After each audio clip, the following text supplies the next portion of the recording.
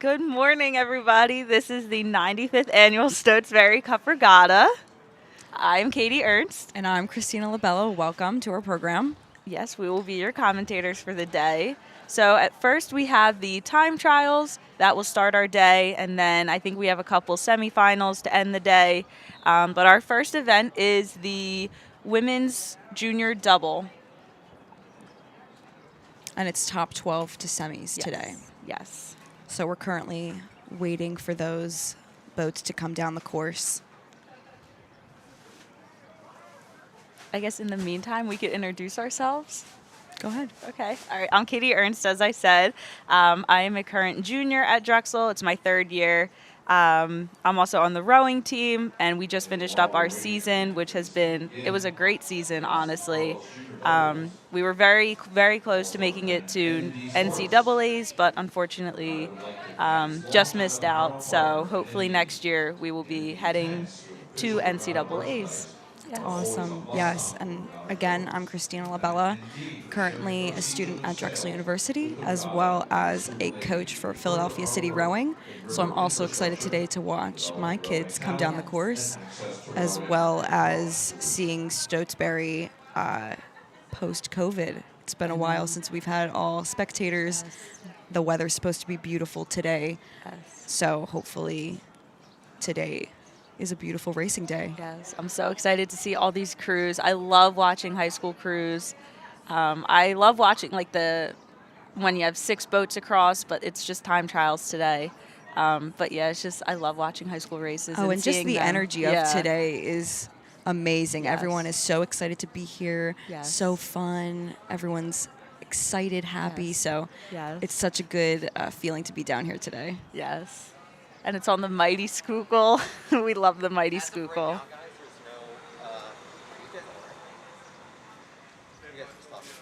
Yeah. Give me 1 second. Give me 1 second. You guys are just talking and on. I thought he said we were on. He said we were. Okay.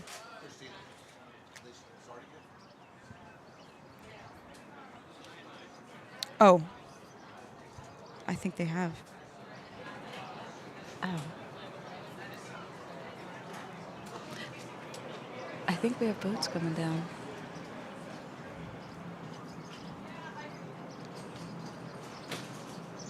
And we are off with the junior doubles coming down the course right now.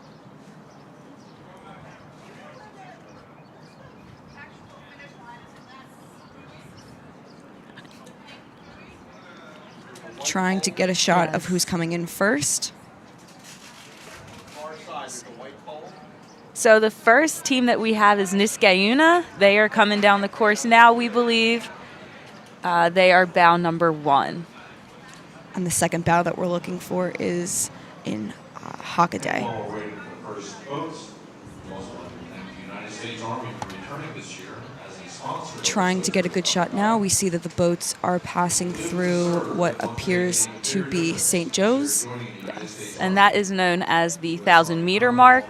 So they are about 500 meters into their race. Their race is 1,500 meters long. So yeah, they are about 3/4 of the way finished. And again, there are 31 boats in this event. So there are going to be quite a few number of doubles coming down. Yes. And we will have, again, top 12 places to semifinals. Got a good race going on with the 4 first doubles. Upper Marion with bow 3 seems to be coming up as well. And Western Albemarle is bow number 4. And I'm sorry if I said that wrong to those who are watching.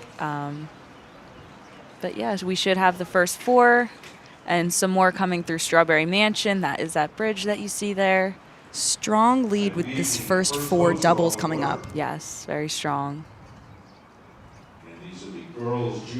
Niskayuna looking really together. Which is very important in a double, especially in smaller boats. Staying together is so important. And this is known as sculling. So you have 2 oars, and some of the boats you see on the left-hand side of your screen is sweeping. They only have 1 oar, so it's a little bit easier than 2 oars, but yeah, you see sculling coming down now. And we have a good race going on between these 2 doubles. I apologize. I believe the boat in lane 2, or I'm sorry, in lane 3 is Hockaday.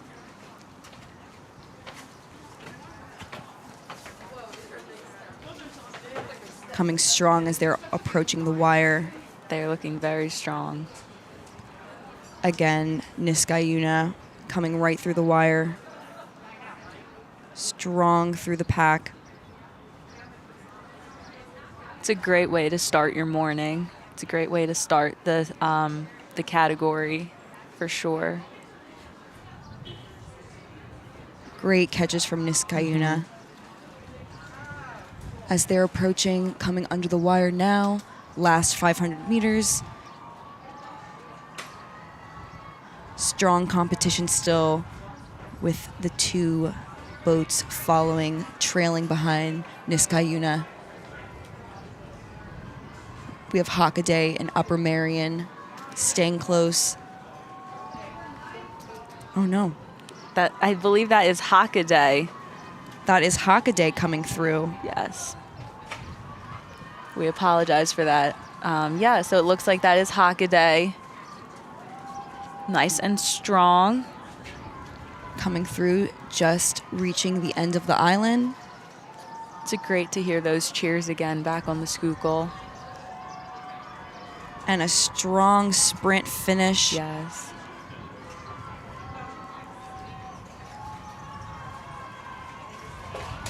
They have great run on that boat. That is really good to see that.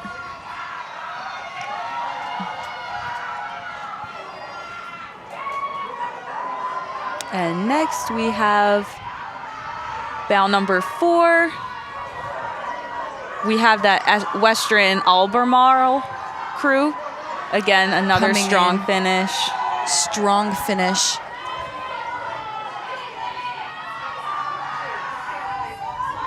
Great catches together. And we have another crew that just came by the island.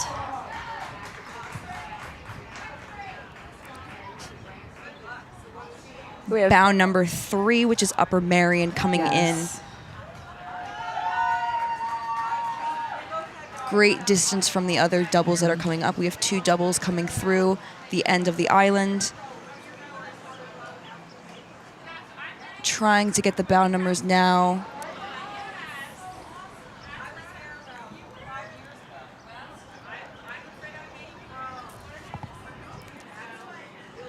We have bow number 6 coming in, which is Ridgewood. Again, another really great, amazing, strong finish. And we have another crew about to come to the finish line. Bow number 5. Augustine Classical. Bow number 7 approaching Shipley, crossing the finish line.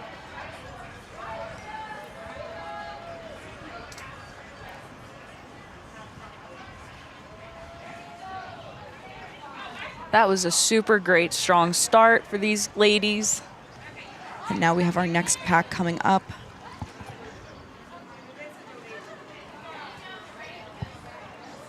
We have Germantown Friends coming through. Bow number 8. Looking at the end of the island. So they have about 200 meters left, I'd say.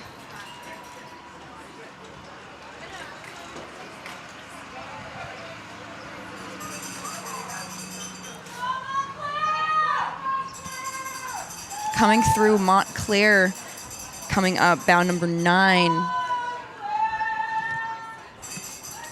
Strong racing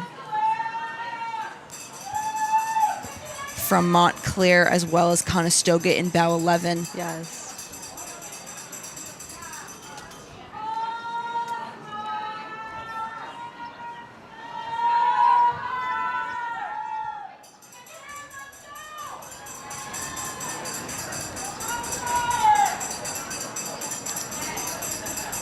And bow number 10, we have Covenant School. They are approaching the finish line.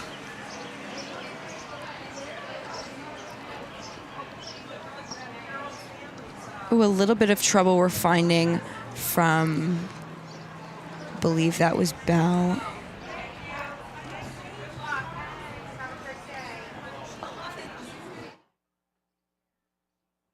Who was that? 11? 13? That was not Conestoga. I can't tell. And coming up, we have bow number 14, North Catholic. And right behind them, we have bow number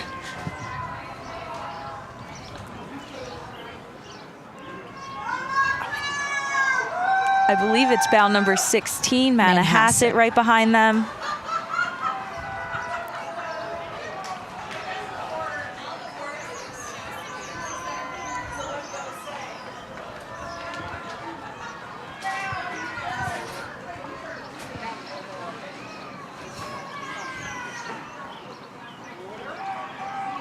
Manhasset looking strong. Bow number 17 is in shot now. North Catholic just crossing the finish line as we speak. We have Penn Charter in our view.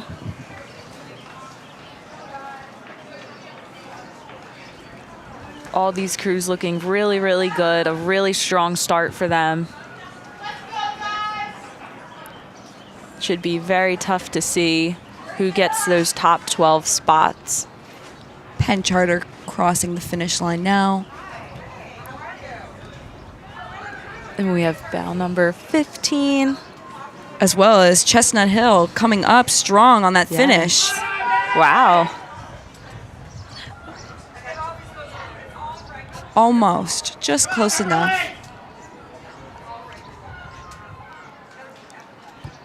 All right, and just past the island, we have bow number 22, Lower Marion. Looking very composed, looking very nice together.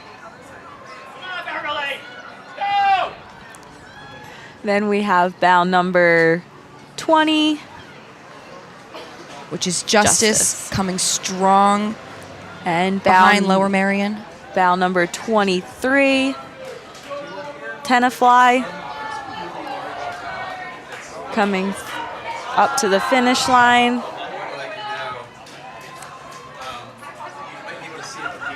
We have a couple boats clustered right now coming through the wire, as well as bow number 24 coming through right now, Ballston Spa. And you see that bow seat looking out. She's just making sure that she has the right point, especially since she has a bridge coming up after the finish line that they don't want to collide with it, but they also just want to have a great straight point as they go through the race. Coming through the end of the island now. Bow number 27, we have State College coming up on them. Bow number 25, Sacred Heart. Strong racing right here, trying to pull it together in that Sacred Heart boat. State College staying strong, keeping that lead. Sacred Heart coming up on them.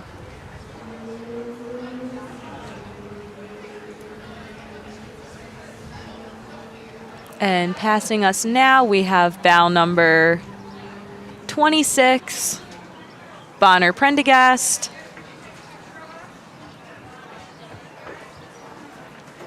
Good strong finish from them as well. And we have some crews that are coming past the island.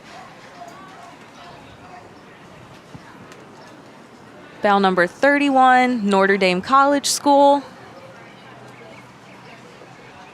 And a crew is right behind them.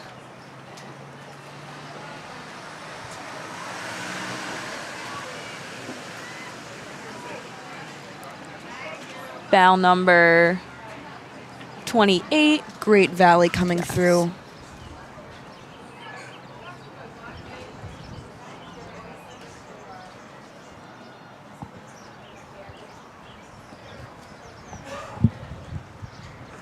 We have two more doubles coming through, approaching the end of the island now. We have bow number 30, it looks like, and bow number 29. So we have Friends Select and Mass Connect. Condiment, excuse me. Strong racing from Mass Condiment.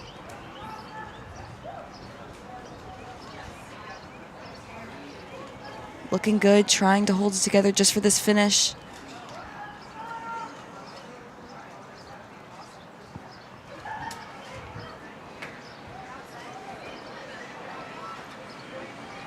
And it looks like we are on to the next event. We have the boys freshman 8 heat. And this is, again, top 12 places to the final. So it looks like that is St. Joe's Prep that started first. That concludes the time trials for the girls' junior doubles.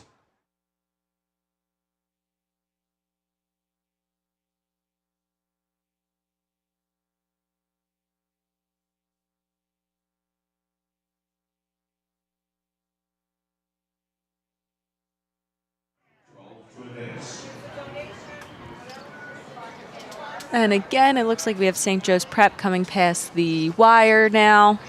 And then right behind them, we have bow number...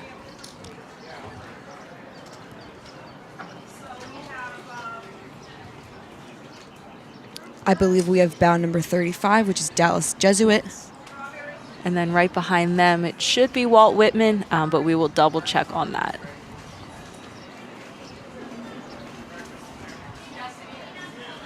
St. Joe's coming right through the island in their freshman 8. Today, we'd like to welcome Hauser. Hauser is a new sponsor for the regatta. Hauser is a modern, socially responsible real estate brokerage, mortgage brokerage, and title agency for savvy Nice strong homeowners. finish for the Prep. Home sellers save an average of $15,000 Looking good on their sprint here. Well in the lead. Check out what Hauser Really offers trying to at secure their Hauser spot for Connect, semifinals. Stotesbury Village. And St. Joe's is finishing up. Yes, especially since there are about 34 freshman boats and only, again, top 12. So Good competition here in the 8s.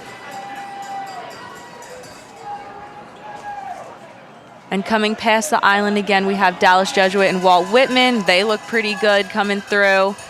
They look like they're battling each other, so that's always a good thing to see. Tight racing as we're seeing Walt Whitman pulling ahead.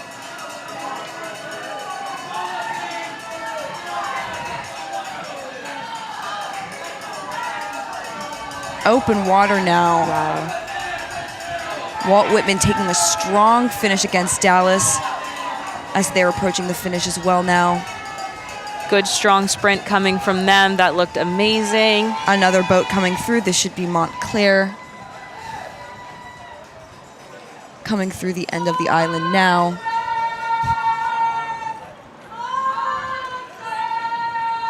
And it is Montclair.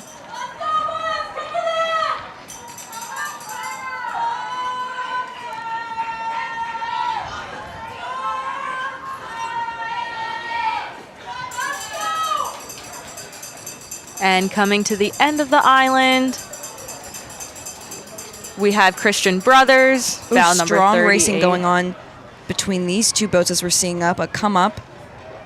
Should be. It looks like Gonzaga based off those oars. And possibly St. Augustine's the other one.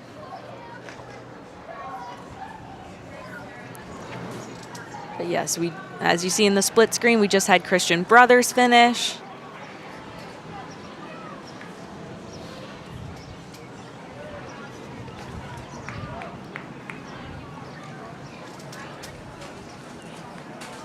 And here at the end of the island, we have bow number 39, St. Albans. Another great finish for them, looking really good. We have a good race coming up here with St. Andrews. And Canisius. Close bows here as we're approaching the finish line. St. Andrews taking that lead. Strong sprinting. You can tell that these crews have practiced their sprinting. They all look really good as they come through. And also, especially in this freshman category, we have Yes. some coxswains on this course for the first time. That's crazy. but we love to see it. And at the end of the island, we have bow number 42, Wilson. I find it especially hard when you don't have boats around you that can like push you. So they look really good. No one's really around them to push them. But as Christina would know, as a coxswain, you find something that could push them. Right, these coxswains really have to study and know their crews, especially rowing in a new environment. Yes. There's a lot of moving pieces going on for coxswains, so it's very important to keep control of your boat Right. and keep everyone focused, especially in these time trials. Yes, most especially. And we have bow number 44, Gonzaga, coming up now. Great rhythm in this boat, really good together. rhythm. You can hear those oarlocks as they're passing through. Great finish for them as well. And as we pan up, we see bow number 43. St. Augustine. It looks like they're having... Looked like there's an issue with Yes. 3C, Um, but they're finishing yes, now. very close to the finish. That's really good for them. As well, coming through the end of the island. We have, I believe, McLean, On our screen, we have bow number 45. which is McLean, McLean, yes. coming through now.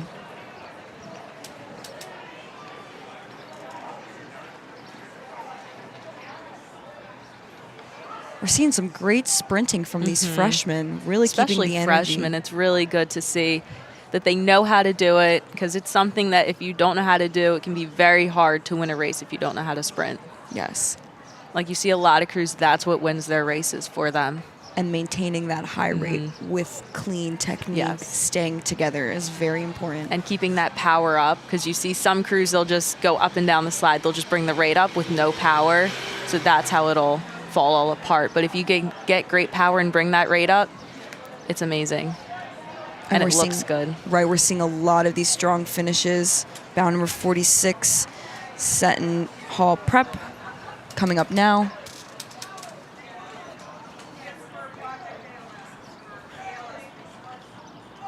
And I'm seeing a lot of baseball caps, which is also very good, especially with the weather this weekend. It's supposed to be very hot. So just remembering to keep hydrated, especially for these athletes. It's so important to keep hydrated. I believe we have Oakton coming up now, passing through the end of the island. And we have a crew right behind them also passing the island.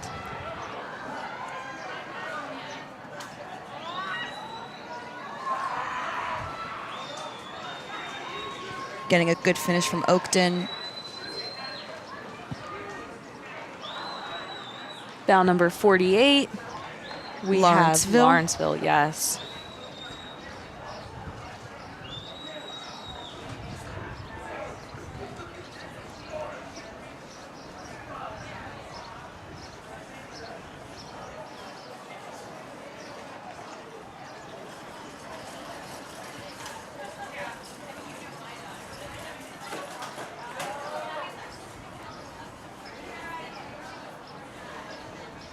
Coming down, we have Wakefield, bow number 49.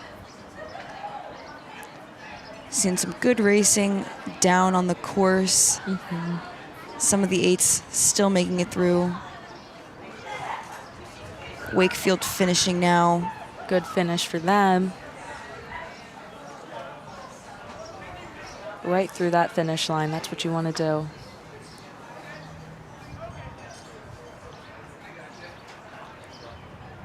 And here we have bow number 50, I believe. Yes, 50 Unionville, about middle of the island.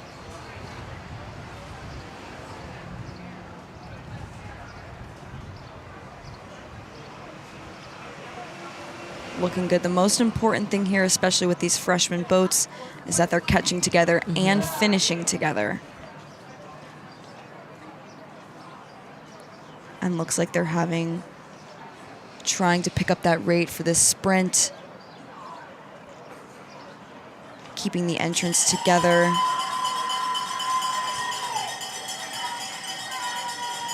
Looking good as they come past us. We love being able to see these drone shots, just seeing all these crews coming down the river.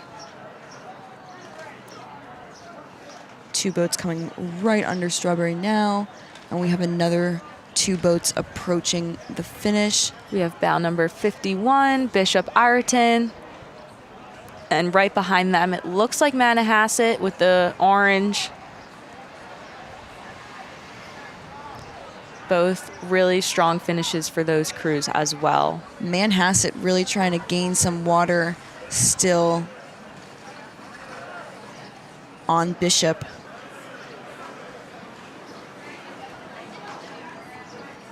Good finish from Manhasset.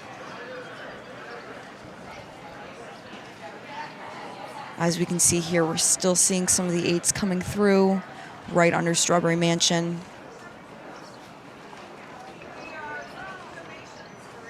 So when they hit Strawberry Mansion, that is about, I'd say 100 meters into the race. About, I'd probably say maybe more like 150. Yeah.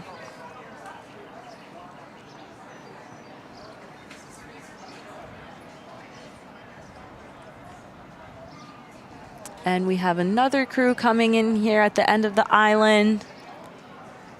Trying to see if we can get a bow number.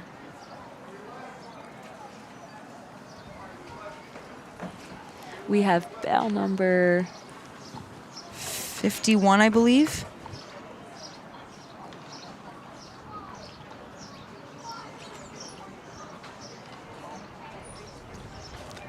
And right behind them, we have bow number 55, Wash Liberty.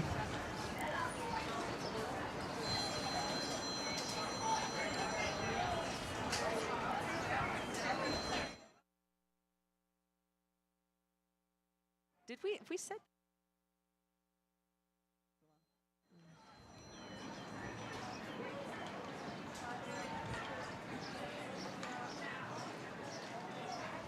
And coming past us now is bow number 54, Ocean City.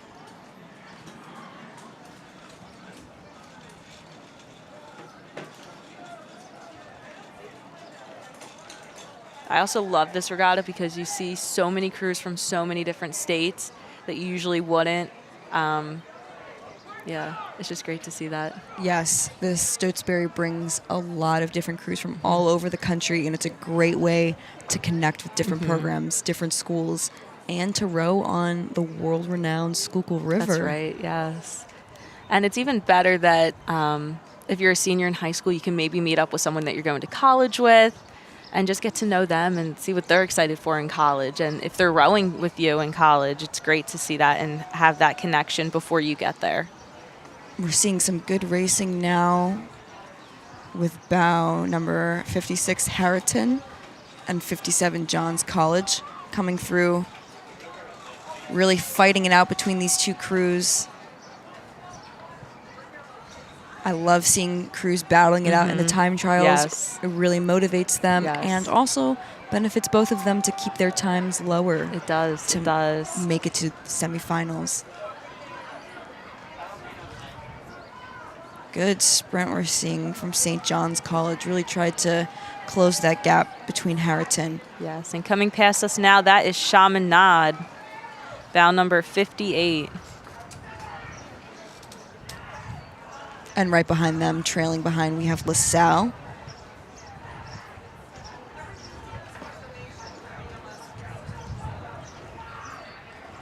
Coming through looking strong. Yes, both crews looking very strong as they come to that finish. Their coxswain looking around, making sure that they're good. Watching that finish line. It's always better to row past the finish line than stop before. Great racing from LaSalle. Yes.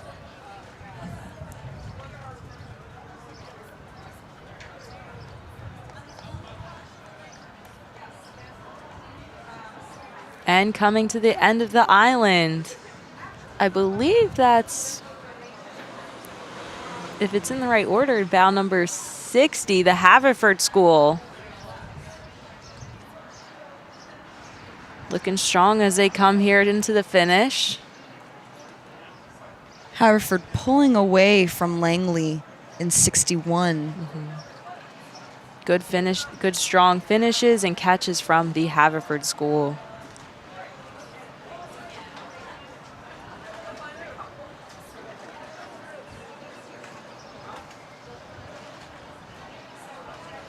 Time trials are very mentally challenging for crews, so it's nice to Absolutely. see all of these crews really giving it their all during these time trials to secure that spot for semis. Exactly. And it can be so easy to just be like, we don't have to sprint, you know, it's just a time trial. But it really is important because, again, we have 34 crews in this race. Only top 12 are going to semis. So you really do want to put everything on the line here. Langley coming through now. And right behind them, it should be St. Peter's Prep. Yes, bound number 62, St. Peter's Prep. Again, another strong showing for them as well.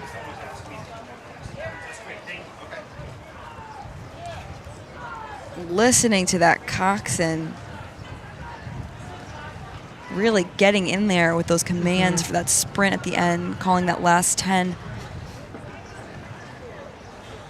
Beautiful conditions today as well. Nice and flat. This is amazing for these high schoolers. Just a slight breeze as well, so not to throw off your points. Yeah, again, nothing too strong that it would be detrimental, but now we have bound number 63, the Hun School.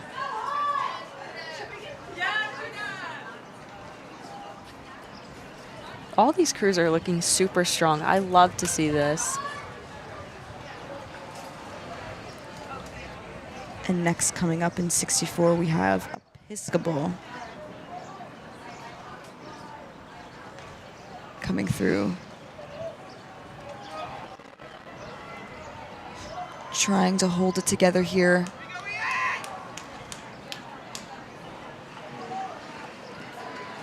Coxswain really getting into it from that Episcopal boat. Yes. I love when coxswains are like that, especially in time trials. We have James Madison coming up now, bound number 65. I like those unis. Those are very cool unis. Good finishes from them as well.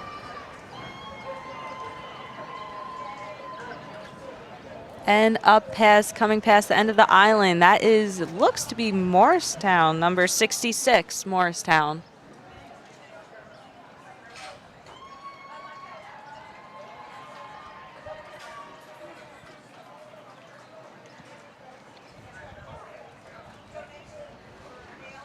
Has Has a three more 8s coming up. We have Lower Marion coming up now.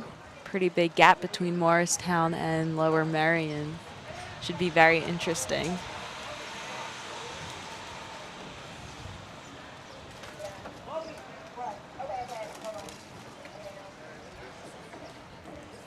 Lower Marion coming through now at the end of the island.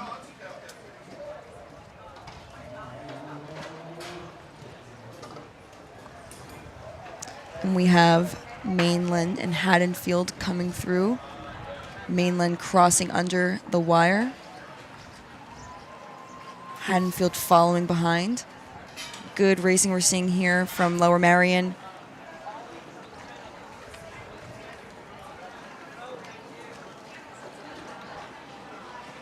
Coming to a strong finish. As well, we have Mainland coming up now. Just about to approach the end of the island.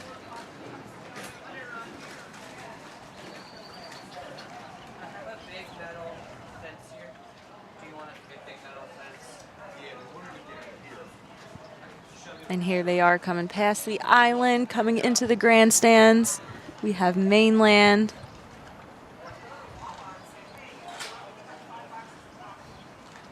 It's always hard to be at the end of the cruise. Yes. Always hard yes. with these time trials because you're chasing everyone else. So it's hard to visualize, especially from a coxswain perspective. Great drone footage here of Mainland's finish as well. And we're closing out with Haddonfield.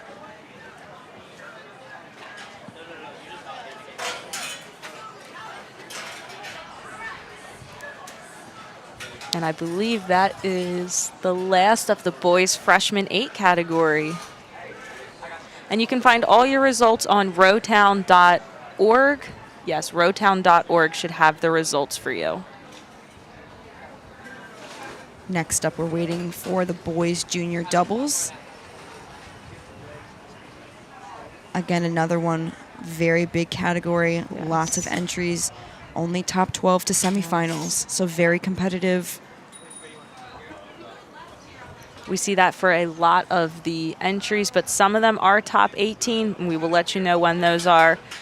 Yes, but for now it is only top 12 places to semifinals.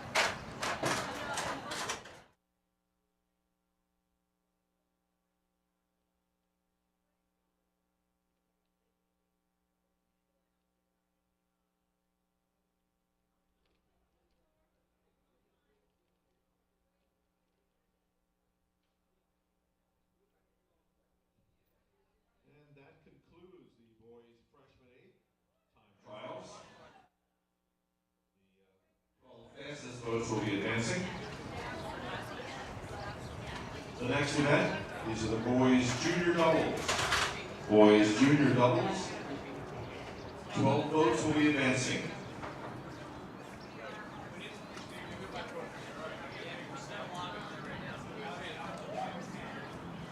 There are 36 boats in this event. Boys junior doubles, 12 to advance.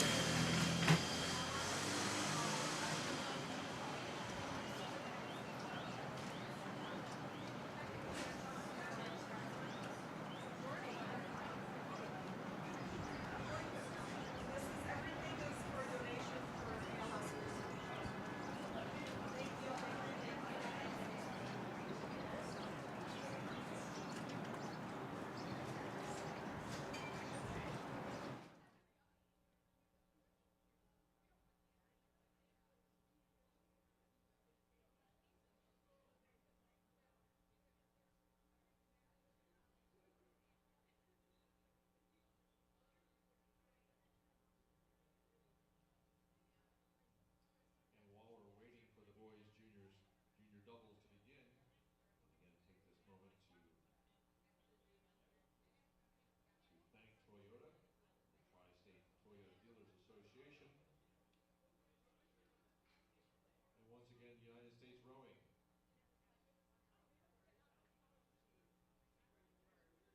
The Stotesbury Cup Regatta, presented by Toyota, thanks its longtime sponsor, U.S. Rowing, a non-profit membership organization recognized by the United States Olympic Committee as the national governing body for the sport of rowing in the United States.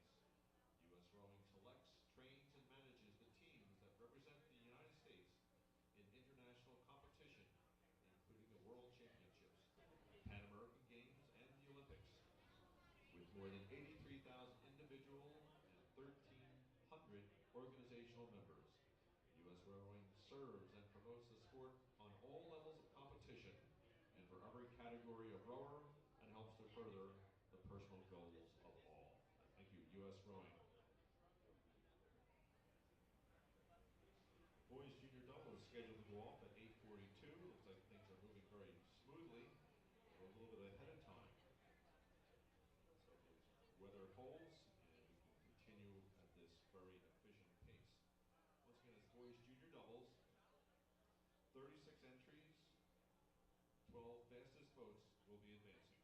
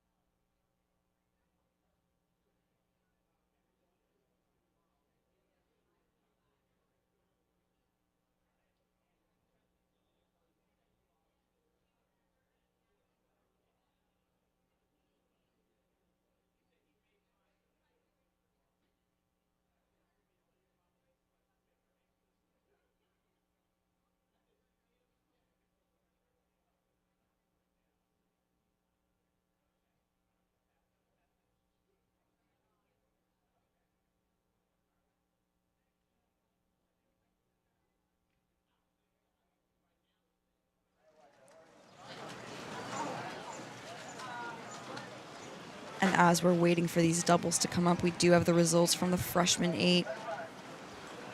We have Gonzaga coming in first with a 4:31 time. Very fast That's cruise. a very fast time. St. Joe's following so close behind at a 4:32. And Wakefield coming in third. Again, the results are on rowtown.org, or you can go to Regatta Central on the Stotesbury Cup Regatta page and find them there as well. Yes. Very accessible, very easy to find. Looks like they are ahead of schedule. The boys' junior double are supposed to start at 8:42. So yeah, they are ahead of schedule, which is amazing to see, especially for such a large regatta, that they are ahead. It's always nice to be ahead, Yes. just in case.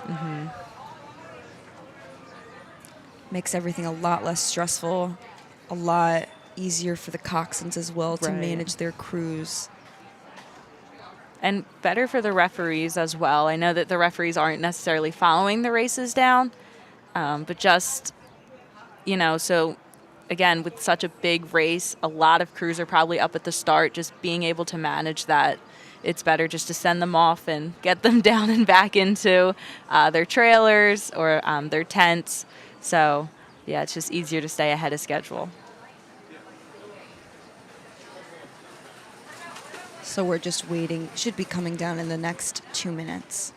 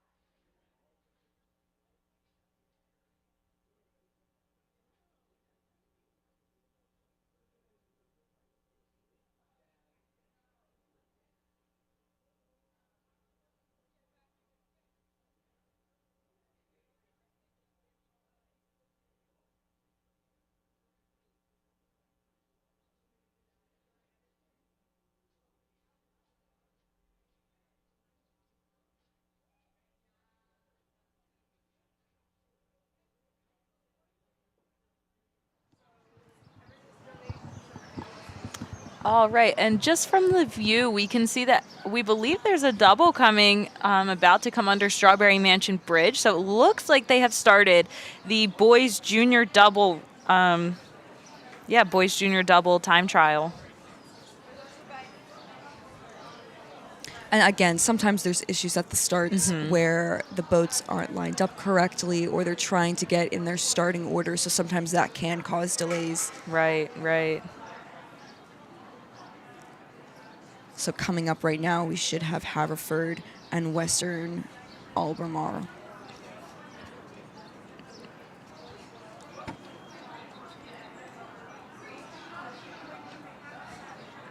And again, there are a lot of crews. I'm not sure exactly the number of crews that we have, but again, it is the top 12 places to the semifinals.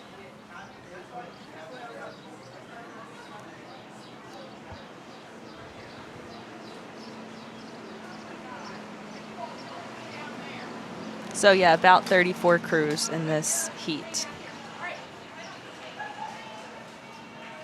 Coming through, some of these doubles starting out are coming right under St. Joe's currently. Again, conditions are still looking great. The sun's starting to peek out a little bit more onto the course.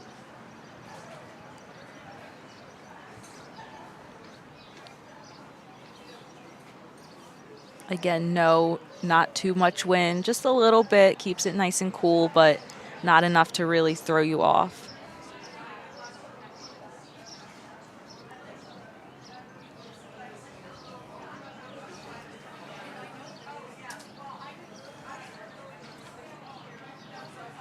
And for some of our competitors today, this is the only time that they will be racing. So it's very important to give it your all and to give yourself the best shot into making it for these semis.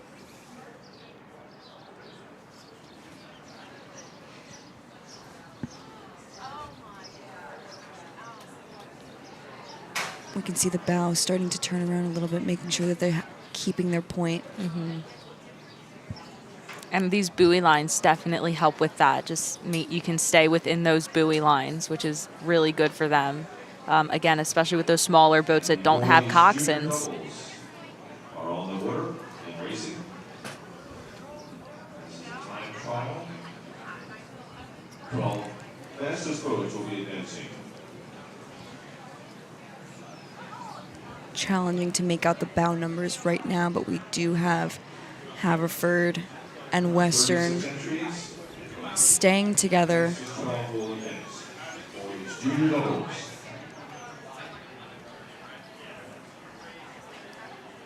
It's always better to stay close to other crews so that it can keep motivating you down the course, and especially with these double races when there isn't a coxswain, there's a lot more going on. Your bow has to act as the coxswain steering wise, as well as maintaining a plan. So there's a lot of different moving parts. Coming strong. It looks even from our angle right here. And I love doubles especially just because I feel like the power is evenly distributed. Like Bowsy is in charge of the steering, obviously, as well as, calling tens if they're seeing a crew is close. But the stroke seat also has to maintain that pace and know what's best for both of those people in the boat. If bringing it up is better, and just they usually have a stroke coach, which means it'll tell you the split and the rate. So they'll usually look at that as well. As these two doubles are approaching the finish, it's going to be a strong race between Haverford and Western. Western looking like they're still keeping that lead, trying to maintain this finish. But Haverford staying on them. You can tell they both want they're this walking very badly. Ooh, this is very exciting for a time Haverford trial. coming right through, passing their bow. What a strong sprint from Haverford. Great sprints from both crews. That was amazing to watch. Gave me the chills. I love watching races like that. And now we have bow number 74, Bonner Prendergast. Ridgewood following right behind.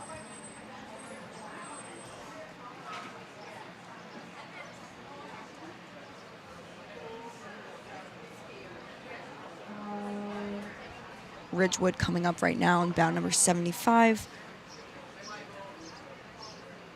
You can see it that these crews really want to make it to semifinals. Such a great accomplishment to make it to semifinals, especially at the Stotesbury Cup Regatta. Bout number 77, we have St. Joseph coming up now.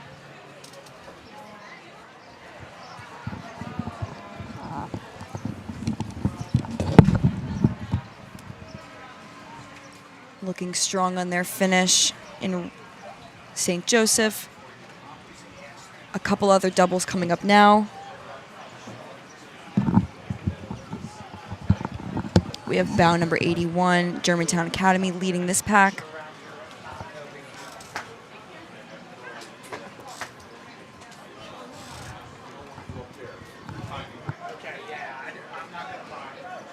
Some close doubles here. Coming through, we have bout number 78, Germantown Friends. as well as 79, Albemarle. Albemarle, I believe. Apologies if I'm pronouncing Yeah. that wrong.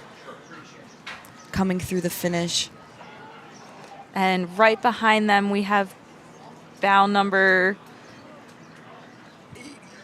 Believe that's bout number 80. We have Shipley crossing the finish now. Good competition going through with some of our remaining doubles. and we have Montclair that just passed the island, coming right into the finish. We have two boats right at the end of the island here. Another battle to the finish for those Montclair crews. pulling a good finish here.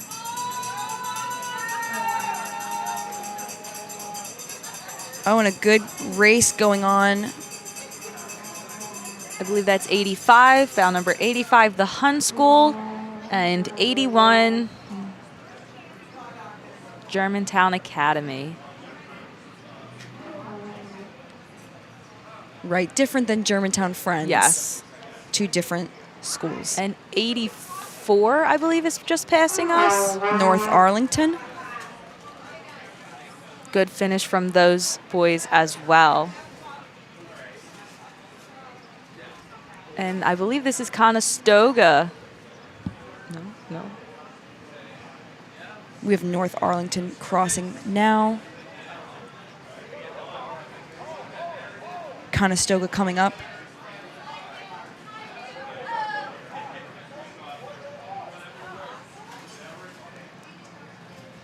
And at the end of the island, we have bow number, Believe that's Conestoga in 86. We definitely have Devon Prep in 87.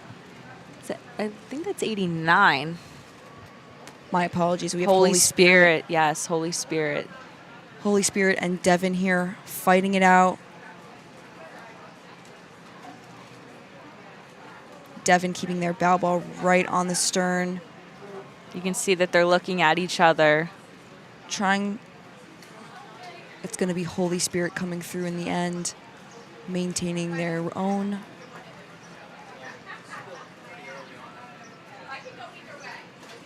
And more crews coming here at the end of the island. We have another close one with these upcoming doubles. We have bow number 90, Grassfield. As well as bow number 91, Lower Marion.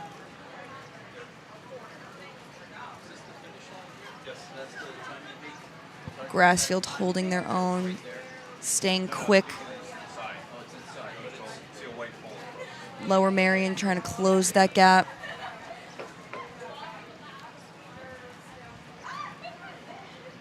And right behind them, we have bow number 93, Seton Hall Prep. Looking very composed as they come into this finish. And bow number 88, Charter School of Wilmington. Staying close here on these finishes with this pack of doubles. We also have 82. 92. Apologies, 92. Bergen Tech.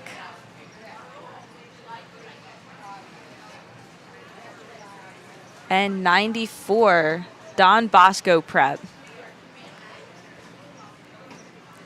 As well as a quick finish from 95, Springside Chestnut Hill. You can tell that these boats know what's on the line. They know what's at stake. Those top 12 places.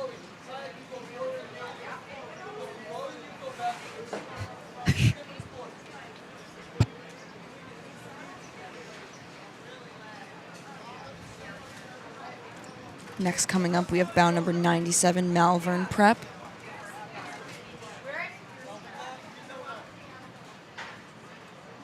Holding their own on this finish. I like that boat. I like all those colors on it. It's a very cool boat. It's a very beautiful boat.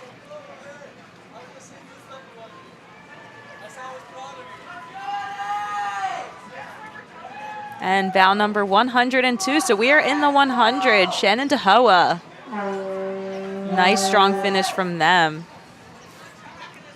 As well as some good racing we're seeing here from bow number 98, North Allegheny. And right behind them, keeping it very close, bow number 104, Matthews. Bow number 99 coming with this group, St. Benedict's Prep.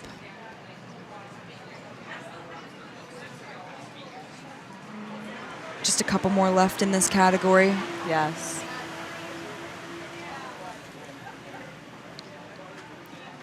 We see a boat approaching the end of the island. Bow 103, we have Friends Select coming to the end of this island.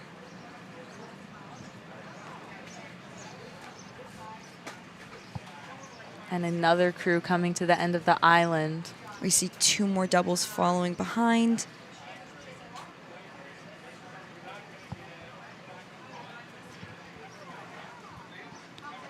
Bow number 106, Bergen Catholic.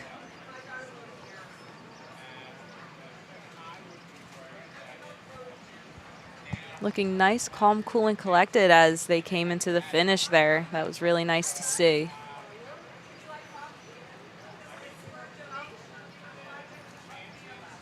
And we have 105, Hamilton Wenham.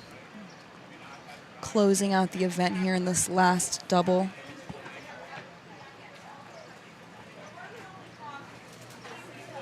Again, always hard to be that last crew going Yeah. off. Knowing that you had a whole field go ahead of you.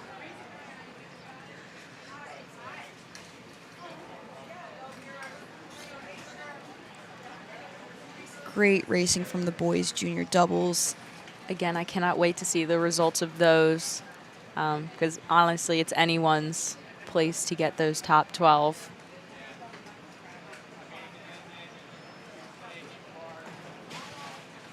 Next up, we're waiting for the girls' freshman eights. Oh, this is going to be a good one. And that concludes the time trials for the boys junior doubles. The next event are the girls freshman eights. The girls freshman eights. There are 30 boats entered. The 12 fastest boats will be advancing. These are the girls freshman eights.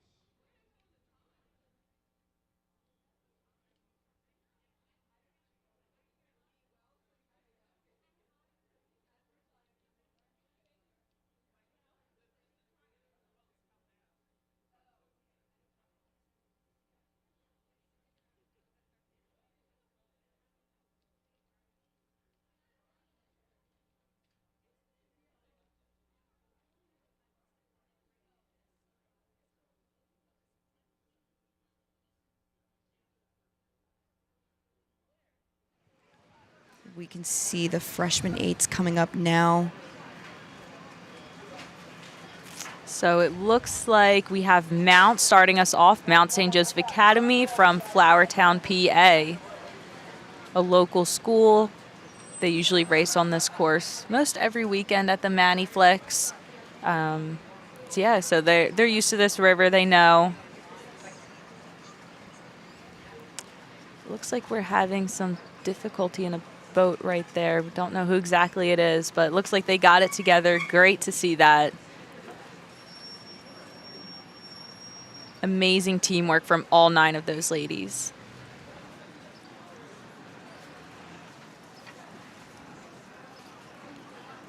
sometimes there's technical errors, there's equipment breaks, so it's very important to still go, keep going, even when it's not going perfectly your way. And they are pulling it right back together now.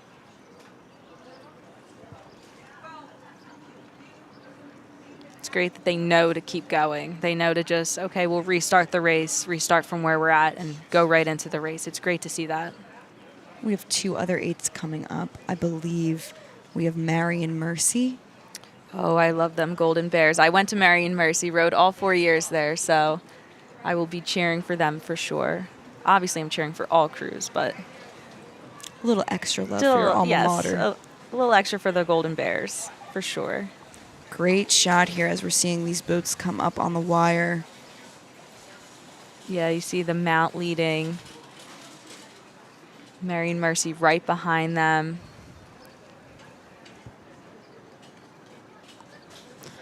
Not sure what's going on with this boat that we're seeing. Appears to be in lane 2.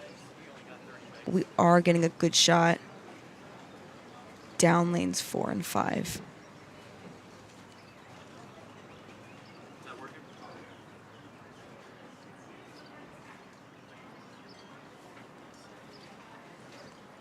And again, these are freshman 8s, so Yes. we are seeing that the most important thing to keep in mind with these freshman boats is to just keep it together.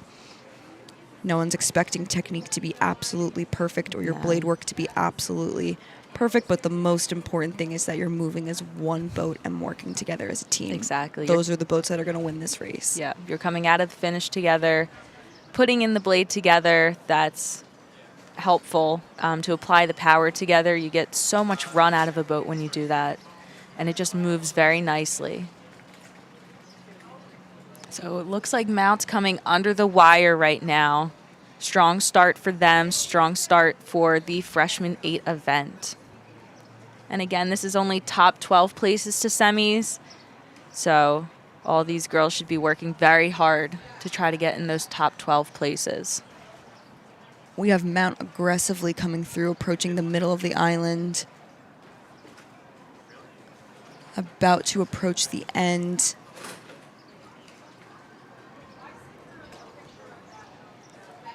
And it looks like Marion Mercy coming right under the wire. And it looks like Mount's bringing it up for their sprint. Good practice for their sprint in this time trial.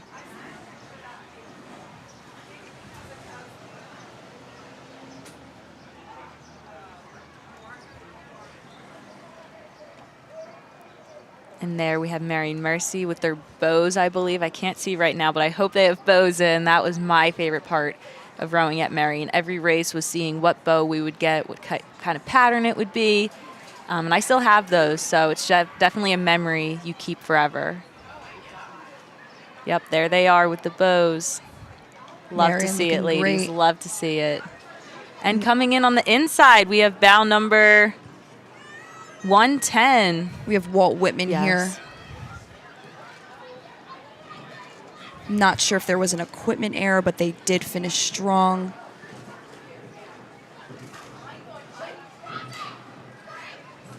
And you can hear the coxswain, very enthusiastic, very passionate. Love to see that. Coming up here, we have bow 112, Morristown.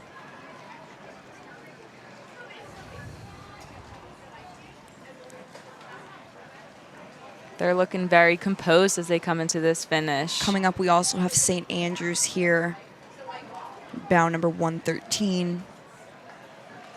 You can tell that they want this as well, putting a lot of power behind those strokes.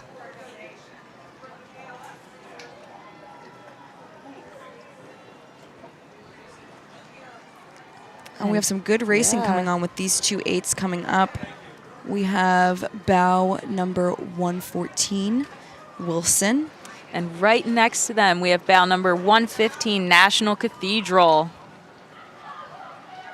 National Cathedral usually comes to win, if I'm correct. Yeah, so it's nice to see a little change of pace. Wilson giving it their all, Yes. trying to maintain that distance Yes.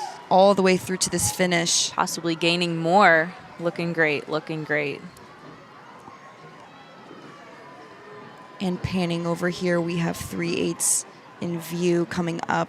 I believe that's Gwynedd Mercy coming to the end of the island.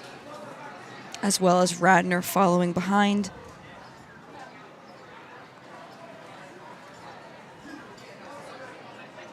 Both crews looking strong.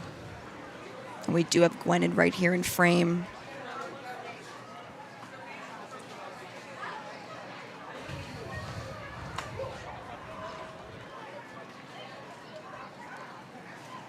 Keeping it together. I can hear that coxswain maintaining that control, staying with the plan.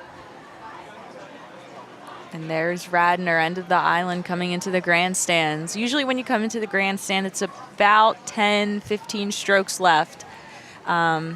So sometimes the coxswain likes to call a final 10. Sometimes it's a little bit more than that. So usually you like to round up and say, okay, final 15 as you come into the grandstands.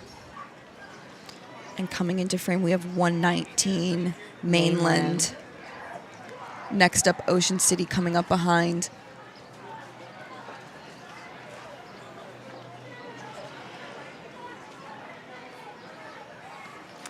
Sometimes when you come into the last 500, it's a little hard.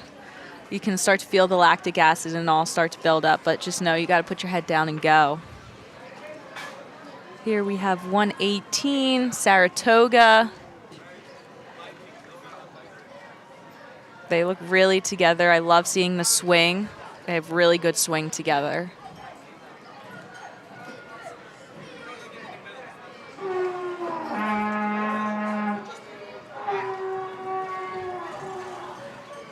And coming up, trying to make out this bow number.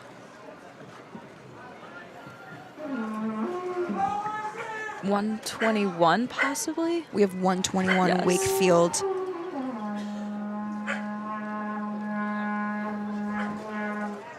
Yeah, we're seeing a lot of these girls starting to get a little tired as we're Yeah. approaching this sprint. Most of these crews, as we're starting, because we're starting them a little closer, are going very hard in the beginning, and then it's hard to maintain that Yes. at the end. It really does matter and depend on what kind of approach you're taking to this race. Sometimes you think of a race and you're like, oh, that's easy to maintain. You know, oh, I can just sprint at the end. It's not always that easy. This is 120, I believe. We And we have Ocean City. They're looking strong as they're coming to the end of the island.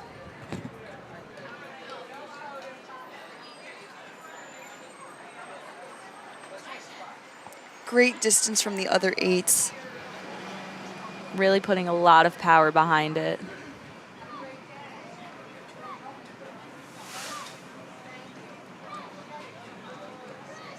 And I think we can hear the coxswain. Yeah, we can hear the coxswain. That's always great. Keeps the adrenaline going for these rowers, keeps them up, keeps them knowing that they can do it as well.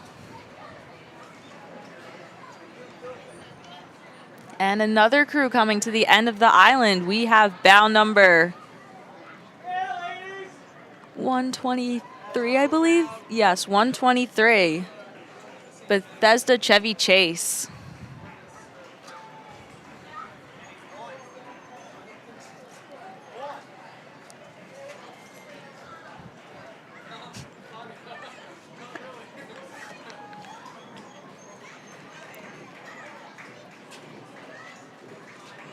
These girls are putting their everything into every stroke that they're taking. Great to see that.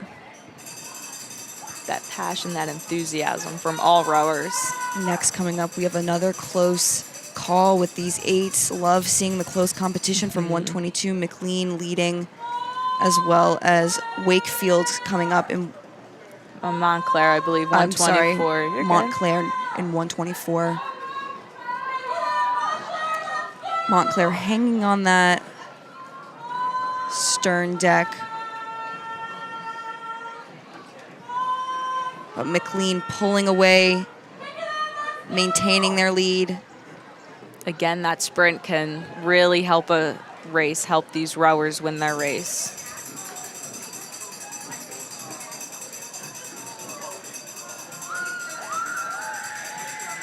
As well, we have another boat coming through the end of the island.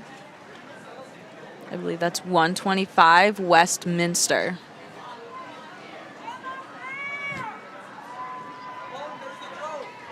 Seeing a little bit of some tired action, but still looking good, still keeping it together.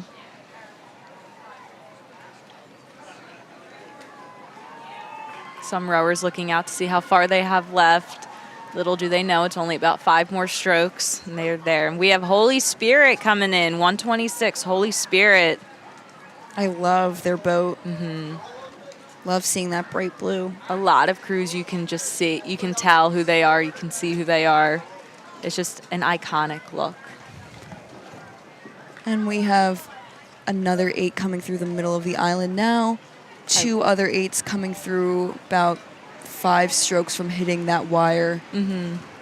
I want to say this is Manhasset. I believe it is Manhasset. Yes. Again, they have that orange and blue. Makes it super easy to Yes. identify. Yes. Thank you to all those crews who did that. I think it makes it fun too. It does, It's it nice to does. see the bright colors and to Yes. proudly be representing your team. Yes.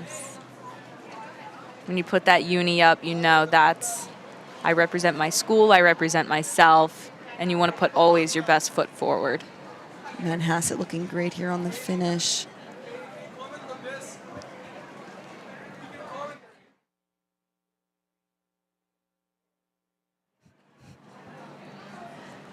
And I believe this is Unionville, I want to say, coming to the end of the island. 129 Unionville. They have the nice navy and gold and white. Hearing a lot of cheers in support of Unionville. It's so great to hear those cheers again back on the Schuylkill. Coming out of COVID. It's super amazing to hear it. Here we have 127, Lawrenceville. Yes, this is Lawrenceville.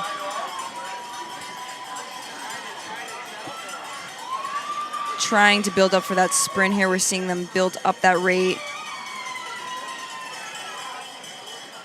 That stroke seat looks amazing, sitting up super tall.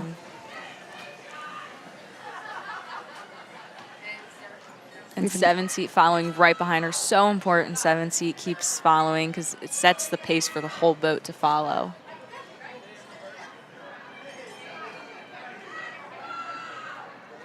We have St. John's coming through now.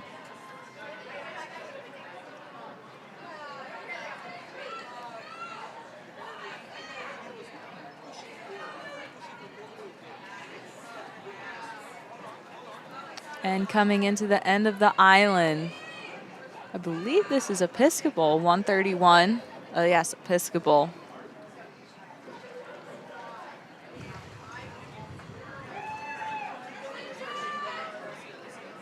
I love also seeing the names on the boats.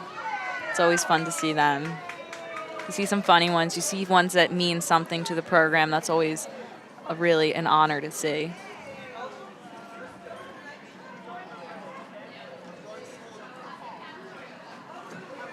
Episcopal coming across the finish line. Strong finish from them. And as we pan up, we have some crews in the middle of the island.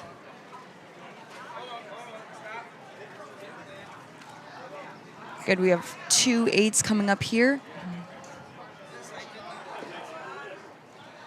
This is bow number 132. We have Yorktown.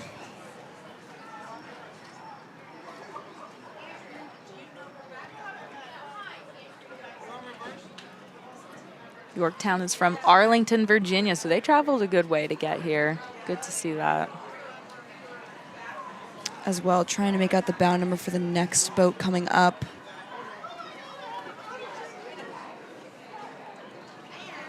I believe we should have 133. And here we do. Yes. It is 133 W.T. Woodson.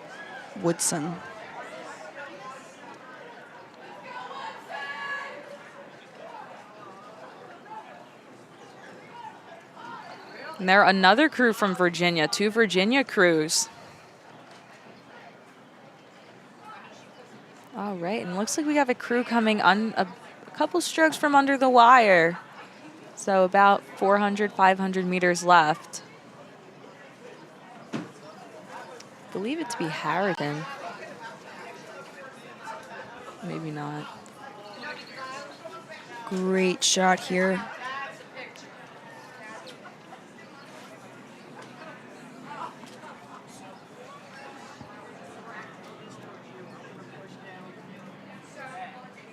And we are seeing Harriton coming through now. Again, time trial is always difficult because you're not competing or racing right next to someone else. It's not the typical 6 boats across that you would normally see. Oh, and we caught a crab here in this Harriton boat. She Quickly got it out of together. it. That was Oh. Quickly getting it back. And that's really what it's all about. yeah. Looks like she might be off her seat as well, but that is not stopping her from continuing Still pulling it through. working with her teammates. Really, really nice to see that.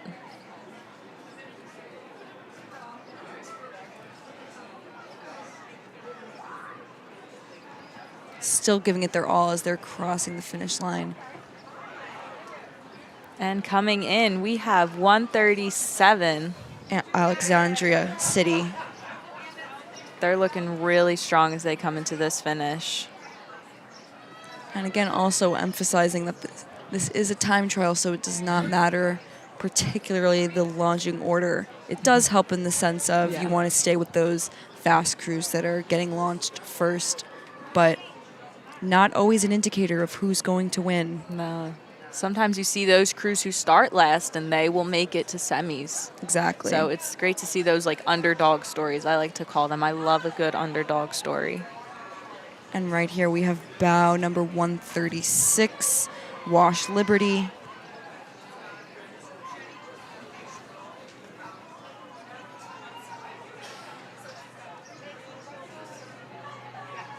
Just trying to keep it together here.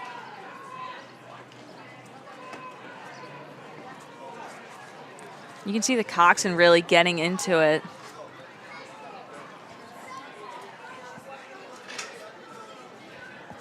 And coming right past the island, right? It is 138. Villa Joseph Marie. They are another local school, so they know this river. They've raced on it before. Another strong finish from this crew right here, Villa Joe. Great catches. We also have our last boat coming through, which is 139 Langley. Again, we could see them in the top 12. Starting last does not mean that they're going to finish last or, you know, it just means that was just the starting lineup for it. Love seeing the backsplash from some of these ladies. And again, quite impressive. These are freshman boats. They are freshmen. These crews have only been rowing pretty much for a year. Yeah. So it's great to see everything come together at the end of this season, closing it off on a good note. Girls freshman eights. Girls freshman eights. Time trial. The next event are the girls lightweight doubles. There are 18 entries. 12 fastest boats will be advancing. How come they didn't just do semis for them? How come they just didn't do semis for them? How many are in the event? 18. They could have just done semis. Oh, that's why. They could have done semis though with 18, Yeah, right? because some of these are top 18. Right. I don't know. Like the junior 4 is top 18. Oh my God, that one has Right. a lot though. Oh my God.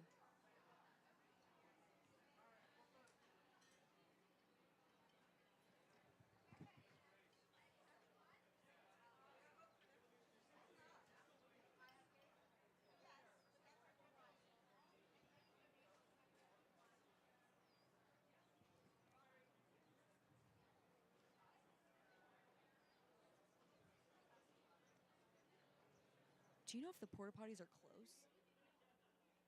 see them? I thought I saw them when I was close to here.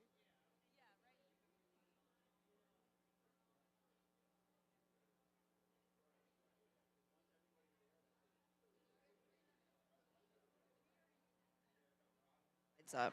Okay.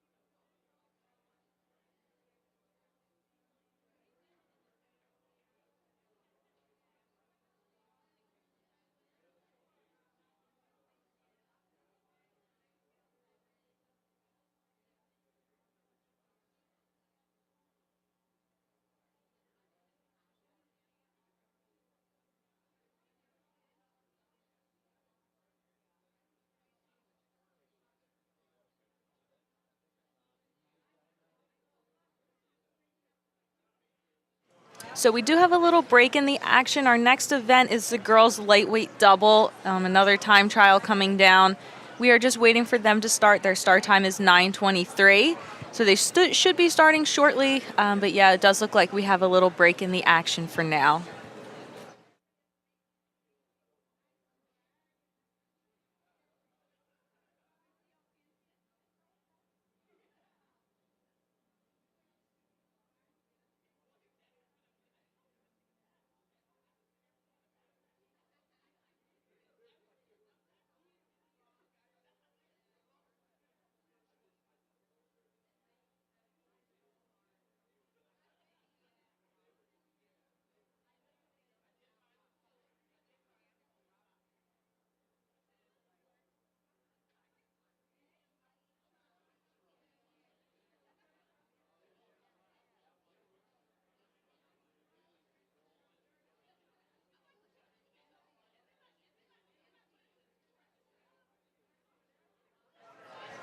All right, and it looks like we have our first double coming down the course now. It looks like they're either starting or they're about to come under Strawberry Mansion. So once they get a little bit closer, I will be able to tell you who it is.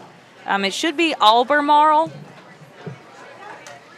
just from the time trial sheet, but again, they could start differently, but it should be Albemarle, followed by Augustine Classical and North Allegheny. Those are your first three doubles coming into shot now.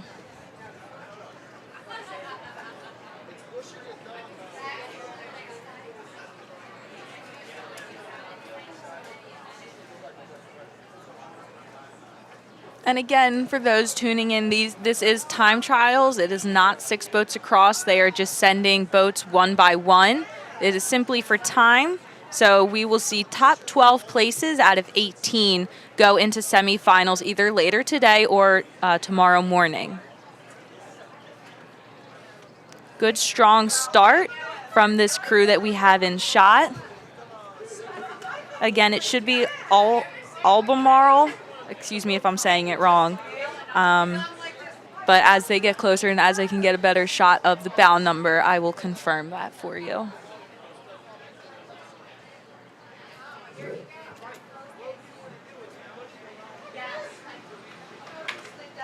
Looks like they're really opening the gap here. They're really trying to get more open water, which is always the goal. Again, this is just for time. They're not specifically racing anybody.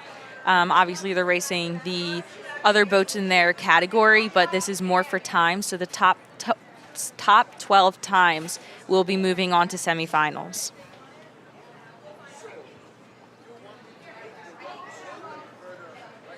And this is the first lightweight category that we are seeing. So all of our lightweights had to weigh in. They had to be under a certain weight to be in this category, which is always so difficult. So I give props to these ladies for maintaining a good weight and just being able to be super strong as well.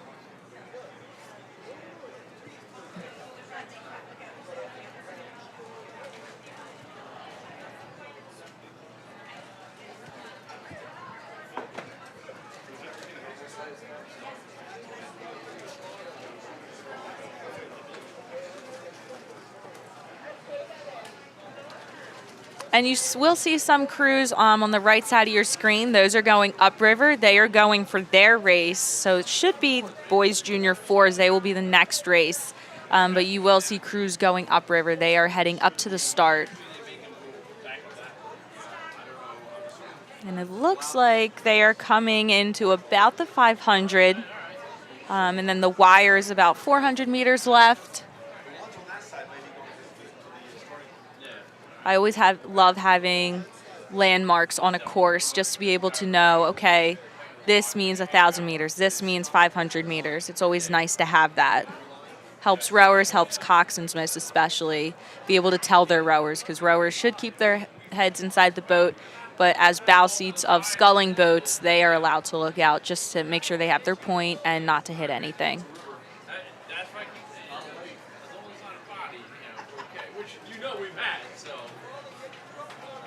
These doubles are looking really strong as they're coming into the 400-meter mark.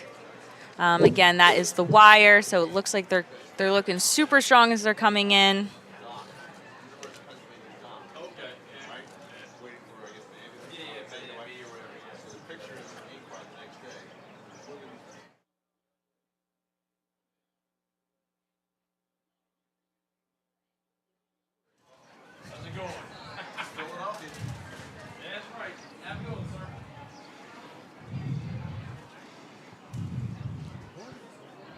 So that is 142, I believe. Yep, so that is Albemarle coming through the middle of the island. And these are the girls' lightweight doubles coming down the course now. There are 18 entries and 12 will advance. Girls' lightweight doubles.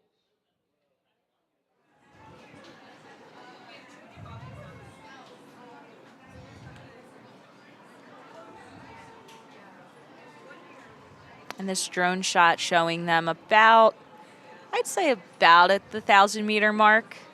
So they had already done 500, and they have 2 more 500s. They have 1,000 meters left in this race when they hit this.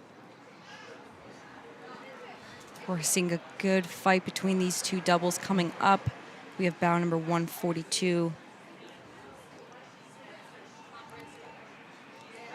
Nice, amazing finish for those ladies. Very strong for them.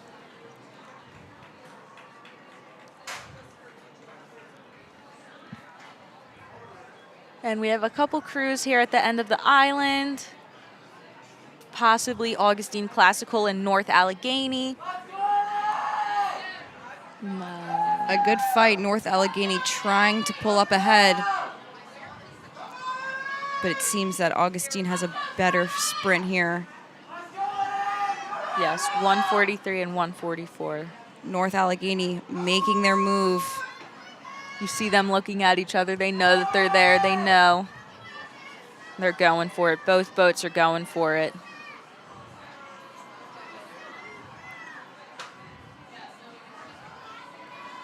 St. Augustine keeping that lead. Mm-hmm. And coming in right in front of us, we have bow number 145, we believe, Hockaday, just finished.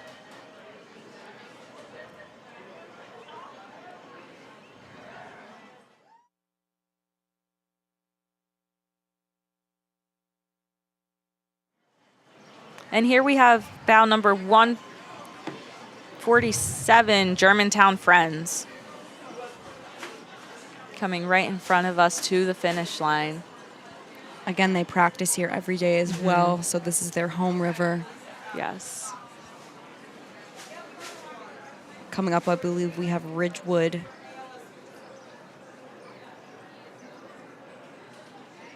I know we have 146 Upper Marion coming through. Good, nice pace from the stroke seat.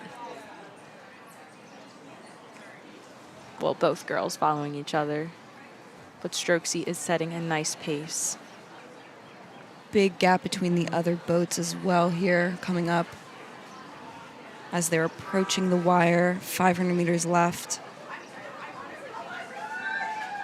Always my favorite part of the race, coming Yes. under that wire. Very intense. Hearing all of the crowds, the cheering. Very important to keep your cool. Yes. Staying focused on your race, especially when there's not a coxswain here. Exactly, yes. When a coxswain calls, 500 meters left, it's almost go time.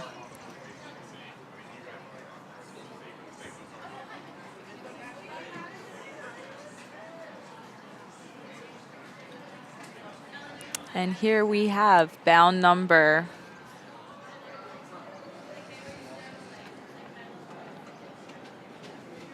149, Conestoga. So again, that is their home course as well. They've seen this river. They've raced on this river before. You can see this coxswain doesn't really look back. She knows where she's going. We have some other crews as well coming up right behind them. Great shot here on the drone. Seeing good paths from both these doubles in view. Yes. I believe we see Ridgewood possibly and Agnes Irwin, I believe. Good racing here at the end. Yes. Agnes really taking that sprint. Leaving a gap behind them. That's always great to see as a rower. The coxswain may not be able to see it in an 8 and a 4. They won't be able to see the lead that you have, but as a rower, you can see the lead, which is always refreshing. We have a great shot here of these doubles approaching the finish, coming through right under the wire.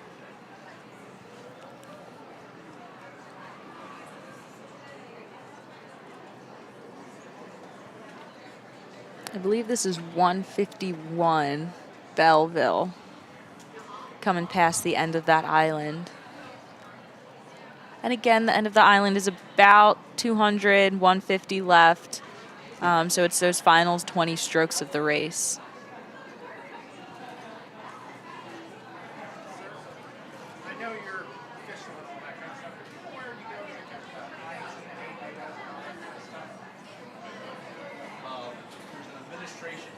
As well, we should have Oak Crest coming up about 152.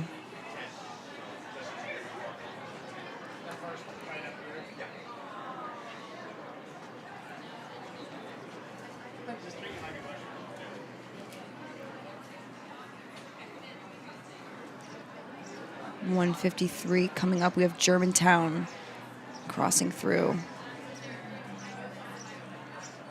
As well, coming right behind them, trying to see this bow.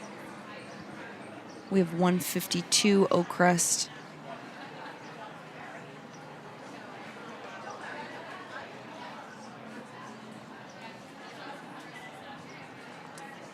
So I believe you're seeing the start of the boys junior 4, but we still have a couple of the girls lightweight doubles coming across. We have 154, Walter Johnson finishing strong. Next crew coming up, I believe this is Springside Chestnut Hill. Again, those oars really help.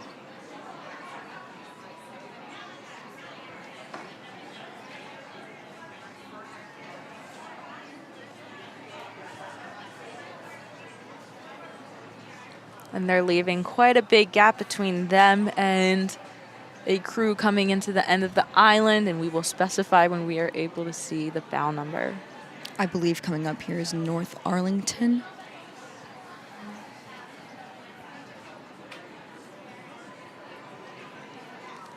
I think that's 157, Sacred Heart. We have Sacred Heart coming up.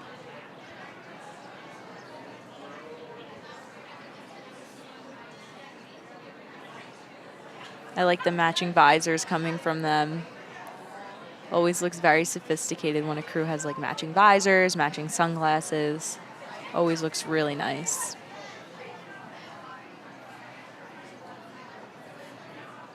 We have 3 doubles coming up, closing off the event. Bow number 156, North Arlington now coming through.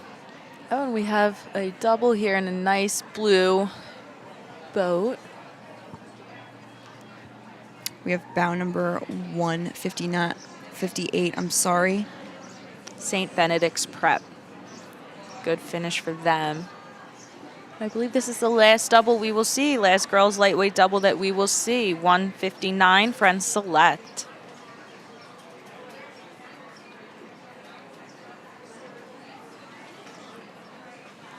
Great racing in the lightweight doubles Yes, here. yes.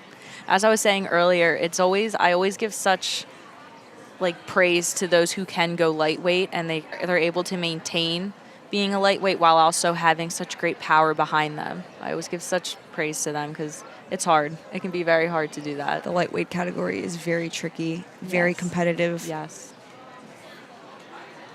So we'll be excited to see the results from that one to see who's actually making it to semifinals. Yes. The event for the girls lightweight doubles. Right now we're coming up Next on the event, boys junior fours. Boys junior fours. So this one's a little different. We have the top 18 are making it to semifinals. So 6 more boats will be able to move on. 18 boats to advance. But this is a lot of crews are entered in this. Very competitive. The junior category is always competitive because you see a lot of sophomores. You could see some freshmen in these races, but mostly sophomores and juniors are in the JV categories.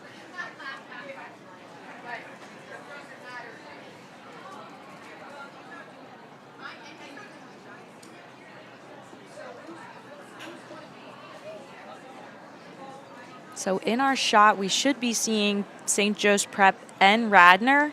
Looks like they're about to come under the wire or a couple strokes from coming under the wire, but they are our 2 boats that are leading the pack.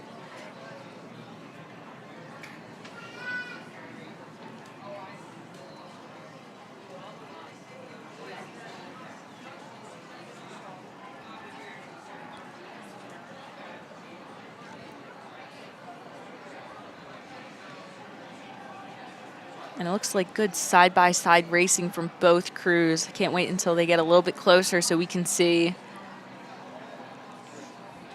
They are stroke for stroke. This is really great to see, especially in a time trial. We have St. Joe's coming up here, as well as Radnor. St. Joe's trying to keep that lead, pushing ahead on their sprint, maintaining that length. Radnor following right behind. Again, this is all for time. You're racing everyone in your category, but it is mostly you're racing for time. You want to have the top 18 best time to be able to move on. And this is a big category, so it's going to be very competitive to make it to that semifinal spot. And we can see Radnor following. And this is a boat from LaSalle. We have LaSalle coming in front of them. We have Montclair and, looks like LaSalle was just starting the race, excuse me. Montclair taking their lead still, trying to maintain distance from, it's hard to make out the bow from here. Possibly Canisius.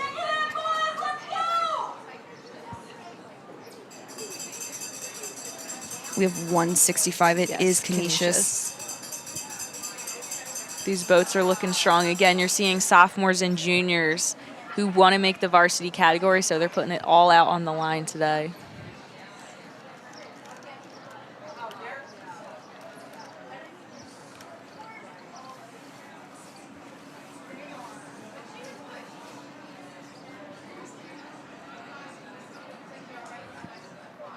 A little bit of a gap. We have the next set of boats coming up now, passing right through.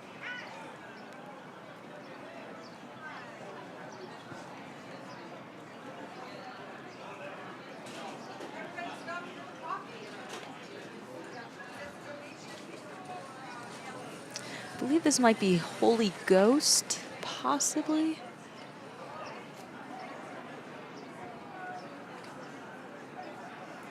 Or Seton Hall. Again, great shot here on the drone. Yes. Again, conditions are also still great. You can see that gap between each boat, that distance. Yes, And we do have 160, Steaton Hall coming through now. Coxon looking over, making sure that they know where that finish is. And right behind them, we have 167, Holy Ghost. I believe coming up behind, we might have Walter Johnson. I'm seeing red, though. So it might be the Hun School. Might be the Hun, or I'm thinking Carroll. Okay, yeah.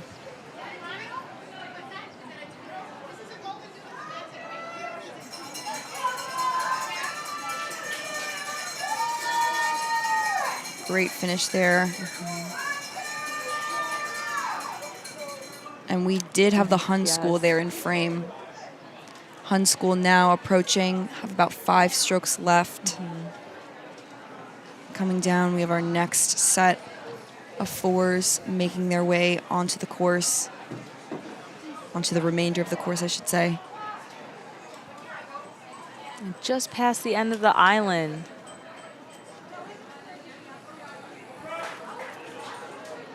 We have 168, Walter Johnson coming through now. That white and green, that is them. And right behind them, we have, I want to say that's 170, Carroll, Archbishop Carroll. We do have Carroll coming through. Again, it's the unis, it's the uniforms, it's the blades that usually help a crew stand out. Next up, I believe we have LaSalle right there in that lead. Might be Unionville.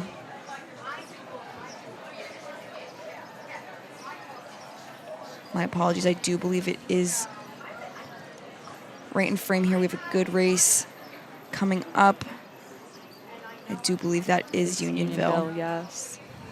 171 coming through the end of the island now. And right behind them, possibly Episcopal, probably Episcopal. We do have Episcopal trying to come up, closing that gap between Episcopal and Union. And Episcopal also rows on this river, so they know, the coxswain knows. Coming close here. Great sprint from Episcopal. Amazing sprint. And coming to the end of the island, we have LaSalle, and I believe that might be the Haverford School right behind them. Yes, the Haverford School. Those nice yellow blades coming in. LaSalle known for their bumblebee look. The golden blue bumblebee. LaSalle looking great as they're approaching. Keeping that distance. Nice and composed, the Haverford School coming into that finish. Good racing for both crews. And at the end of the island here, we have Christian Brothers Academy.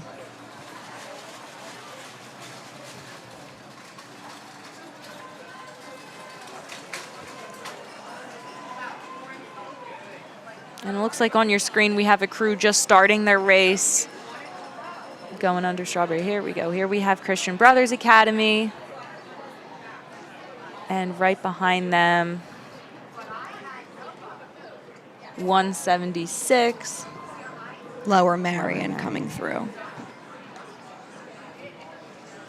A little bit of a gap between the next set of 4s, as we're seeing now.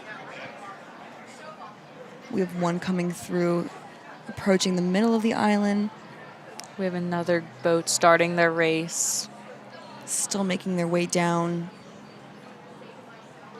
I always give credit to also those who row in 4s. They're not the easiest boat to set, but if you can get good set and good power application, you can really move a 4, and it can be really nice. 4s were always my favorite because you can really intimately know your crew on a good level, especially from a coxswain standpoint, as I was a coxswain. It's a great way to really get to know your crew, as well as learn how to feel a boat out and get some good boat feel. Yes. Right here we have 179 coming through Rumson Fairhaven.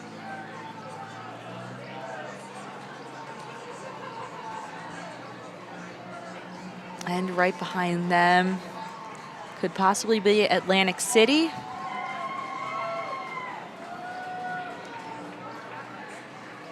Some good spacing here with the 4s that are on your camera right now.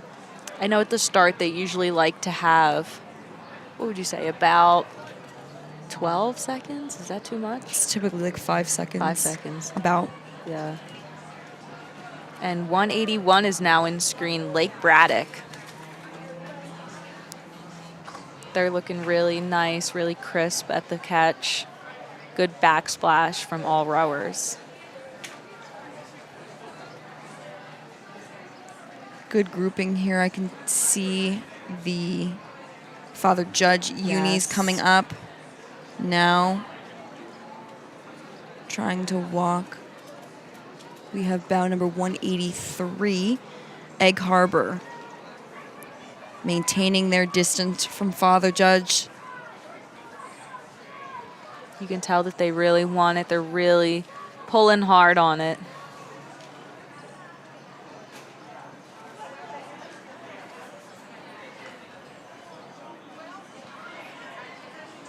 And coming here at the end of the island,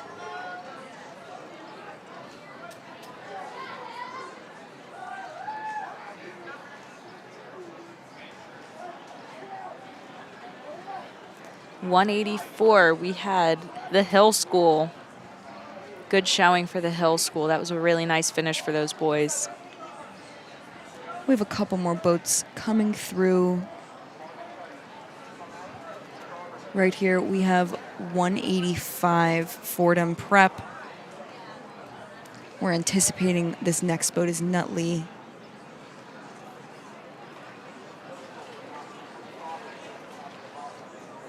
On your screen here, seeing some of those crews still passing through St. Joe's.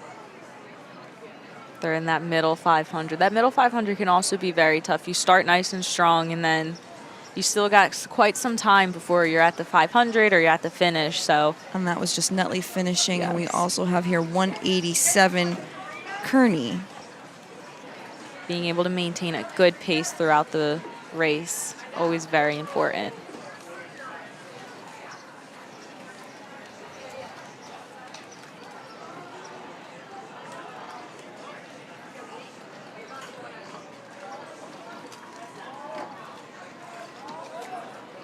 And we have some crews here coming into the end of the island.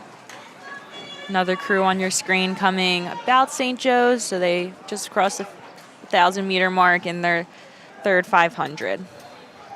Some close racing here with these 4s approaching the finish. You're seeing a good shot still of that St. Joe's. And right here we have 188 walking up, City Honors. Trying to make out that next bow.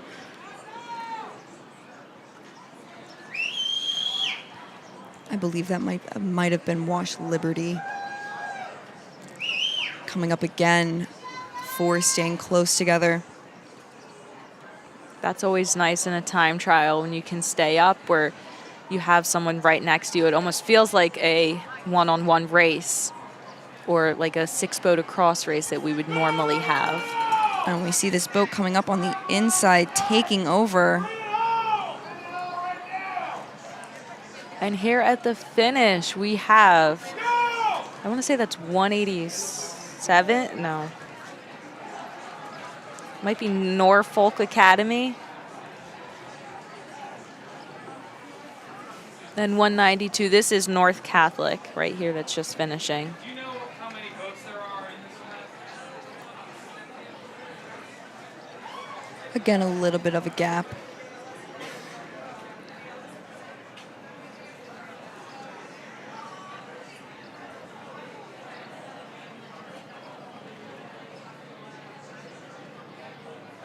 Great shot here again on the drone.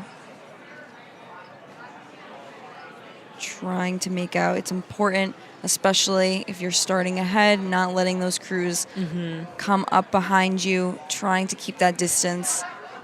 And get more. We have 193 here, WT Woodson coming through on their finish, as well as a 4 closely behind. Shooting over to show you the rest of the fours still coming down the course. We have Absigami right here coming across the finish line. And again, we're seeing those orange blades and orange unis. So we have Manhasset coming up. I believe that is St. Augustine next to them, the gray and the blue. Yes, St. Augustine still holding their own. I believe both crews are from New Jersey, Yes. possibly, yes.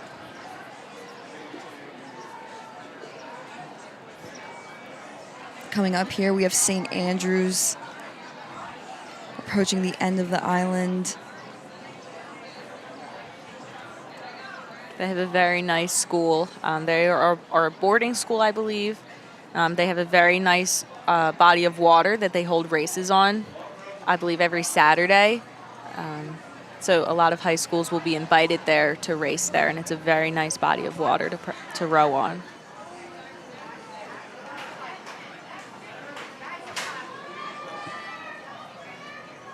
We still have several fours coming through down the course.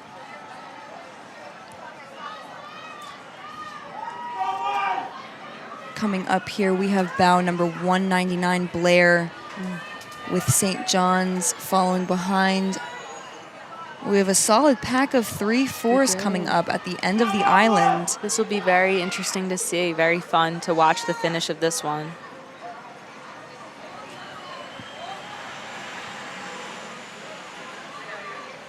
We love watching our the drone shots from above. Here we have St. John's coming through, as well as Gonzaga.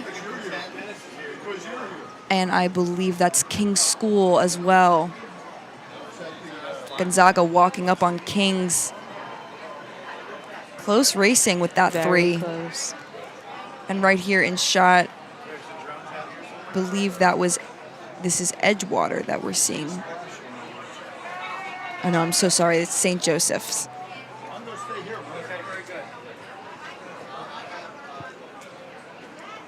And another tight race here we have coming into the end of the island. 2 boats, bow and stern, possibly on each other, possibly have seats on each other. You can see them battling it out. We have 203 and 202 here. Nichols and Rock Ridge. Rock Ridge trying to pull ahead as we have... I think we have Briarwoods and Nichols. And Rock Ridge right behind them.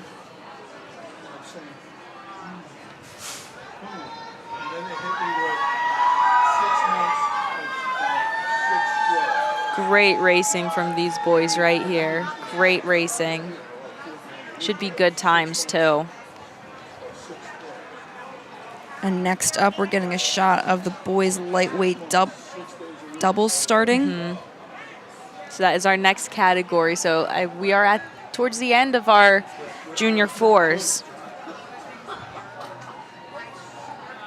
Still waiting for some of these 4s to make it all the way down. We have 2 here approaching the wire. It looks pretty close. We have 2-0. This is 204 Rock Ridge.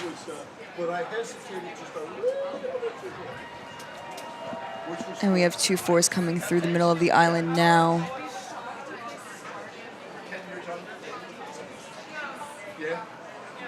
Great to see the close competitions with these packs of 4s coming through. Again, it only works to their advantage, staying close with those 4s to keep the competition alive and to keep pushing them to lower their score. Yes, I truly think it does help when coxswains are, when you're right next to another boat, truly makes your time faster. When the coxswain can say, we're going with this crew, we're going with them, stay with them, or, go ahead, let's go ahead and get ahead of them. Absolutely. Right here we have bow 206 Vineland coming through, finishing off their race.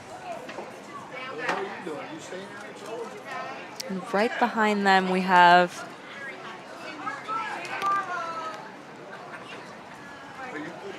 hard to make out the bows. The sun is also poking out a little bit more. 2:07, I believe. Broad run. Yes. Here we have, some fast crews coming into the end of the island. They know that the finish line is so close.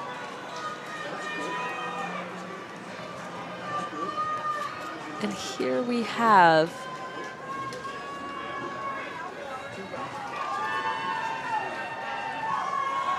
2:09. 209 West Potomac.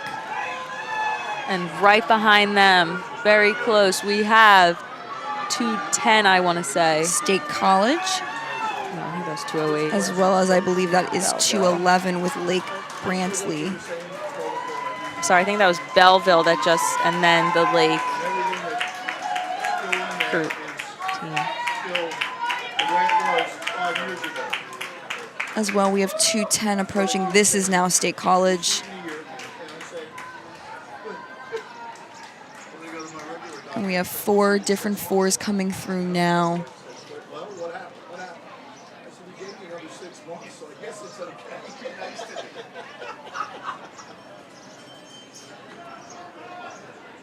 And right here we have 212 Georgetown Day.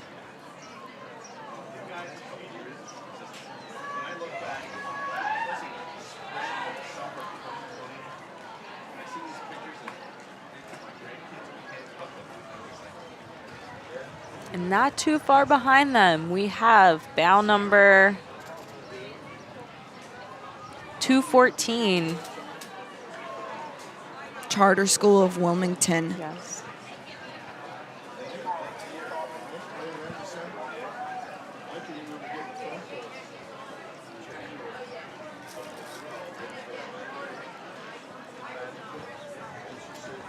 This is Owens J. Roberts Yes. crossing the finish line now. as well as 215. St. Joseph's. I believe that was the Oh, those are doubles. So that was the last of the boys junior 4. And again, you can find the results on rowtown.org, or you can go on Regatta Central and go through there and find the Stotesbury page and click on the result, and it will lead you there.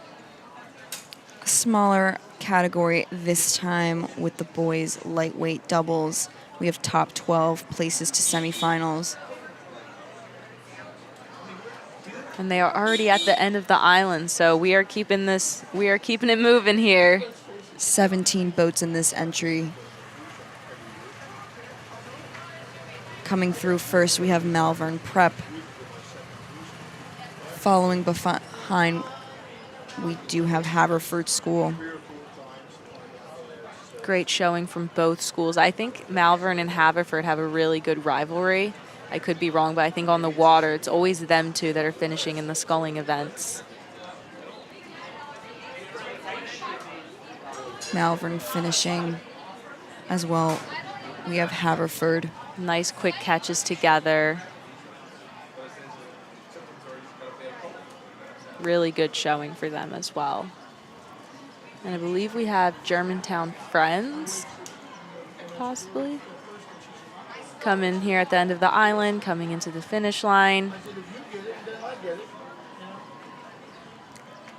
Conestoga's coming up with, I believe, Augustine Classical.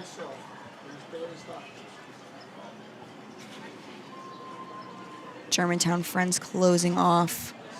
They always have really good sculling boats. I know Germantown Friends. They usually have someone on the awards dock here at Stotesbury, which is amazing, especially out of so many crews. So I can't wait to see who it is or how many it is, honestly. And we have Conestoga here pulling back ahead. And actually, this is Springside Chestnut, not Augustine Classical. Those two crews as well, they always have really good sculling boats. Racing now. Boys lightweight doubles with 17 entries, 12 boats will advance. Boys lightweight doubles. Coming up, we have Augustine Classical.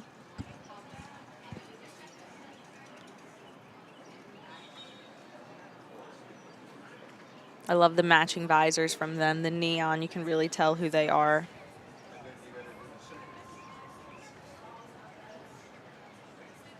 Some close racing we're seeing here as well from 224 Holy Spirit. And I believe that's 226 St. Francis. Coming close to the line over here.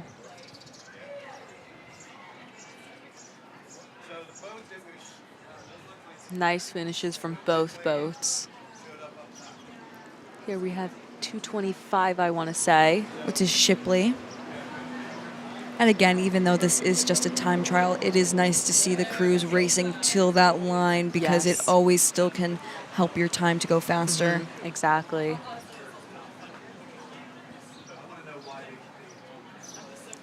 And at the end of the island here, we have 228.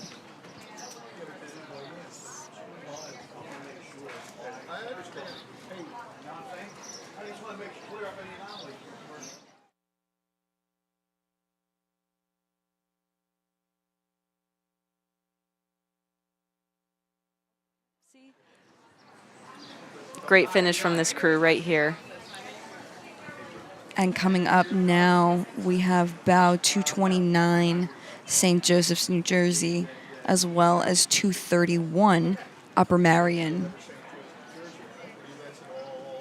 Again, good battle helps keep your time go down, so we love to Great see this. haircut from 231. Yeah. Love seeing that bright pink hair from Upper Marion.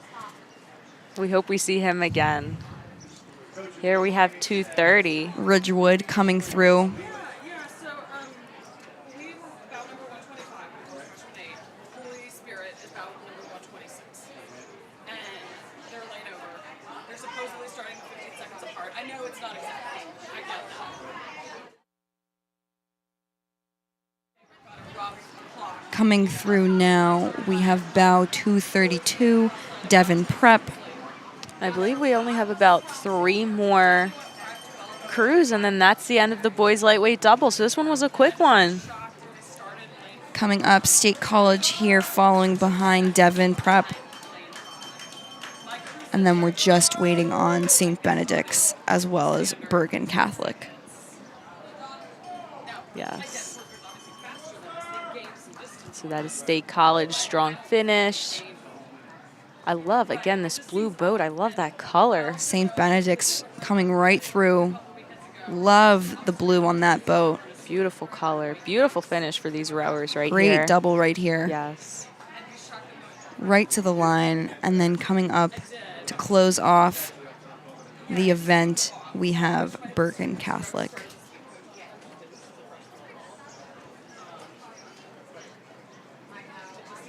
Really laying back into that finish here. Trying to stay long all the way through to their sprint. Keeping that power in the water. It's so important that you keep your blade in the water, keep the power applied for as long as you can through the stroke. Good finish for these boys, and great finish for this category, the boys lightweight double. It's always a fast category. Yes. And again, that is top 12 places to semifinals. And that concludes the boys lightweight double event. Next event, the girls junior fours. Girls junior fours. 52 entries. 18 votes will advance. Girls junior fours. So we do have the girls' junior fours coming up. Big category, 52 entries. A lot of crews. Top 18 to place semifinals. So we're going to see a lot of competitions here. Yes. A lot of close races right to the line on the finish. And again, they are all fighting 52 to go down all the way to 18. Lots of big fighting going on here in this race. This is another tough category. The junior category, any junior category, is very hard. You have a lot of sophomores and juniors who probably were hoping to make varsity, so they're a little bit upset, but they're trying to prove something in this junior varsity category.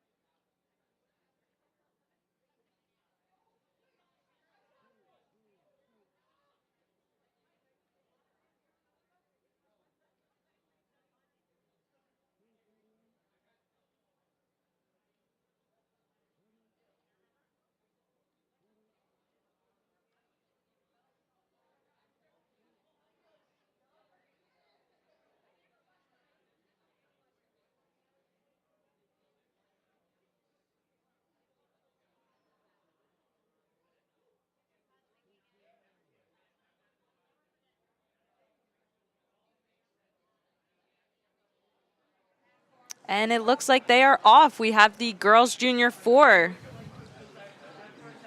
off and running to the races.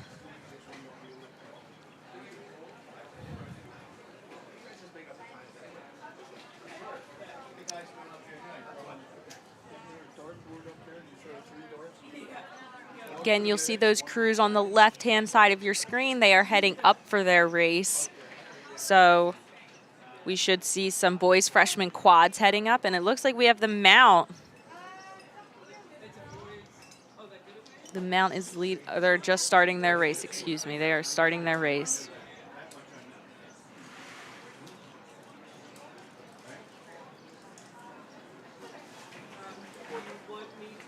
And we're seeing these boats cross right under the Strawberry Mansion Bridge, approaching Temple's Boathouse.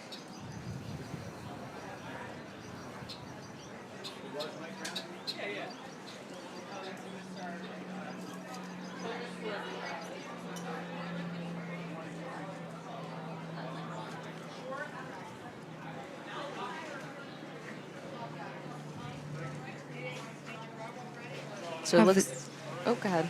No, I was just going to say, have the drone shot here. I believe we have Montclair leading us. And right behind is Mount St. Joseph Academy.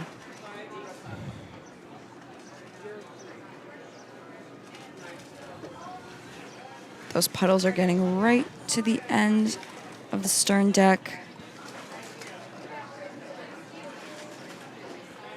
And the mount coming up.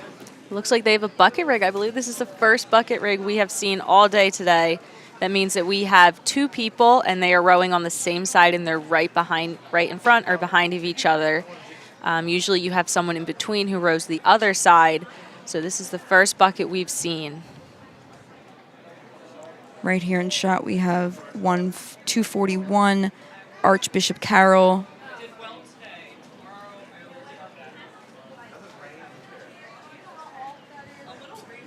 Coming through, starting their race. Seeing these boats come through the Strawberry Bridge.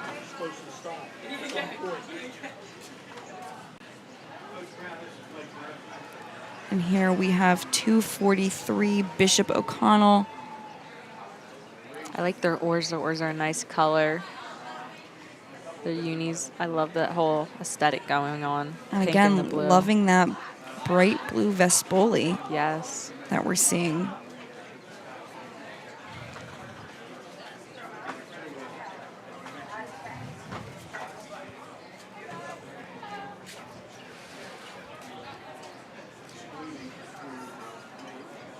A little better clearance with the puddles here. I believe this might be Blair. I think I see a B on their oars. Getting a little closer on the racing here. I believe this might be Lower Marion. But we were interfered with. They came into our lane. I'd say the crew's just looking upriver. I'd say they have about 600 meters left. Close to hitting the wire. Still have a good distance, though, from hitting the wire.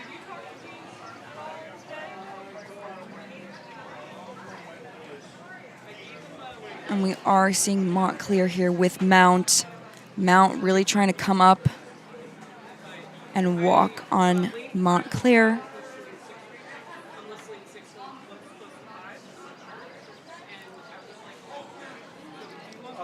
Coxswains are keeping it very focused. Their eyes are forward.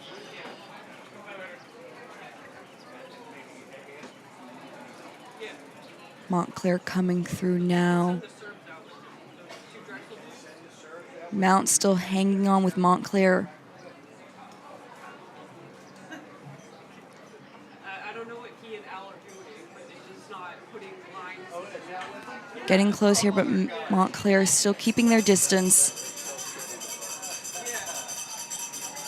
Hitting that middle of the island, starting to think and prep for their sprint. Yes. Let's see what these crews do. It seems like Mount's just going to keep this distance.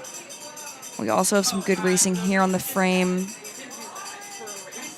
bow ball to stern deck.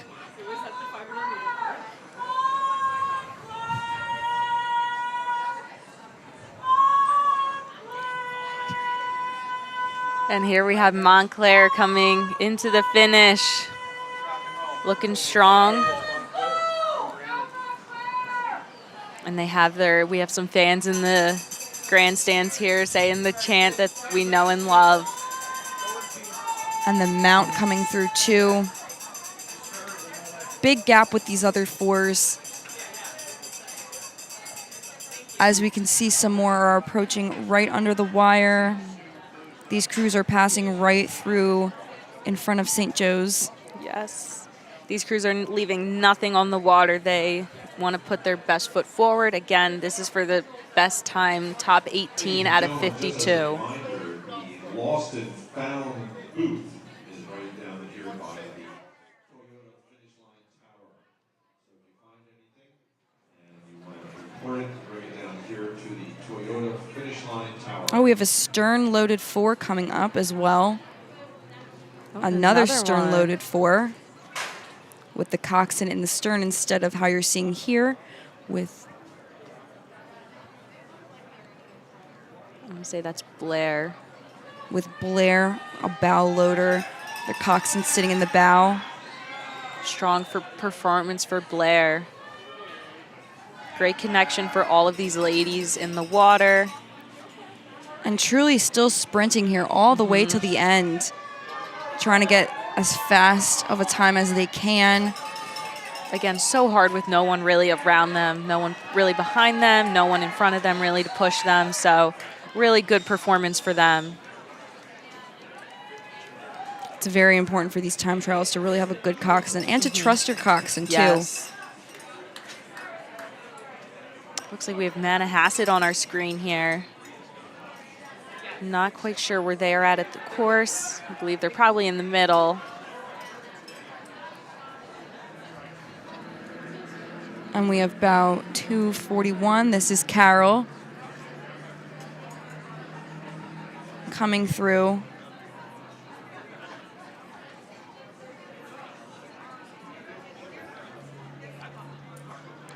Still sprinting here as well. Carol trying to keep the distance from the next set of 4s coming up. We have 3 4s. This is going to be a good one as well. Coming through. Believe we have Unionville.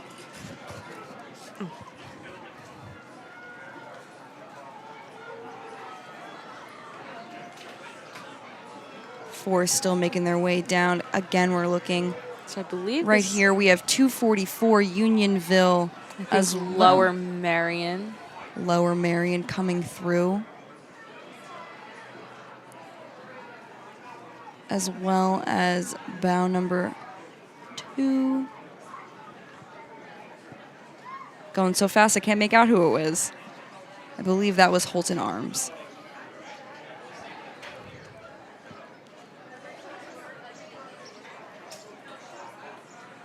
We have a little bit more spacing with this next grouping of 4s coming up. Again, it is a big category, so we have 52 boats that need to make it down the course and submit their times. Here we have 245 coming into the finish line. Now this is Holton Arms. Okay. Now we have Holton Arms coming through. Love those pink visors. That might have been Bishop O'Connell that finished. Those ladies were rowing to the bridge. It's always a great thing to do. Up here, I believe we have 247 Radner. Again, the matching pink visors. Very nice to see. Good racing from them as well.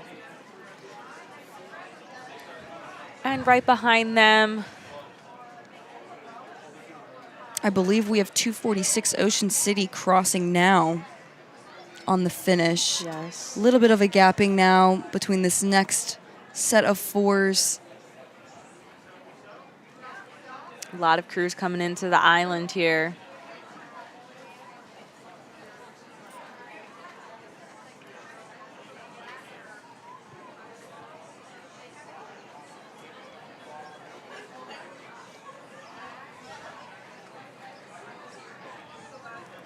And right here we have a crew coming into their final stretch. We have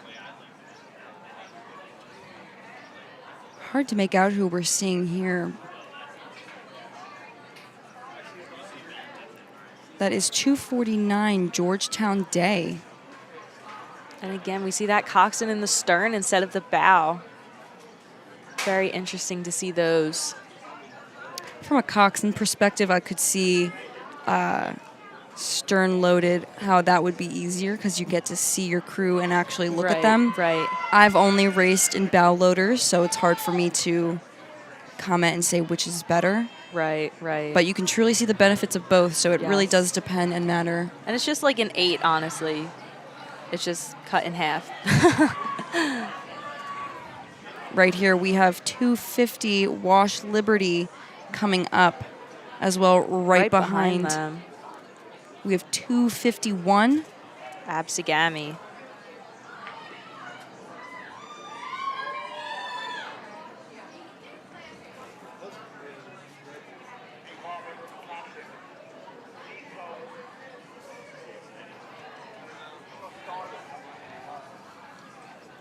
Right here, finishing up. Great shot there from Strawberry Mansion. Those four still making their way down.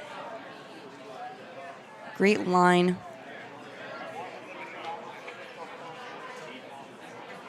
And we have some crews here coming into the end of the island. Oh, stroke for stroke. This is what we love to see. Again, this is what's helped you push through the time trial, helps you get a faster time. North Allegheny walking right through Walt Whitman. Oh no, I apologize. That is not Walt Whitman. That is 253 Charter School of Wilmington. North Allegheny finishing here with Charter School of Wilmington right behind. Oh, and we might have Holy Spirit. I believe that's Holy Spirit right there. And right here, 255 Doane Academy. If I'm pronouncing that right. Doane. Good finish. And right behind them, we have Manahasset. Good showing for them. That was a really good race for them.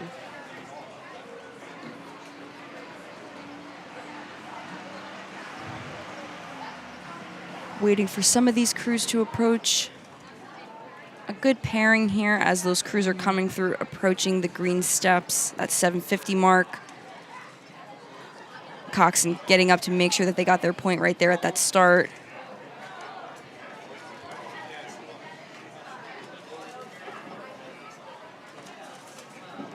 And right here we have 258.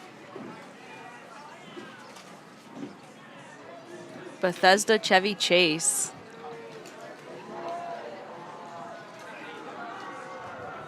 Oh, you see their teammates cheering them on. Oh, that's always a great feeling, hearing your teammates cheer you on the water. We're having a walk here. Yes. 8.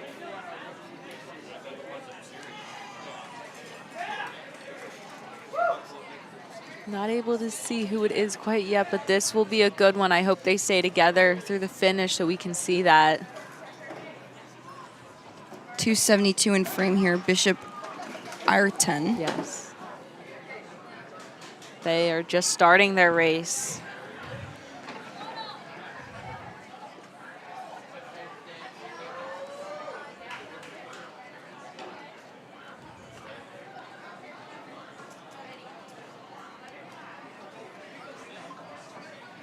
And another stern-loaded 4. 257 We have Ridley coming up here. coming into the finish.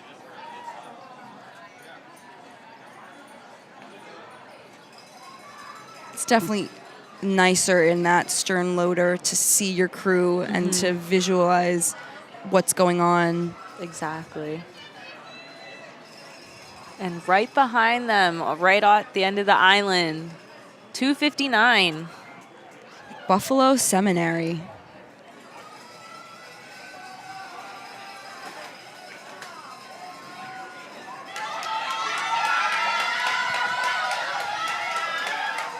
Here we have, I believe, Yorktown coming up. We have them cheering right here in the grandstands. Again, always great to have them cheering towards the end of the race. Helps get the adrenaline going, helps pump them up. We have some good racing going on between, I believe that was just Bishop Ireton that we just saw on camera. I believe, trying to make out who we're seeing on camera, I want to say that was North Catholic. Yeah. We just had another crew finish. Not exactly sure who it was, but they had a really good finish. So good for them. Good job, ladies. Here we have Holy Spirit coming off the end of the island, widening the gap between them and the next crew that is approaching the end of the island. Again, that bright blue and yellow, easy to tell that that was Holy Spirit. Jason, don't turn on your phone. I have it.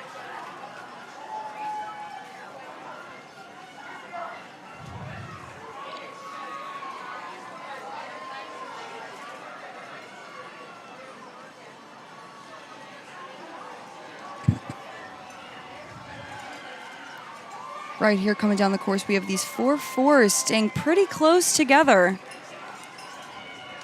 We had 265 King's School maybe. walking on Villa Joseph Marie all the way to the end there. That was a good fight there. Great fight for those ladies. Coming right up, behind them. we have National Cathedral.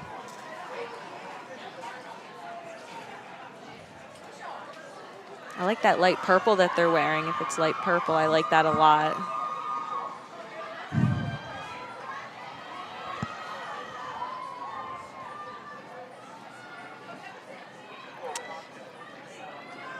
And we have 268 Harriton, And 267 right with them. Episcopal Virginia. Oh, so we got 2 Episcopals here, one from Virginia and one from here, the local area.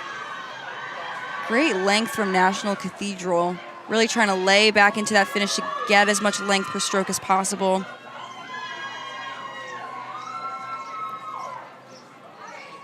More of the 4s following down.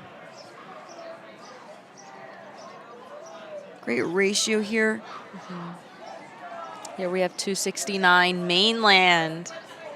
Another bucket rig. Again, you see 2 girls on the same side right with each other. Usually it's separated by someone who rows on the other side. And that coxswain is sitting up making sure that they have a good line to the finish.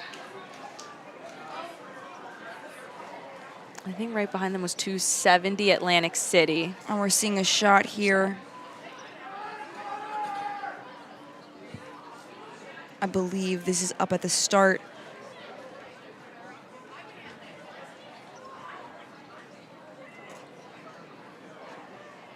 Looks like a crew's coming up on them, so we shall see how that ends. That'll be very fun to watch. Here we have 271 Episcopal, so this is the one from the local area. Episcopal looking like they're taking their sprint really serious. Trying to make out who we have. We have 273 Edgewater coming up now.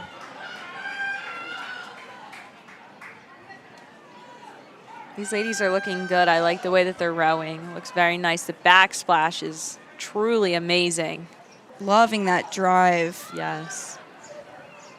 Great technique we're seeing in Edgewater right now. Especially at the end of a race. It can be very hard to keep good technique, but that was very well done. And coming up, we have some more boats approaching the end of the island. We have 272 here, Bishop Ireton.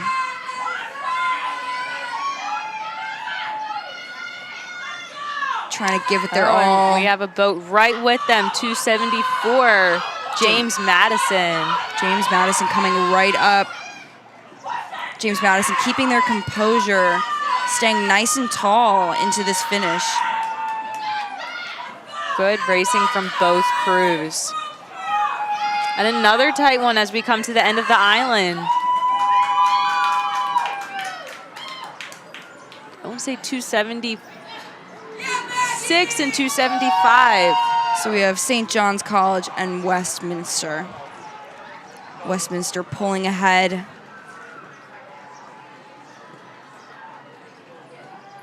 Trying to just leave it all on the course to secure that spot for semis. Yes. Again, big category, 52 entries.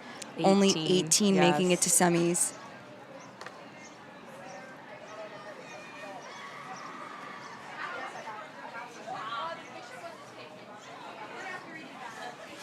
Here we have 278, I want to say. Walter Johnson Yes, Walter Johnson. coming through, keeping it nice and long.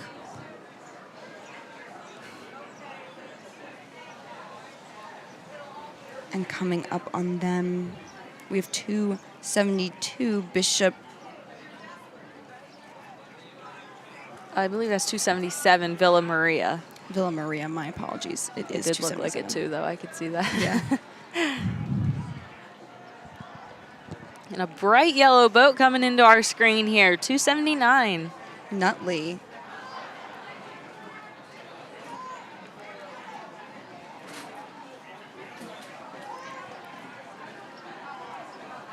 Good composed finish from these ladies as well. So we are coming towards the end of our Junior 4. We have a couple more coming. We have North Catholic here on Yes. frame. Their last 5 strokes, finishing it out.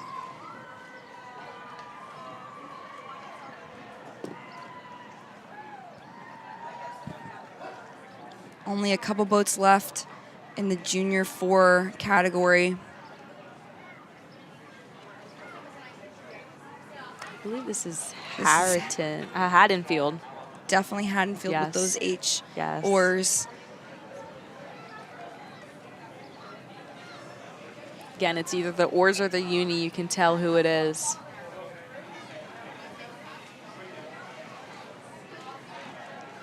And coming up right behind them, I believe we have Georgetown Visitation.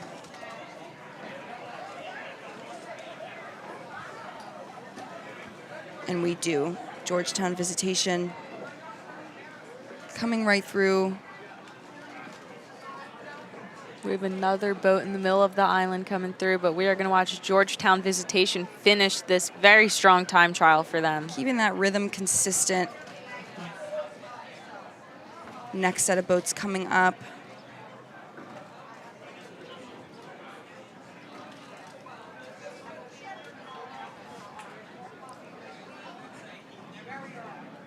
Possibly Owen J. Roberts.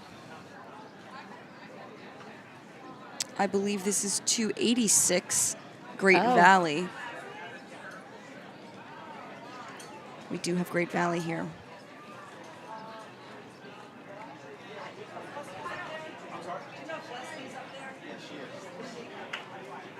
Just trying to keep those catches together for this finish. Again, very hard. No one really in front of them, no one really behind them. But really good finish, really strong for them. And also, this might be some people's first time ever That on the is Schuylkill. true. That is very So a lot of true. different components going on with these boats. We have 288 coming up, Morristown.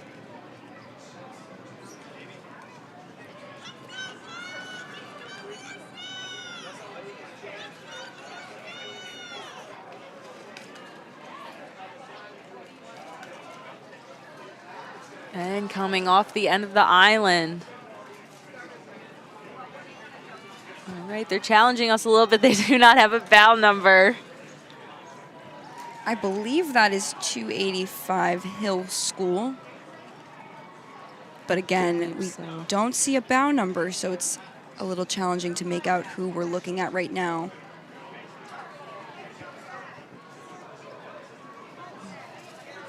Good finish for those ladies.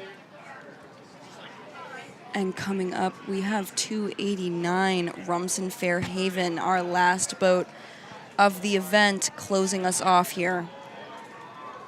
Again, you never know. It could be someone from the bottom of the pack that makes it out into the top 18. So again, we shall see how this Junior 4 category goes from 52 entries to 18. We're seeing some great racing today. Very good racing. Very good. The clouds have come out a little bit, so it's a little cloudier on this course for the boys' freshman quads coming up now. Junior 4s. Next event, the boys freshman quads. Boys freshman quads. 19 entries. 6 fastest boats will advance directly to the final. The boys freshman quads. All right, so we are now on to the men's freshman quads. So we have about 17 entries, 19 entries, and we are going straight down to 6. So they are really fighting for only 6 positions going right to finals. There will be no semis for the men's freshman quads. It will just be straight finals, I believe tomorrow. Yes, tomorrow afternoon.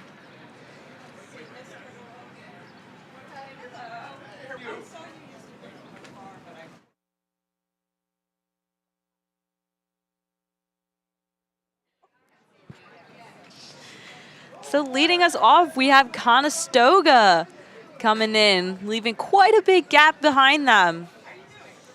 Conestoga has a big sculling program, Yes. so no surprise here that they have a No. very strong boys freshman quad. Usually we see them on the docks at Stotesbury cities. They're usually getting medals. Very strong, very competitive sculling program at Conestoga. Both men and women. Very strong.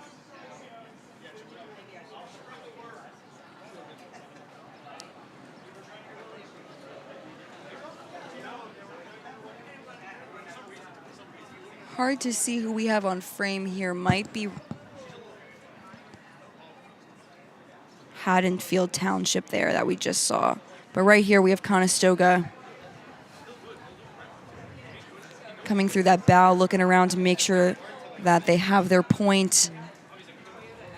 Watching out for the bridge behind them, but also staying within the buoy line. Good finish for them. Very strong, very composed from Conestoga.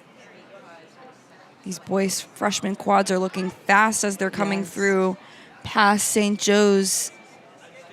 It's a little hard to believe they're freshmen. They're just rowing very well for freshmen.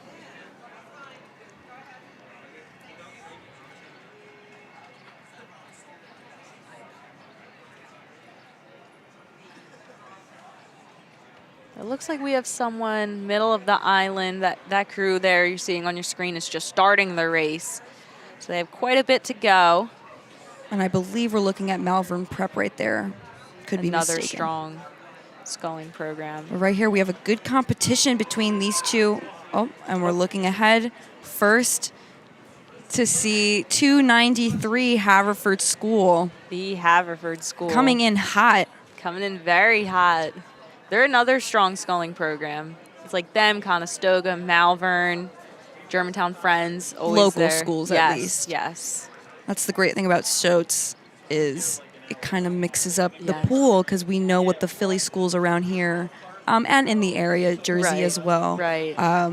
But all of those schools coming from California, Virginia, interesting to see what they bring Yes. into the mix. So it's really anyone's game today.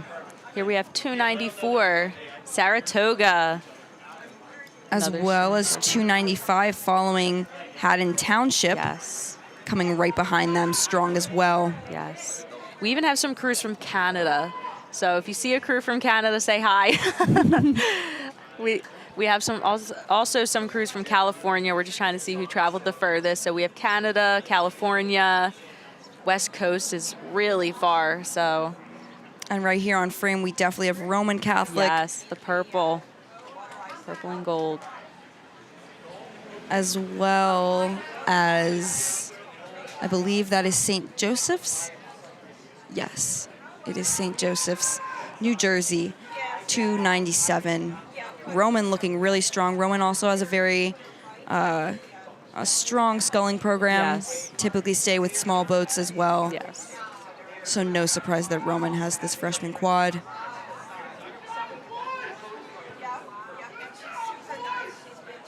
great racing from St. Joseph's, New Jersey as well. I believe we have Shipley coming up. We're seeing those unis quite a lot today. Shipley's quite a big program. Should see boats in most every category from them.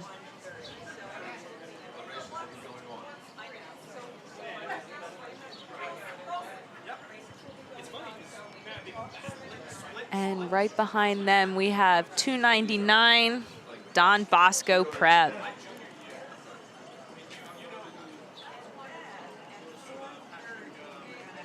Coming right up behind them, bound number 300, Niskayuna. Yes.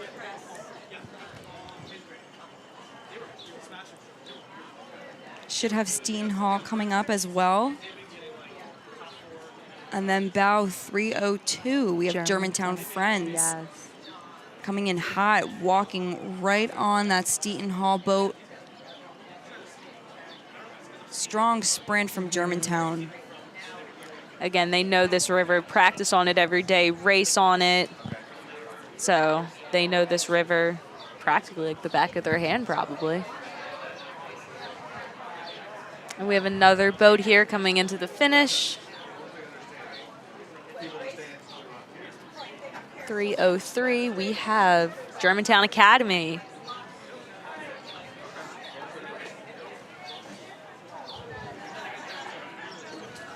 Good, strong finish for them as well, leaving quite a gap behind them.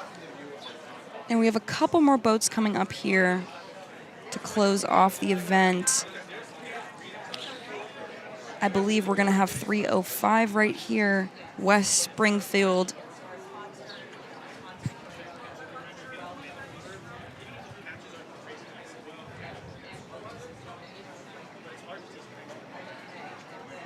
And Springfield coming right through, maintaining that distance from it. I believe we have 304 Concord.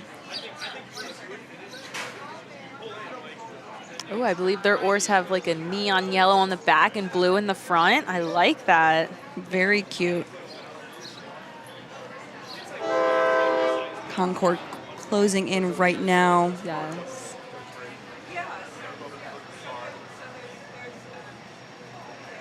And then coming up in here hot for their sprint. 306. Malvern Prep, another very strong sculling program in the local area at least. And we should see these crews again on Sunday, which is the Philadelphia City Championship that got rescheduled from last weekend due to really bad weather. Seeing LaSalle's Junior 8 here on the start as we're closing off the boys freshman quad. In 307, we have St. Benedict's Prep. And I believe behind them, right behind them, is Shenandoah, the green. And then in the middle of the island, finishing us off, we have Bergen Catholic.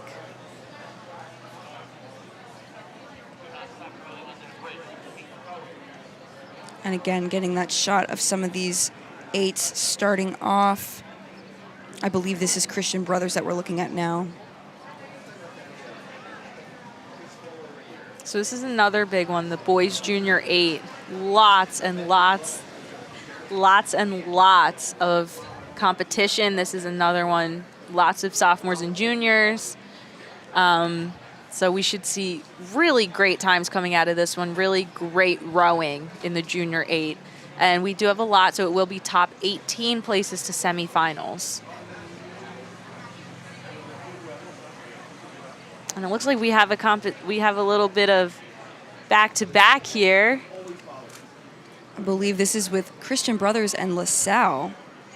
Yes, and here's Bergen Catholic finishing it off, putting the cherry on top of the boys freshman quad.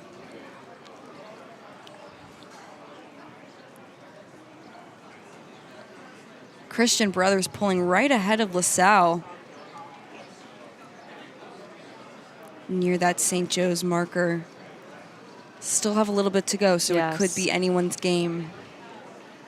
And following right behind, I believe we have St. Augustine right there. Another Jersey crew. The Chaminade, the banana boats from Chaminade.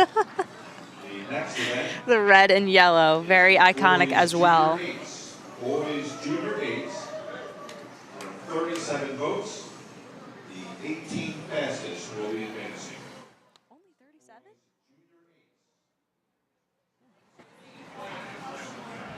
So we have an exact number. There are 37 in the boys junior 8. And again, top 18 will be moving on to semifinals. A very competitive field here with the 8s. This will be a big one to watch for today. For sure. All of the categories are really competitive this year. Not sure who we're seeing in frame now. I believe one of them was Ridley. And right here in front, we have St. Joe's Prep. Leading the charge, leading the pack, leaving great distance behind them between LaSalle and Christian Brothers. Are you the guy who just on the mic? Yes. All right. And LaSalle coming in hot for their sprint.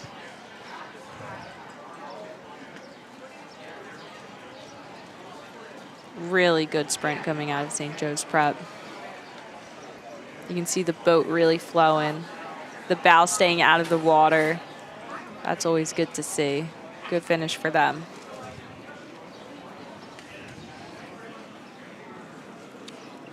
And right there on frame, I believe that is Robinson with 3:23. I don't know if we've seen a crew from there yet, so this should be good. Definitely some new boats will be thrown in as we're going down the list. And there's Christian Brothers. It looks like they did go past LaSalle. Great showing for Christian Brothers. I love those white oars, the white shafts on those oars. Really, really nice look.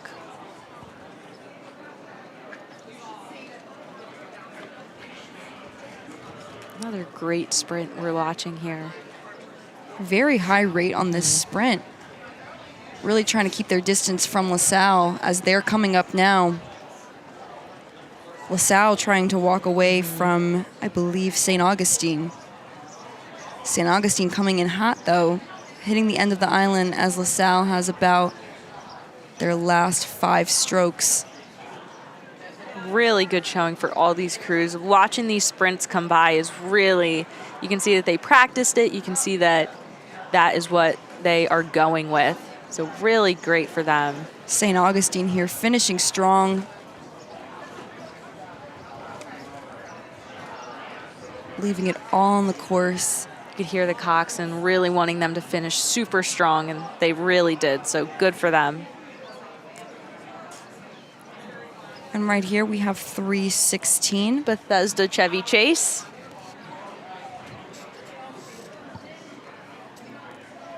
Great showing for them as well. And the sun is shining. Really, really great weather for these boys to be rowing in. We have some more of the 8s coming through at that St. Joe's marker.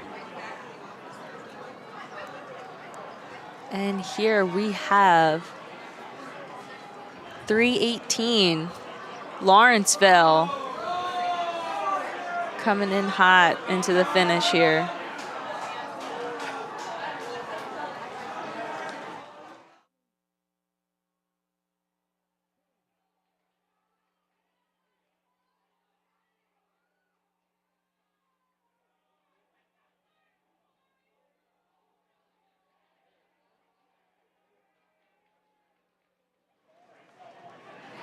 So we had Chaminade, and not quite sure who the other crew was that just finished the race. Super strong. They were headed neck and neck. Amazing race for all of those crews.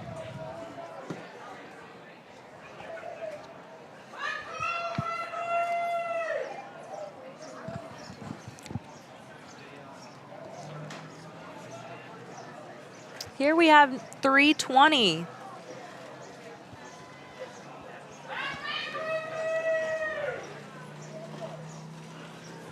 Ridley coming into the finish, coming in hot. Really strong showing for them as well.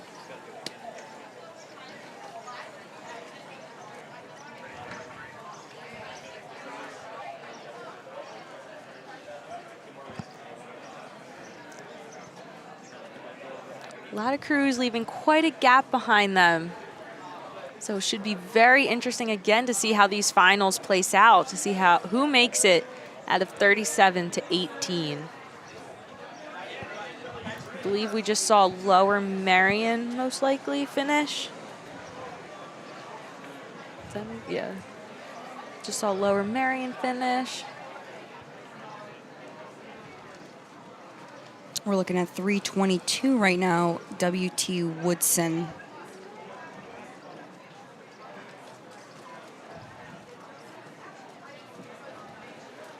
Good control at the finish from WT Woodson. And coming up right here, we have bow number 323. I believe this is Robinson. We're hearing a lot of support from them in the grandstands. Yes, yes. Again, super great to hear it again after COVID didn't allow for spectators, but here we are. Should be such a fun and like packed Stotesbury Cup weekend.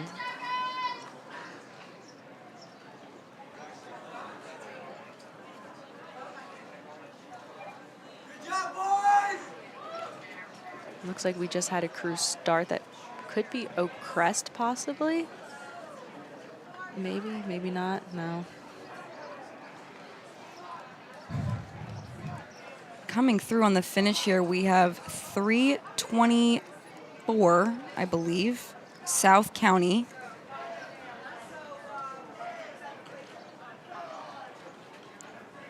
And that coxswain is yelling at them to finish. Powerful power 10 at the end there. Oh, we have some of the crews starting. I believe that was just Haverford School. I could be mistaken.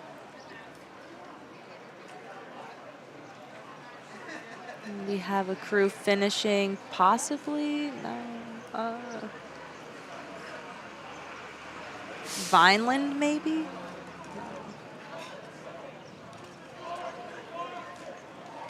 Walter Johnson, I believe it was. 326 here, St. Andrews. Trying to keep that distance from the next boat coming up. Again, you can hear the coxswain. I believe this is Jefferson that we're seeing. Jefferson crossing in.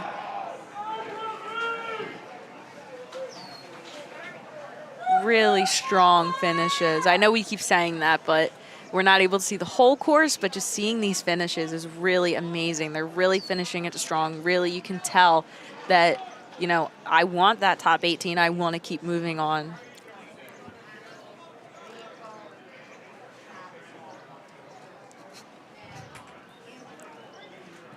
Here we have a beautiful view of the whole race course. That was about 750 left that you saw, 750 to the finish.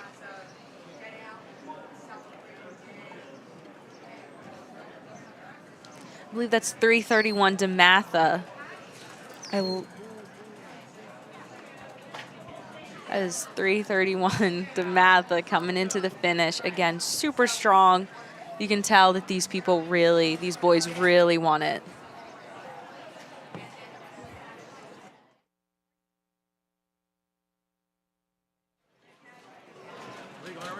And coming in,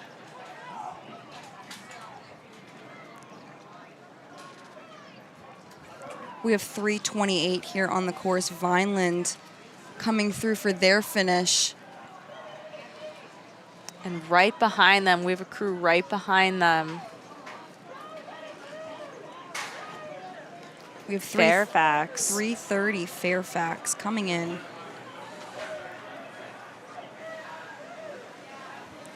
Excited for this next boat.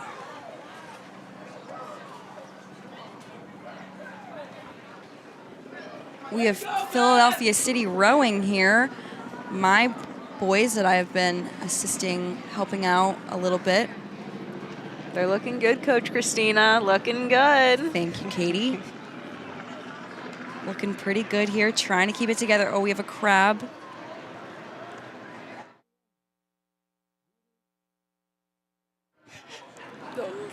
Next coming up, we have 332 Marstown.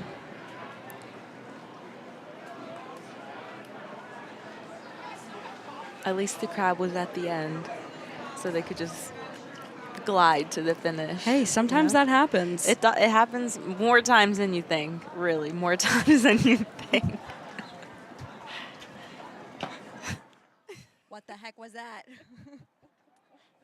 What was that? What else is new? Coming up here, we have, trying to make out who we're looking at. I feel like I know those oars. believe Radner. this is Radner. Yes, Radner. And the side of the boat was also able to tell us that this is Radner coming into the finish. We have another boat here at the start, or probably middle of their race. And right here, 3:34. Wash Liberty.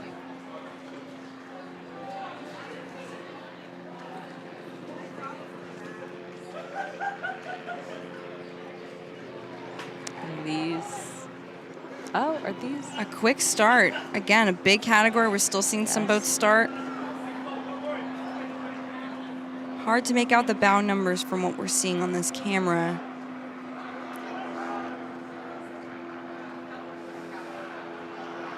We do have another grouping of 8s making their way through, as you're seeing here.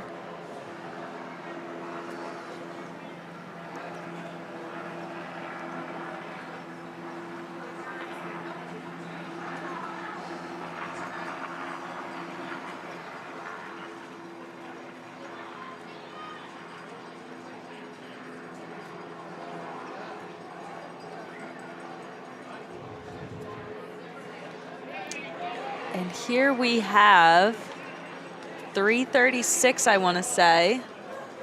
Seton Hall Prep. Here they come right into the finish. Right behind them, we have, I want to say that's 3:39. St. Albans. Yes, St. Albans.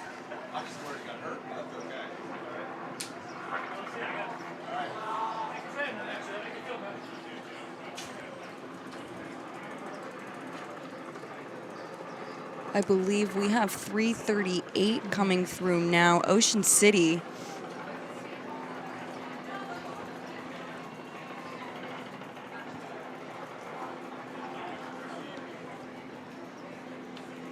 Good finish from them. We're seeing a lot of big gaps here between crews. And we hear that they're doing 15-second starts at the start, so we'll leave 15 seconds between a crew that just started and the next crew behind them. So, you know, when you see a crew catch up to another crew, that's pretty decent for them.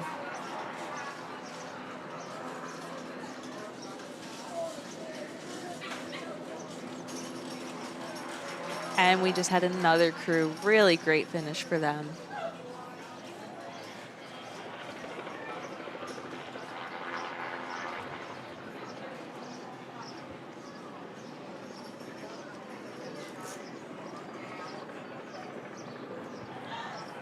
Trying to see who we're having coming up now. Looks like Harriton, I want to say, based off the unis. I believe we're looking at Harriton right now.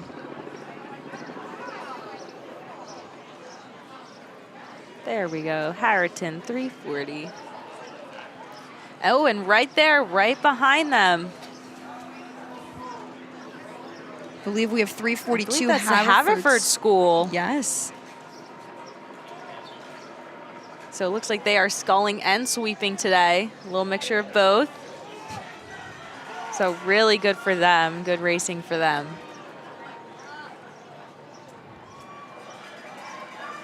We have two boats fighting it out right here. Ooh. We have 344 And I West believe Springfield. 341 Blair Crew. And Springfield taking their sprint. Again, see, the sprint can make or break a race, truly. Really good sprint for them, really good. Again, should have a good time coming into seeing where they place from the time trial. And again, it really also depends on the coxswain prep, Yes. what's in that race plan, and how Right. adaptable you can Yes, be. yes. Doesn't have to go in exactly to plan, but yeah, again, being adaptable to that. We have Walt Whitman coming through right here, finishing out. You can hear the clunk of the oar. Really good finishes for them all together, and it's just one clunk, which is really good as well. You're looking for that one oarlock sound. Exactly. I believe we have 346 King's School.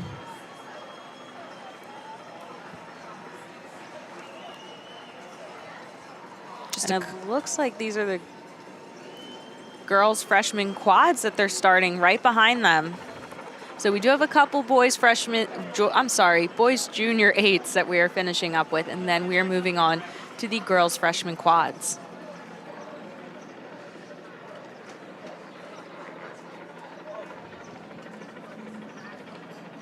I believe that's 345 Langley coming into the finish nice and strong.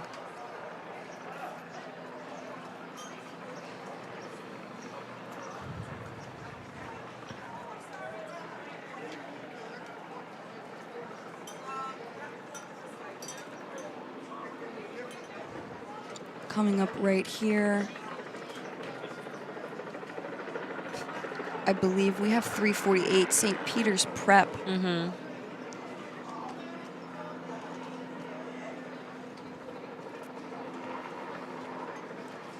Looking strong as they come into the finish here. Another shot here of these girls freshman quads as we're closing out with James Madison for the boys junior eights. Starting off with our girls freshman quads, we have Conestoga going off first, which I believe is what we're looking at right now. So it looks like we have about 12 crews in this time trial. So we will be seeing top 6 going straight to finals tomorrow afternoon. So about half of the field will be moving on.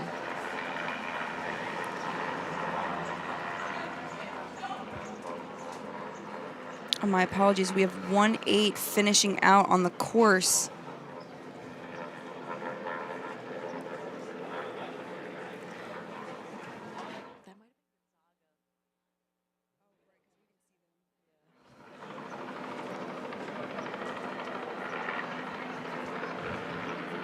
I believe that's Agnes Irwin that we're seeing at the start. So again, they have quite a bit to go. They just started, but they're off to a great start. So I can't wait to see them down here and how they're making out.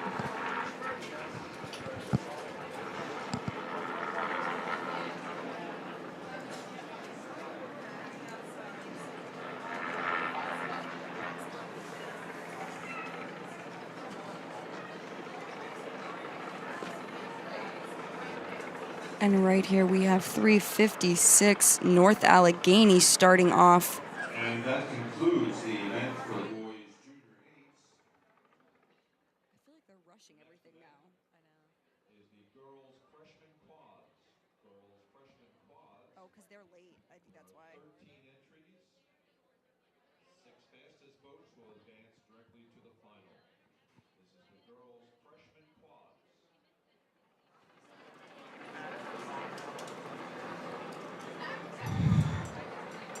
Right here we have 358 Hockaday.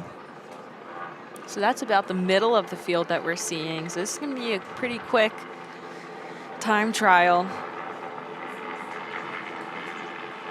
I encourage everyone to go to the Stotesbury Village to see the That is not Conestoga. I don't even think it's Germantown Friends.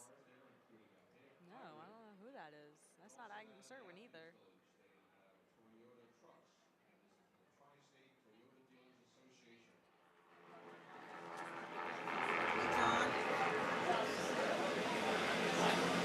And right there going off, we had Sacred Heart starting their race.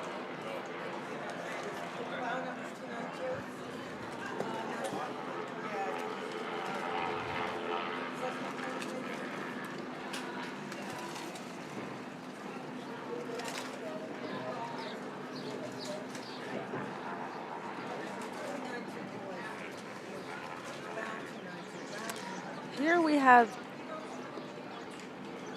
292.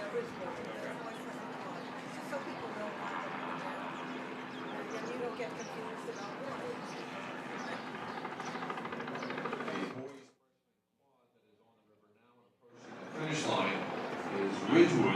They had some equipment problems and are being given the opportunity to complete the event. Right, so we're getting word now. This is Ridgewood that was supposed to compete With the earlier, boys freshman quads. but because of an equipment error, they needed a little bit more time and were able to just complete their race. That's really nice that they were able to do that.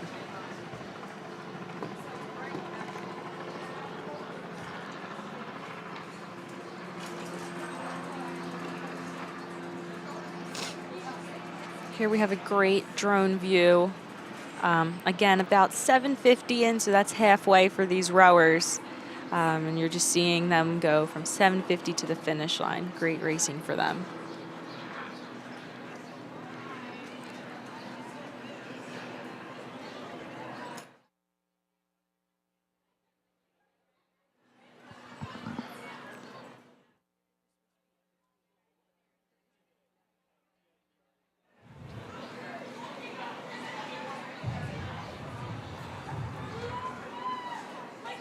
And here the women quads are.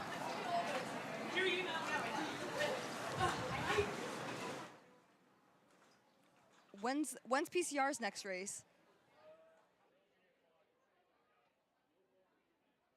Okay. Close racing here that we're seeing with some of these quads. And right in the front here, we have Conestoga.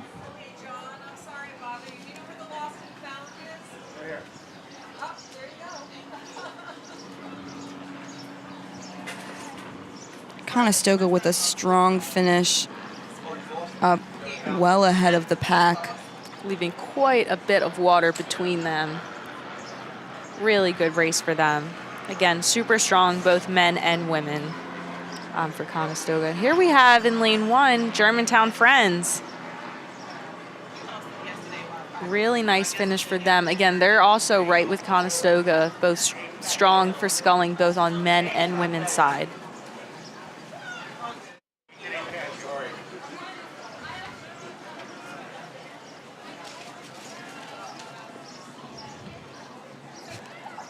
Coming up as well on this outside lane in frame here, we're seeing some good competition. I believe one of these boats is North Sacred Heart, I believe. Right here crossing, we have Agnes Irwin crossing the finish with Springside Chestnut Hill. Yes. Closing out their race as well.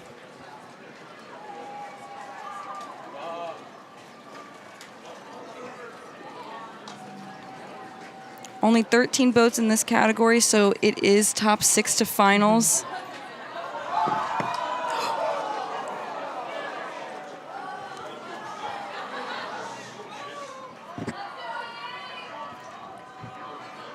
Here we have some boats finishing it off. We have bow number 358, I want to say.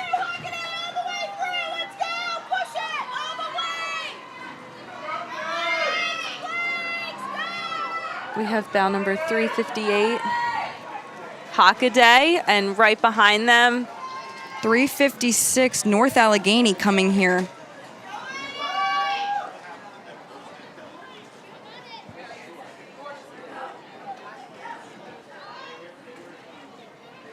and in our shot we have 357, the Hun School.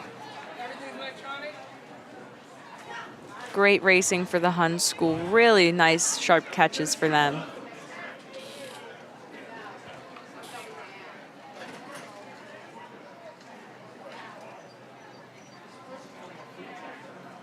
And right here, you're seeing the start of the girls' junior 8s with Mount starting us out in that category.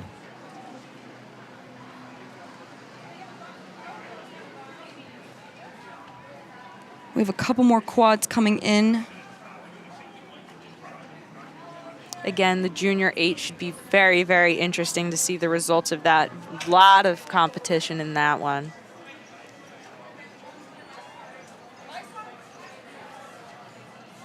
Oh, and here we have 360 Niskayuna, A little bit of a crab situation. Not sure, maybe the oar is not. I think they're gonna. Oar might be stuck on something underneath the boat.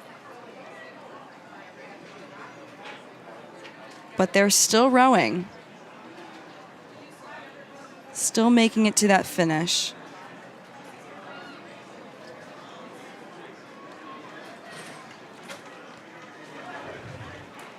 Her oar might have hit something underneath, and it's stuck now. These girls are very determined to finish this race nice and strong. Great effort from Niskayuna.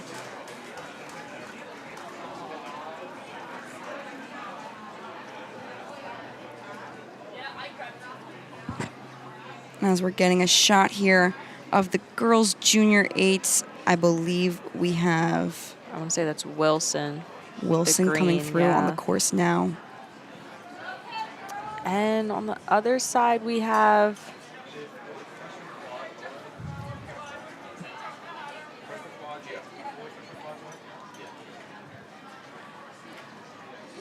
here we have 361. I want to say that's Shipley. It is Shipley, and we have about two more boats here finishing out. So I believe we have North Arlington and or possibly Penn Charter and Scarsdale High School finishing off the freshman quads. So now we're just waiting for the mount and the rest of the girls' junior 8 with Wilson following behind. I believe that's Ocean City starting out.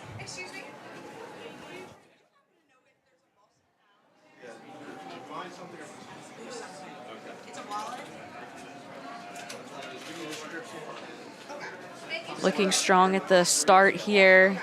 Again, they have 1,500 meters. This race is 1,500 meters. A couple hundred meters above that bridge that you see, Strawberry Mansion Bridge. And the Stotesbury Cup Regatta is proudly presented by your local tri-state Toyota dealers. Visit Toyota.com to find your brand new Toyota today. Toyota, let's go places.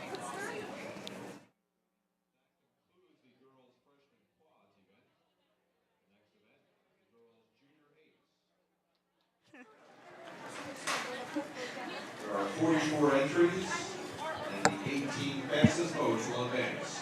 These are the girls' junior 8s. So here we have 44 entries in the girls' JV 8s. And again, only top 18 will be making it to semifinals, which will most likely be tomorrow morning.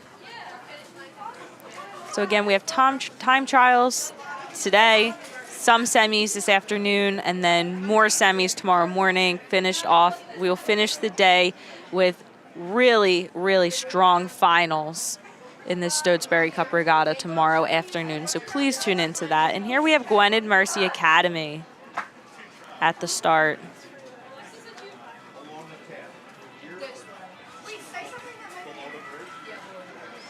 And in our shot, not this shot, but we can see Mount coming in through the middle of the island. So they are the first boat that we have here to start off the girls' junior 8 event.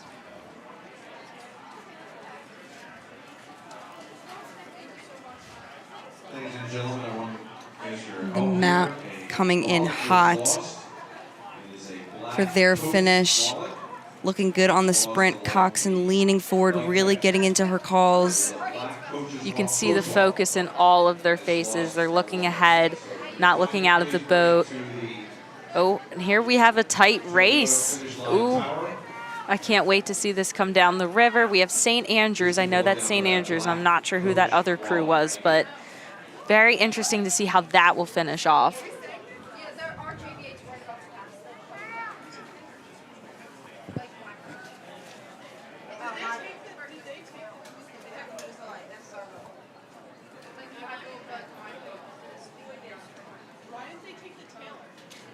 I believe that might be National Cathedral that we're seeing in our. I believe we are seeing Yes. National Cathedral 372.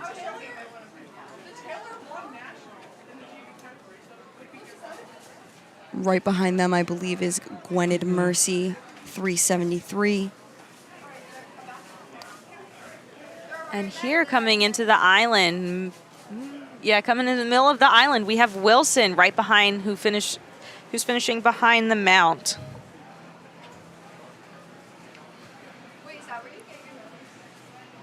Really strong performance for these ladies. Hitting the middle of that island. Right here, we have South County, coming in, starting their race. Great shot here from St. Joe's. I believe Eights are staying pretty close together. Yes. We have St. Andrews here in frame. Possibly Nutley with them. But once they get closer, we will be able to confirm that for you.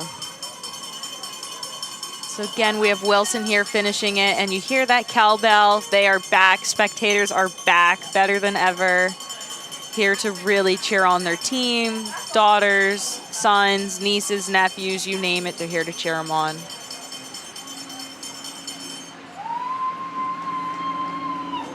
Coming in, St. Andrews. Oh, my apologies. This is Lawrenceville with 368.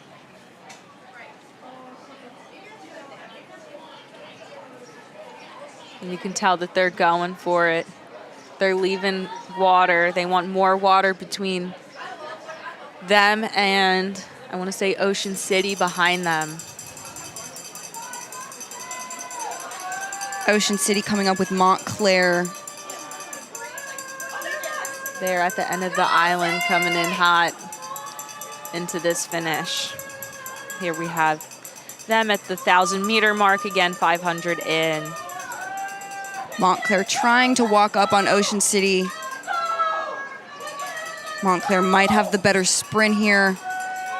It looks like they might get Might it. be a They're little running too out late. of water.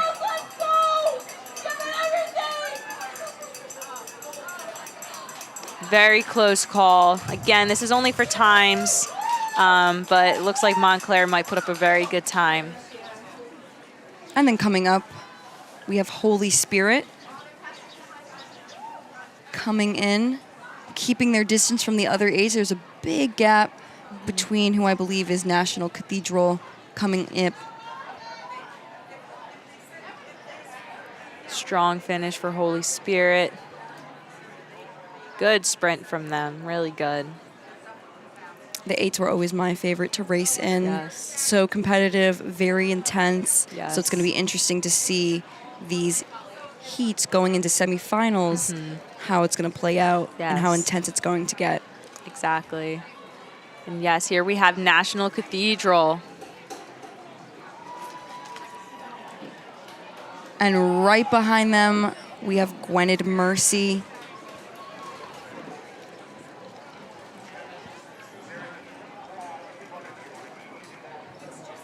National Cathedral looking good.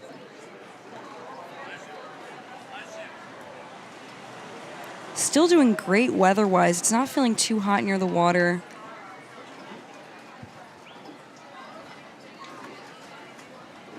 Here we have Gwynedd Mercy Academy about to finish their race.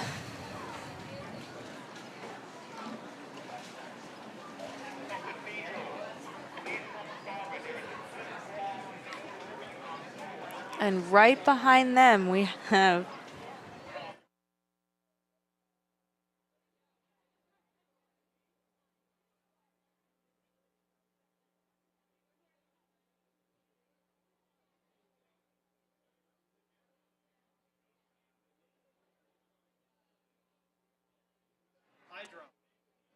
And here we had 375. That was Nutley that had just finished their race. St. Andrews is right here in our shot, 374. Looking to finish it very strong again. Looking like they're yeah. staying consistent Yes. for this last part of the race. Now it looks like they're picking it up for their sprint. Right. Some crews are opting not to sprint as well. Some crews, their strategy is just to go hard, Right. straight through, and to not bring up the rate. So it's interesting to see how these different strategies are going to play out and who will make it to the final. Right, right. And again, we have South County coming into our shot here. Looking like they're sprinting. They're going to put their sprint out there. I believe that you should put a sprint in there, especially for time trials. Put everything out there. You never know. It could make or break you making that top 18, especially in such a tough and competitive category such as the JV8. And right here, coming up right behind them, we have Villa Maria, I believe. Yes. I think they had a tough year. I think Ida took out most of their boats, so it's really great to see them here on the water and really putting on a really strong performance. So really proud of them.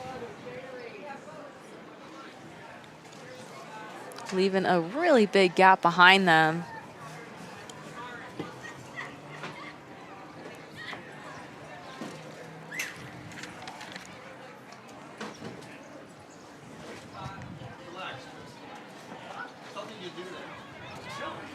And here we have a crew at the start.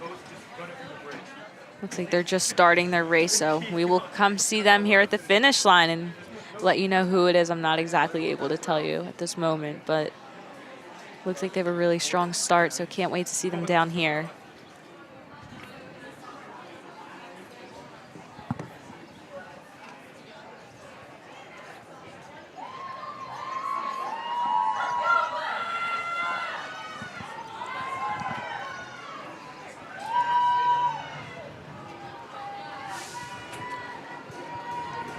Here we have 379 Blair Crew.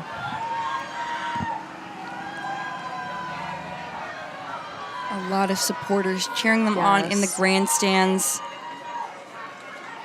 They're really going for it. Again, they really want a good time, want to be in that top 18.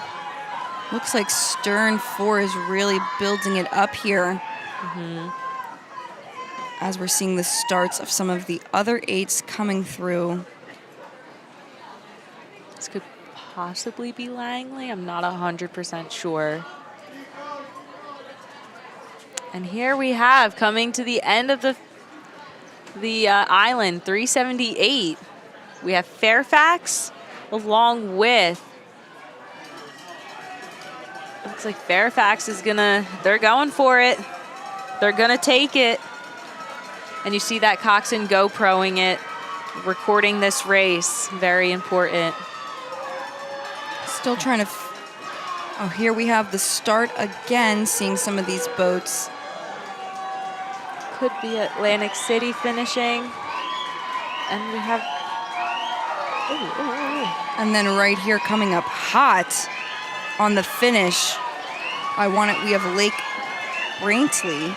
that was a very strong finish for Lake Brantley. Wow. One of the fastest finishes we've seen. I would say they're top 18, honestly. That was a really, really, really strong finish.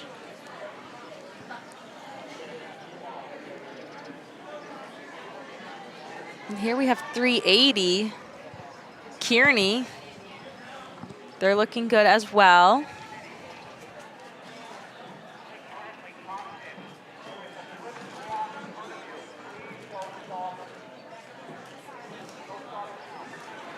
And they are finishing it nice and strong. Good job, girls.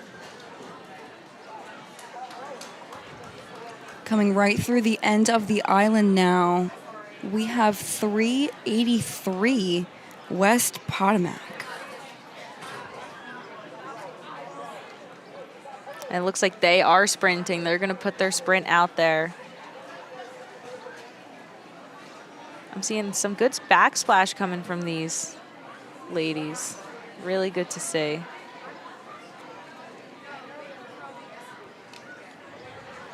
We have 390 on frame now. Cedar Creek starting off their race. We have a little bit of spacing here. Some boats are coming through St. Joe's right now.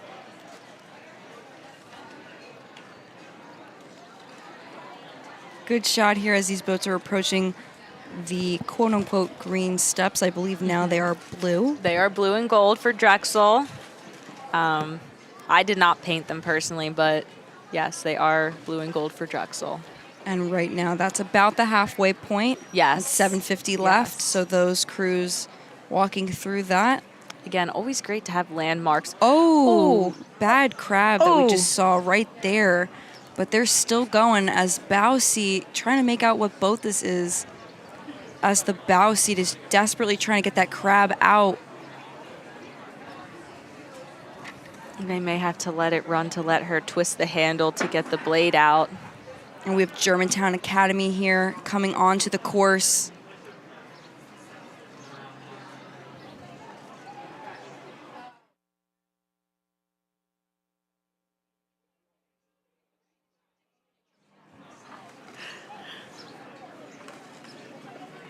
Great shot. We see these two eights coming up almost neck and neck. Yeah. Again, I cannot wait to see how this plays out, how they come into the finish. I hope they're still like that. But maybe for one of the crews, it would be the benefit to move up. And again, you see a bucket in that one boat that was in shot. I believe this is 395. James Madison. And you see that bucket in 2 and 3 seat. Of the outside boat, yes. Oh, and we have 385. They're still, Belleville struggling with that crab that was caught. but they're really making the most of it. They're really trying to just finish the race with 7.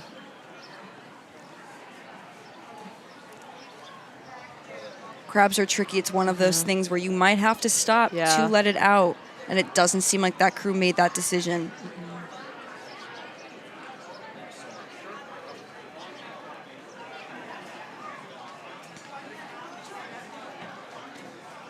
I think it's something that they said, we'll just take care of it after the race. Right. Looks like here we have 384. Absigami. Looks like they are sprinting. They're going for it. And I think here we have Langley.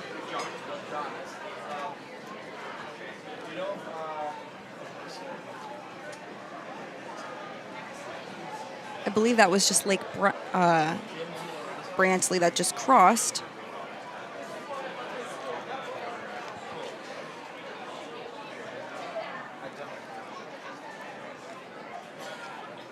And coming to the finish now, I believe that was Lower Marion just finished their race looking strong. And right here in shot, we have Harriton. Looks like Harriton is trying to just keep it consistent through the end.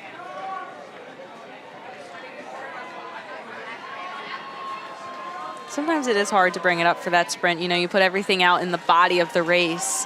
So it is harder to bring it up, and maybe staying consistent is the best option. So maybe that's what they were going for.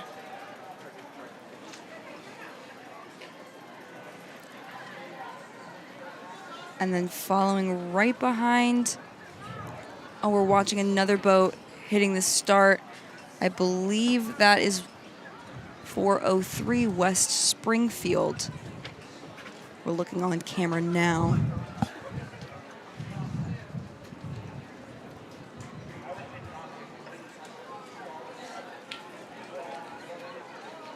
Yorktown here finishing out.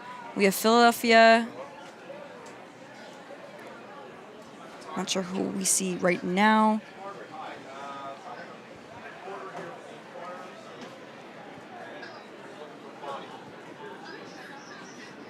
This is 393, I want to say. Wash Liberty. They are looking really like they're bringing it up for the sprint, but they're also looking very composed as they're coming into the finish. They don't look like they're really frantic. They just look like they're going for it.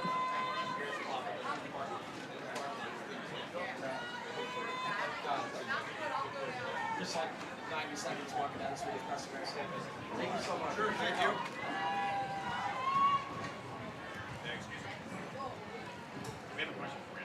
We're watching James Madison right now crossing the finish. So we had our boat go at the bridge. They crashed at the bridge. The officials had the first match. The officials said we have 45 minutes to redo the rigger and make the race again. Watching 392 Oakcrest. Trying to make it right through. That stroke seat is trying to bring it up, lengthening out her stroke.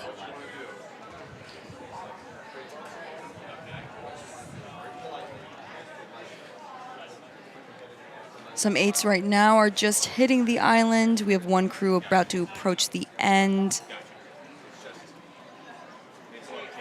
Clean rowing here. High rating in the beginning. And now trying to look for that bow number. We have 406 mainland right here on frame. In the middle of the race, it looks like.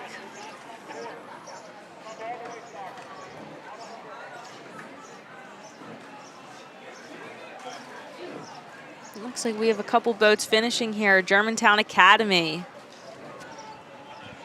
Not used to seeing them in an 8. We're used to seeing them in sculling boats. So let's see how this works out for them.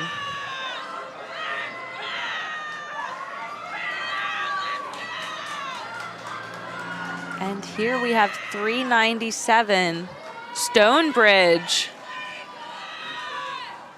Looking really They clean look as they're really coming clean. in. Sharp exits. Great sprint. Really good performance for them as well. Coming up, we have 3 8s pretty close to one another.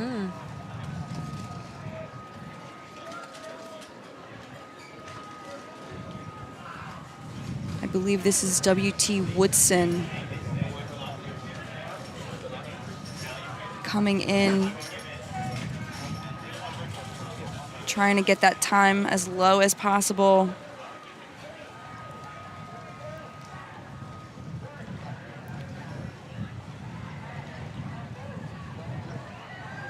Following behind, I believe this is Briarwoods. Yes.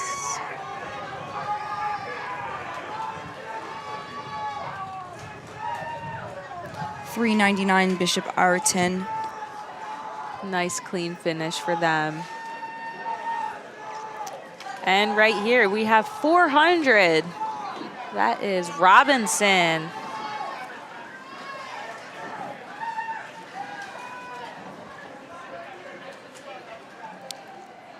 I believe we have Holton Arms coming up, as well as Philadelphia City Rowing again.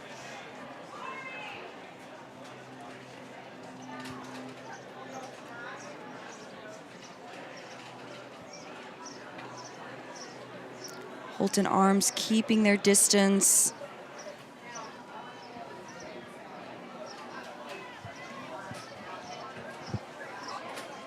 Keeping it pretty consistent for this finish. Yes. Doesn't look like they're going too high, just staying consistent with what they were doing. Philadelphia City Rowing coming in. Right behind them, looking good.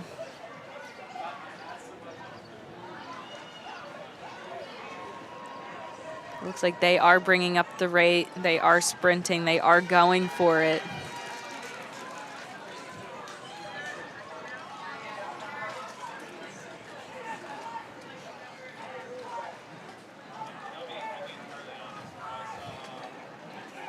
Really strong for them. And it looks like we have the boys junior quads are coming up next.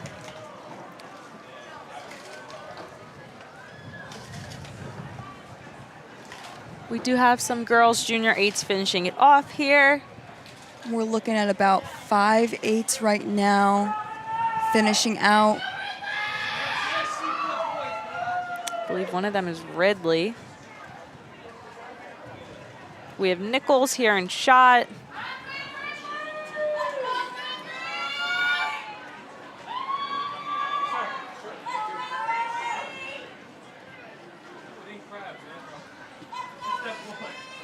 Ridley following behind.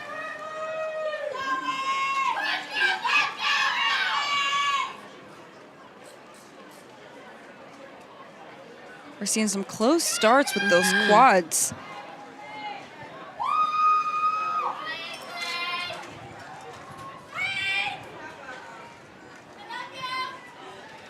Mainland closing out their race, followed right behind. I want to say Lake Braddock following right behind them.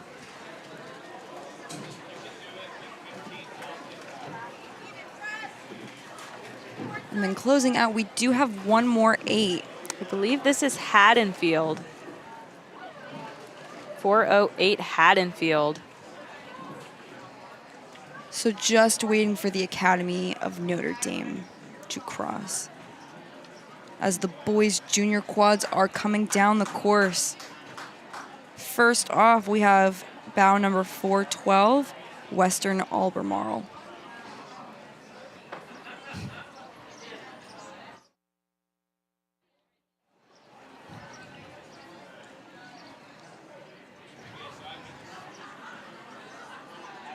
And then right behind them is just Albemarle, so I wonder if they know each other.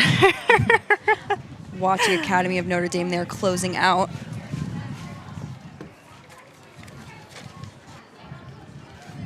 Does feel as if the wind is picking up a little bit more than it was earlier this morning. Yes, here is the Academy of Notre Dame to finish us off. Really great, strong finish for these ladies. Way to finish the junior 8 category off. Nice and strong.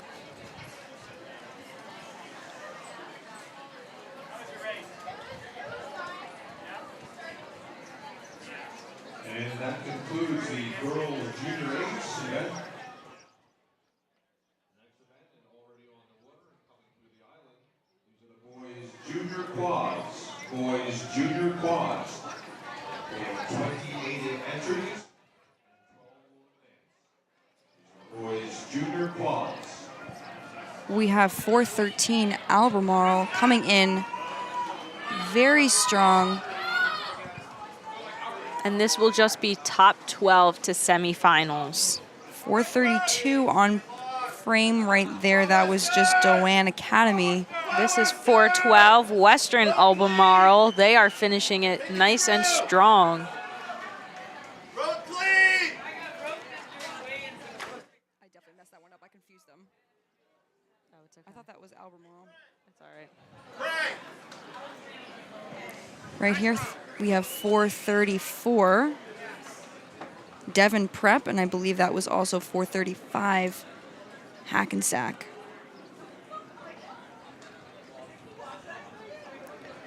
Here we have 415, the Haverford School, coming into their finish. Nice strong catches, nice strong finishes. Really strong performance for the Haverford School. And again, this is also going to be a pretty competitive category.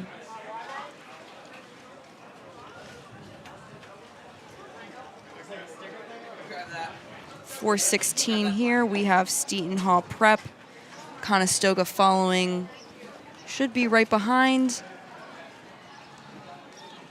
We do have Conestoga.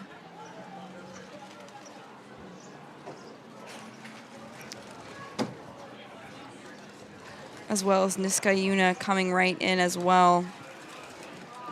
again, very strong crews. Conestoga known for their sculling program. Niskayuna, I feel like goes both ways. They both scull and sweep. So should be interesting to see where all of these crews place, who will be moving on, and their times. And again, you can find the results at rowtown.org or go right on regattacentral.com, or you can follow on the Stotesbury Cup Regatta website. Yes.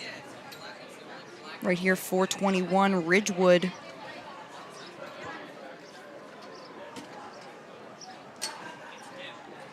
Coming in, that bow pair looks super tall.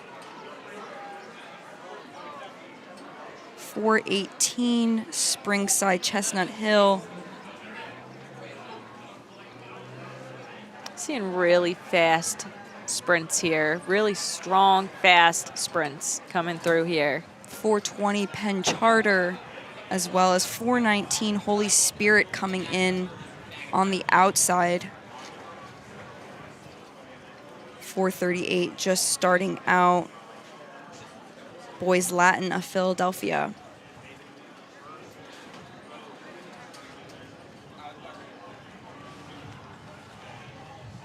And I believe we have Roman here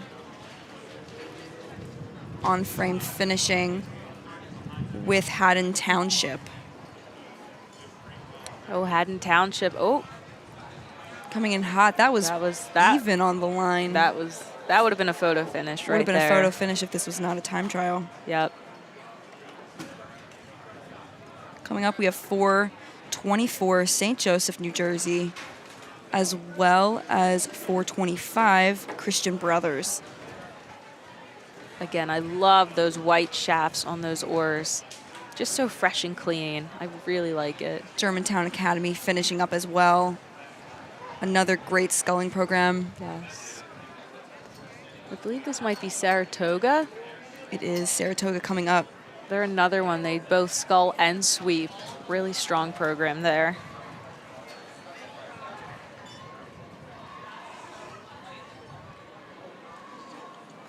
I believe this is 428, the Hun School coming in on their finish. I'm seeing a lot of fast, they're coming in hot, coming past this finish line here. A lot of fast sprinting in this Yes. category, yes. We have a great shot here. Lane 5 straight through. I believe that's 430. Yes, we have 430 and 433. We're looking at Augustine Classical and Justice is 433.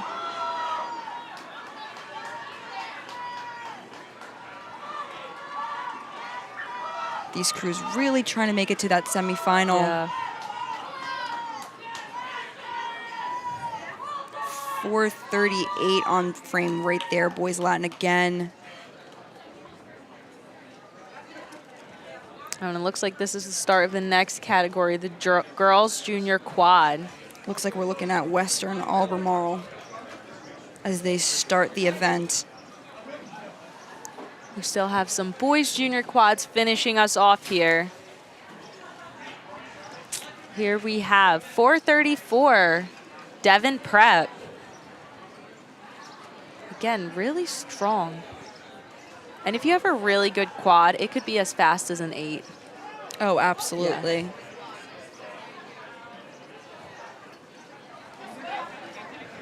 Right here, close Oh. race, 436 Shaker, And 432.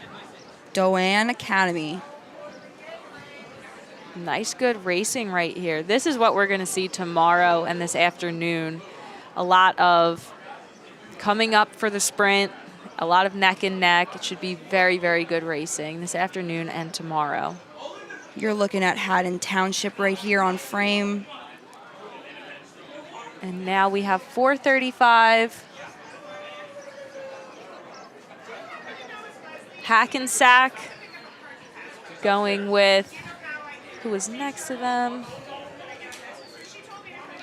I believe that was Friends Select. Yes. You want to go up the stairs, but they're really busy up there. So I think that might have been it. That was the closing of the boys junior quads. So now we're moving on to event 14A, girls junior quads. As we said, we saw 442 entering the course and starting off their race.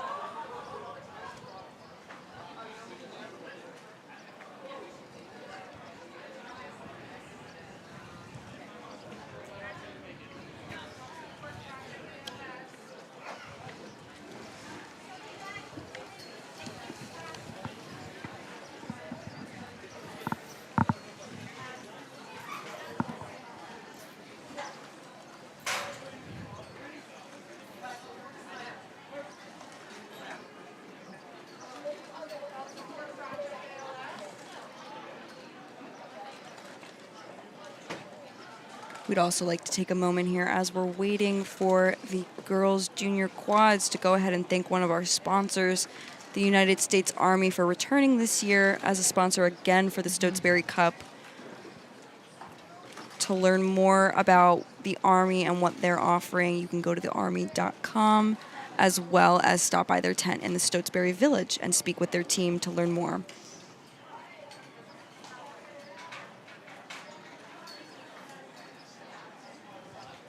Right here we have Western Albemarle coming in, hitting about the middle of the island. Great shot here of these women's quads coming through. I think it's the boys.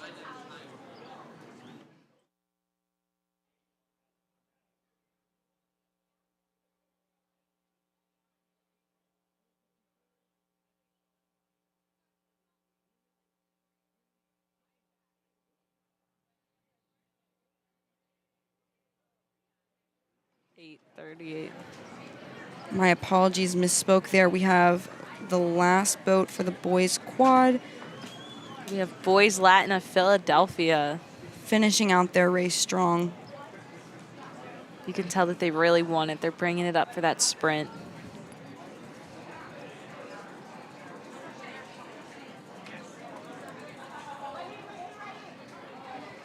I believe this is Friends Select. Just coming into the island here. Finishing off the boys' junior quads. This Saturday, yeah. I have it in my purse. Is he going right this minute? No, I'll walk back. I'm just at the tower. I was trying to get past.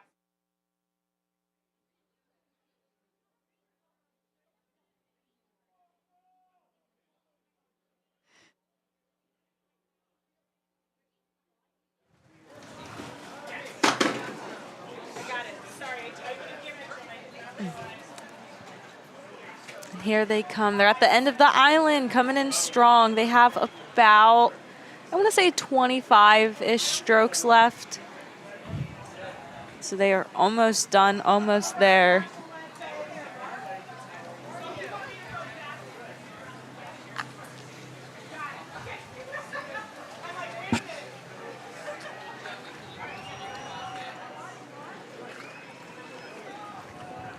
I believe this is Ridley on frame now, 452.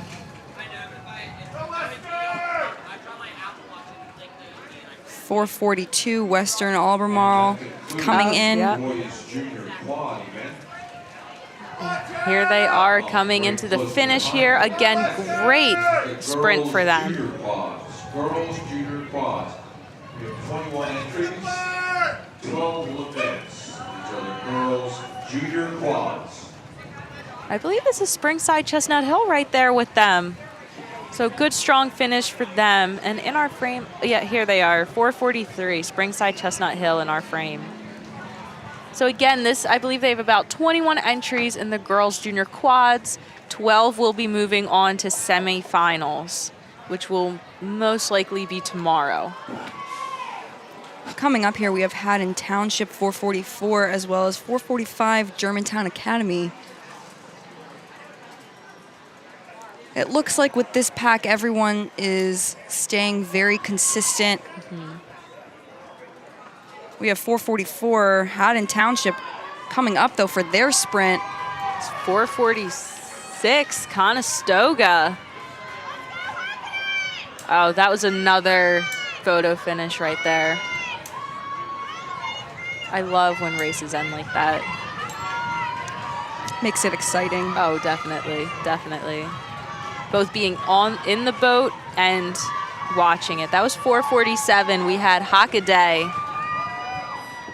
And 4:48 at the end of the island, Ridgewood coming to the finish nice and strong, bringing it up for their sprint, looking really strong here.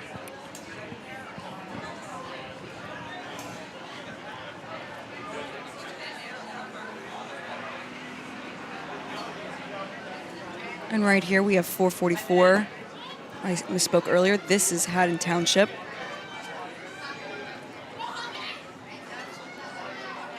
And you see the bow woman looking out, making sure she has the right point, doesn't want to hit the bridge. So very smart on her part.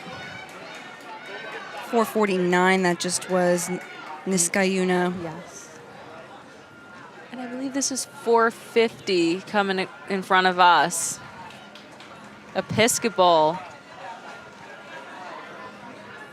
As well, the sun is starting to really shine down on the athletes. Yes. And here we have more quads coming to the end of the island. 451, we have Rumson Fairhaven.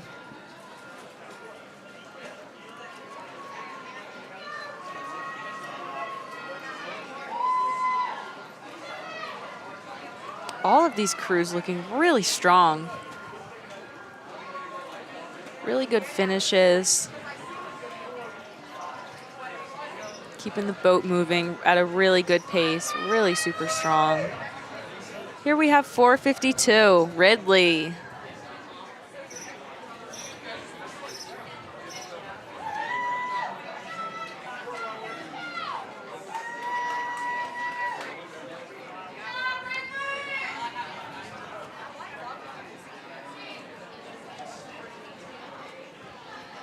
And another Saratoga boat here at 455, Saratoga.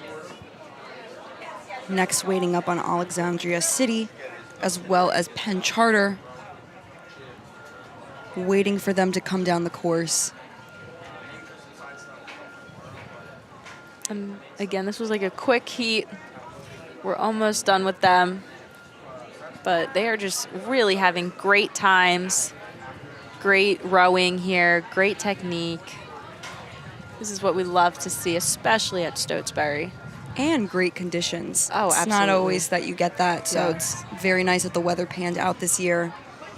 Especially coming from last weekend, those crews who were going to be at Philadelphia City Championships, you know, they had that weekend off.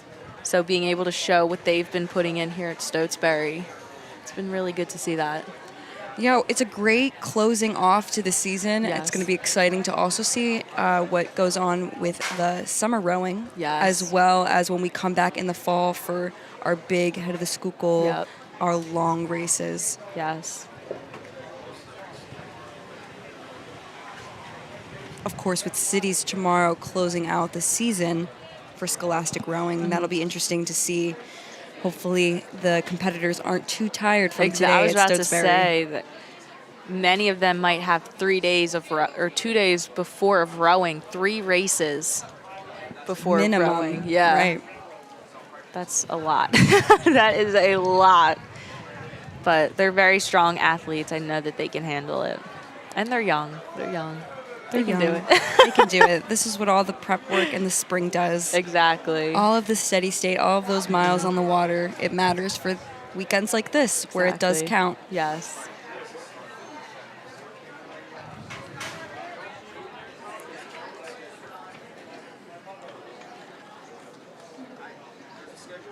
I want to say that's 4:59. I believe that is Buffalo Seminary. Okay.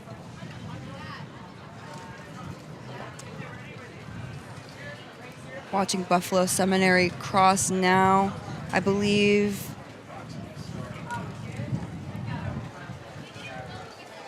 We have 460 Pensauken. Yeah. Or I'm sorry, that's 4:59 Buffalo Seminary. Oh.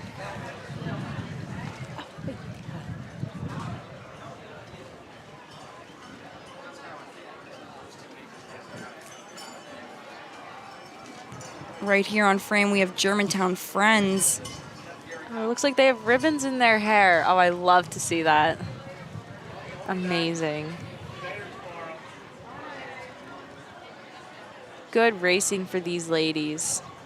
It's nice to add a little accent, something I fun. love that, yes. I do miss that at Drexel. I know that that's not like a college thing that people do, but I miss having ribbons in my hair every race, seeing what the coxswain would come up with. It is very It cute. was so fun. Coming up here, we're waiting on Agnes Irwin. I believe this might be Friends Select. Oh. And here we have the boys boys lightweight fours. This will be top 6 to finals. So only 6 will be moving on. And that will be tomorrow afternoon.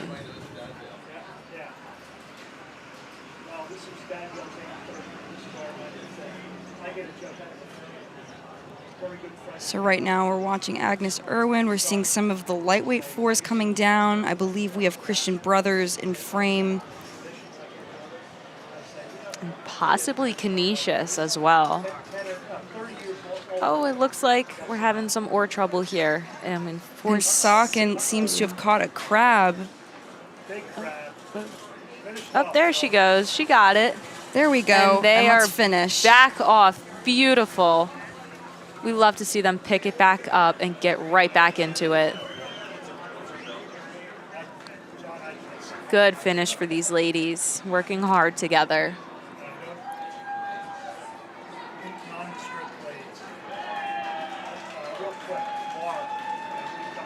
And I believe coming at the end of the island to finish off the girls' junior quads, we have Friends Select. Oh, another crab.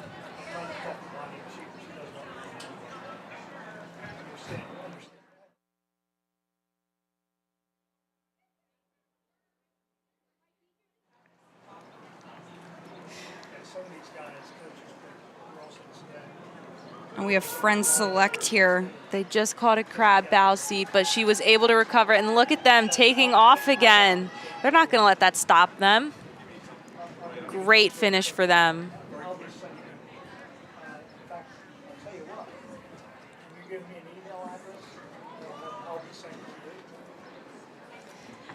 And here we have in the middle of the island, we have Christian Brothers. They are starting this boys lightweight 4 category off very strong, leaving a very big gap between them and whoever is behind them. And here we have another bucket rig on your screen.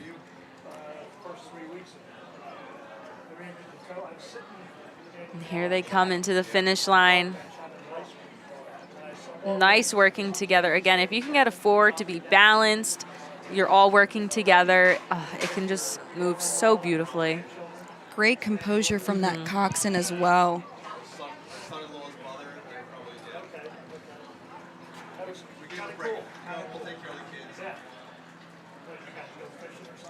As much as we do love hearing the coxswains, it is always better, strategic racing-wise, to keep the mic a little lower so that your counterparts, your competitors, aren't listening to your moves as well. You don't necessarily need to be loud, it's just being aggressive. Right. That's very helpful for the rowers.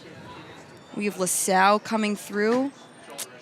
As well as, I want to say that's Canisius. Canisius right behind it. Looks like if the launching order was correct, that LaSalle has walked on Canisius. They also look like they are sprinting LaSalle. It looks very good. Good finish for them. Canisius trying to close that gap, though. Coming up, we're going to have St. Joe's Prep and Kearney coming in. Yes. You know, you see a boat in front of you and you're like, oh, like we should go. But then, you know, you might have 10 strokes left and it's like, maybe you should have gone earlier, you know, like you run out of water. It's only 1,500 meters. Sounds like a lot, but when you're in it and you're going, it really goes by fast.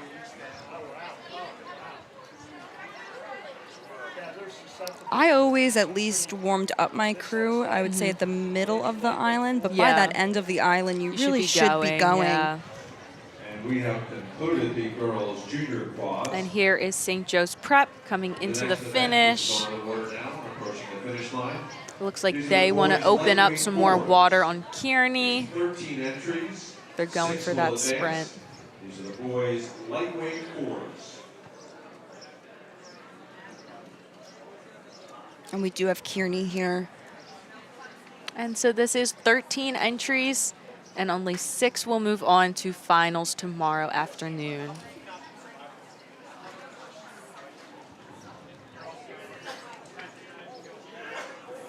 Coxon really getting into this one from Kearney. And here we have 473, Bishop O'Connell. This is the bucket that we saw a little bit earlier that I commented on. And they're working really well together. I feel like a bucket can be like hit or miss. So it's really good to depends see. on the crew that you have and Yeah. why you're doing the bucket. Exactly. Especially in a 4, this can be very hard to set. And just make sure that you're still getting that power application in that bucket. So that was really good to see that they were able to do that. We're seeing 474 Wash Liberty here.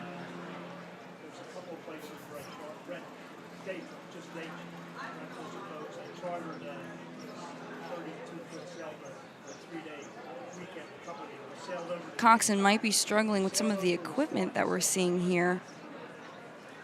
But it looks like they're doing really well, finishing strong still. Coming up right here, we have Steeton Hall Prep. A little bit more spacing with these lightweight 4s, also a smaller category.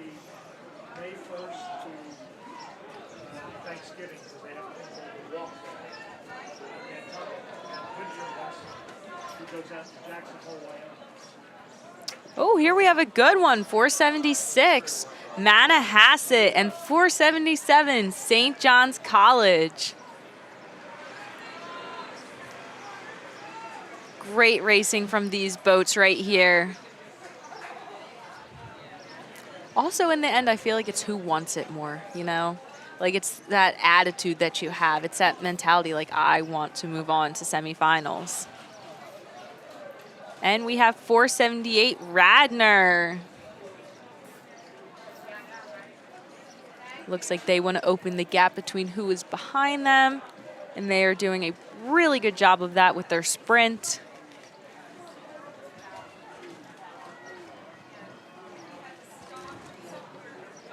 And then coming up here, we have Atlantic City closing out the boys' lightweight 4s. Coming up next, we have the girls' lightweight 4s. Again, small category. We have 10 boats racing, top 6 to finals. So it's just straight to finals, no semis. Which is kind of nice to just have 2 races at most for those crews, but you do have other big categories like the Junior 8 who will be having 3 races if you keep moving forward. And it does look like we are a little ahead of schedule. And that concludes The girls' lightweight 4s are at 12:19. the next event are the girls' lightweight fours.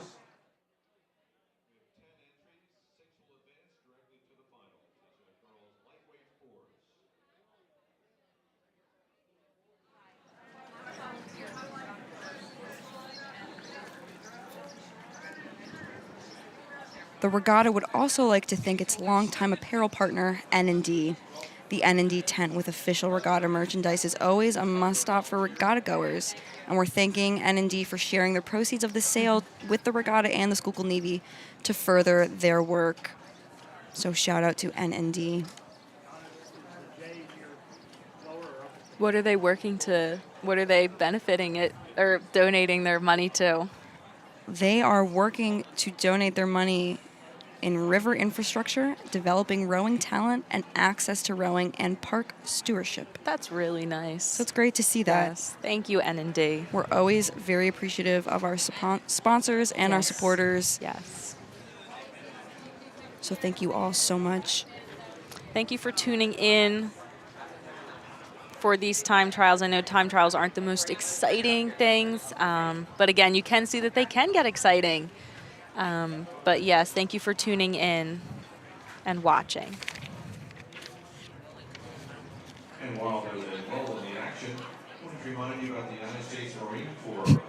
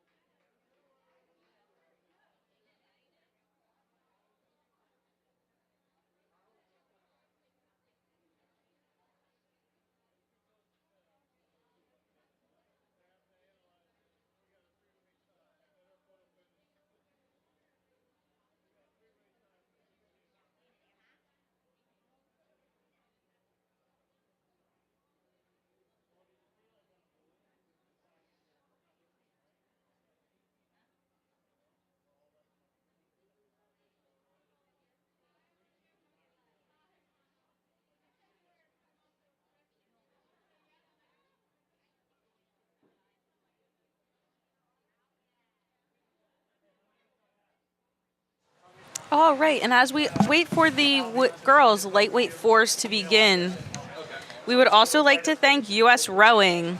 The regatta thanks its longtime sponsor, U.S. Rowing, a nonprofit membership organization recognized by the United States Olympic Committee as the national governing body for the sport of rowing in the United States.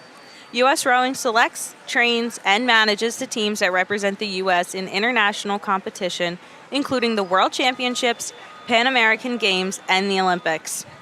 With more than 83,000 individual and 1,350 organizational members, U.S. Rowing serves and promotes the sport on all levels of competition and for every category of rower and helps further the personal goals of all.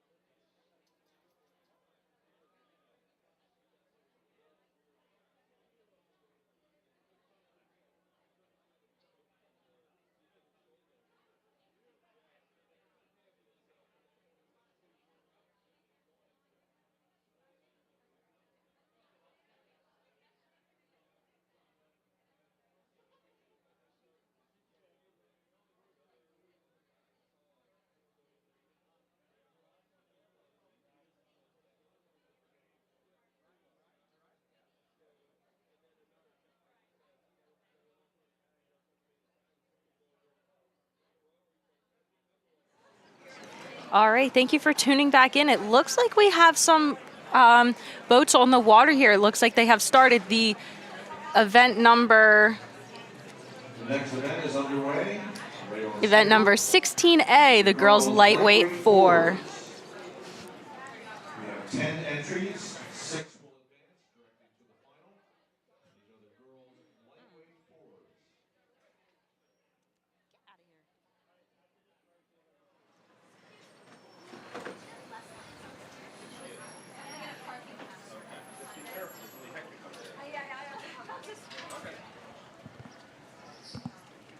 So first we should have Marion Mercy starting us off, followed by Mount St. Joseph Academy and Atlantic City. Those are our first 3 boats, and I do see Marion Mercy. I can see those yellow oars coming through Strawberry Mansion. Can't wait to see what ribbons they're wearing today. And it looks like I do see the Mount right behind them coming under Strawberry as well. So yes, they are off. And again, a smaller category, we have 10 entries, top 6 to finals. So again, we should see them again tomorrow afternoon. Definitely.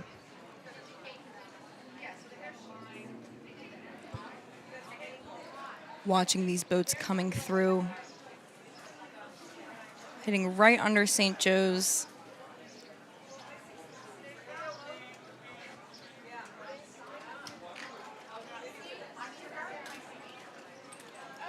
Almost approaching that halfway point. Mm-hmm.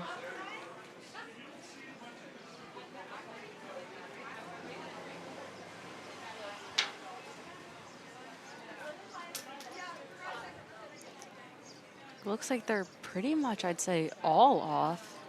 If not, maybe a couple more coming through the start. So should be good. I cannot wait to see how this one turns out, how this race turns out, and who we will be seeing in the finals.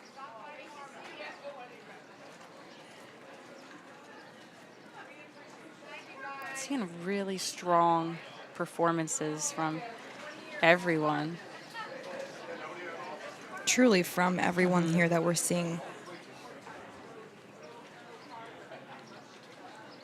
That break between Dadville seems to have done some of these crews a lot of favors, as they had a little bit of extra time to kind of regroup and rest. That's right. Before bringing their all for this weekend, since it will be a pretty intense racing weekend if they are racing in Stotesbury as well as cities that are being held on Sunday. So we're watching Marion Mercy and the Mount coming through. I'd say they're probably at the 500-meter mark, looking up the river. Up there are those bows. They're about to come right under that 500-meter mark. And then following right behind, we have Atlantic City and Villa Maria in frame as well. Yes. See the blue from Villa Maria. As well, I think we're looking at one of these boats, I believe, is Egg Harbor. I was going to say probably Egg Harbor. And possibly Radnor right there behind them. And it looks like Marion's coming into the middle of the island here, and Mount just approached the wire. Very strong here comes Marion.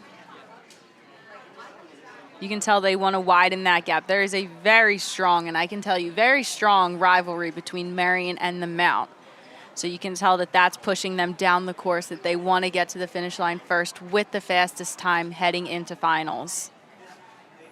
This is also for lanes, that they want to be lane 3 or 4. Those are the best lanes that you want to be in heading into finals. Right. Very strong heading into finals here. Marion Mercy coming through. Mount following behind, but still widening that gap. Great finish for Marion. Truly a great finish for them. And Mount's not too far behind them. Looks like they're picking it up for their sprint. Another bucket for them, just like their JV4 had. So we shall see how this turns out for them. And we're watching Atlantic City and Villa Maria coming through. Villa Maria a little bit behind, hitting the middle of that island. Atlantic City approaching the end of the island, hitting that last 200, 250 meters before the end. Last 20 strokes here. And this is Atlantic City that we have here. And these are the lightweight fours. Yes, yes. So sometimes, as you can see, it's more of a benefit to lay back into the finish to really suspend their weight, since they are lighter and most of the time smaller. So it's a good technique move to lay into your finish a little longer and to emphasize that second half of the stroke. Because you still want to get that power, and not just only at the catch, but you want to maintain it through the finish, and you want to keep it the same all the way through the finish. And here comes Villa Maria coming right into the finish. We have Egg Harbor coming up. Bat number 486. I think this might be the start of men's, their second four. I believe we're watching Unionville starting the event 17A, boys second four. So we are moving right along here. And coming out of the island, I want to say that's Radnor, maybe? Yes, we Radnor. do have Radnor, not Egg Harbor yet. It is Radnor.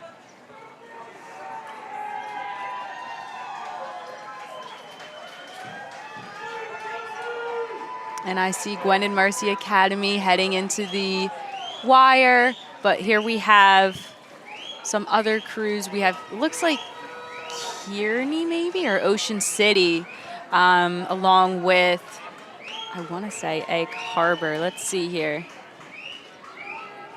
491. Oh, Lake Brantley, okay. And 488, we have Kearney. So yes, Lake Brantley and Kearney here finishing it off. And here we have Gwen and Mercy Academy heading into the end of the island. I'm also a little biased towards this boat. My sister is two-seat in this boat, so I'm obviously cheering her on. They are looking really good, taking on the conditions. A really good showing for them.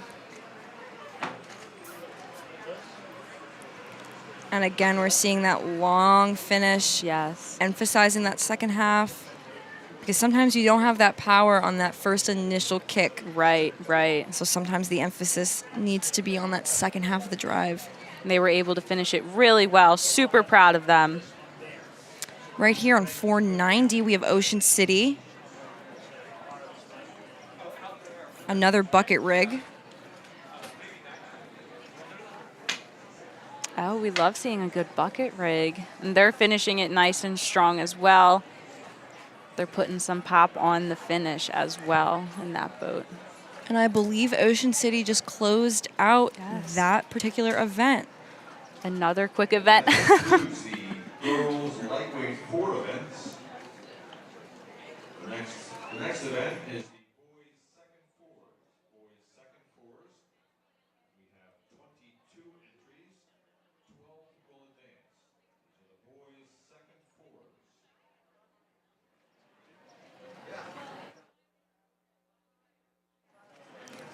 So coming up on event 17A, the boys second four, we have 17 entries. I believe it's 22. Oh, my apologies. We No, have you're 22 entries. Top 12 places to semifinals. Yes.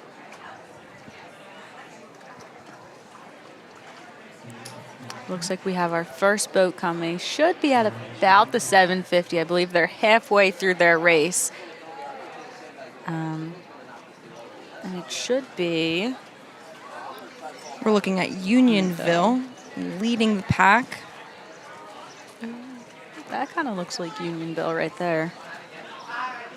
Getting great distance and clearance with those puddles.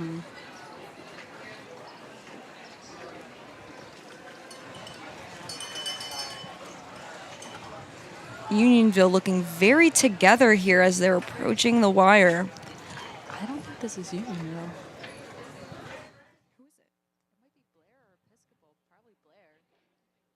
I don't know. So the next boat that's coming down is the railroad. It's not part of this event. Just the one.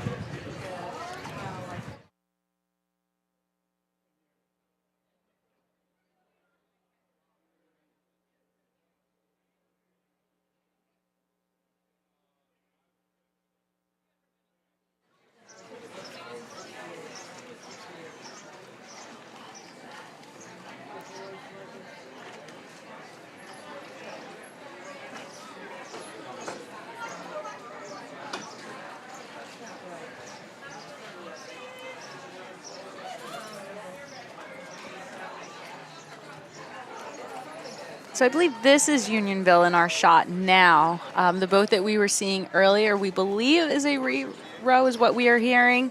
Not sure what category it is. But yes, I believe it is. This looks like Canisius. Maybe from the boys junior 4. Or lightweight 4. Lightweight 4. It is a re-row from the Canisius lightweight 4. That was event 15A. We're not sure why there was a re-row. On the river now and coming to the finish line is a re-row for Canisius. Boys lightweight 4, Canisius.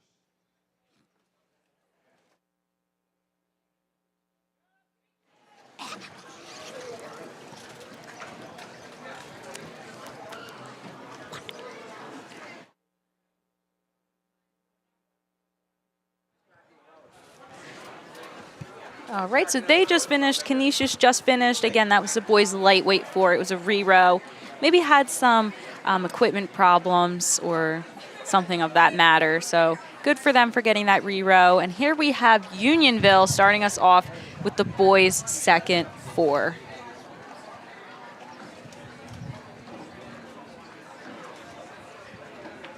So the event is coming past the island now. These are the boys' second fours. Boys' second fours. And looking firm here as we're coming through, finishing off their last 200 meters. Looking for Blair crew that's following behind.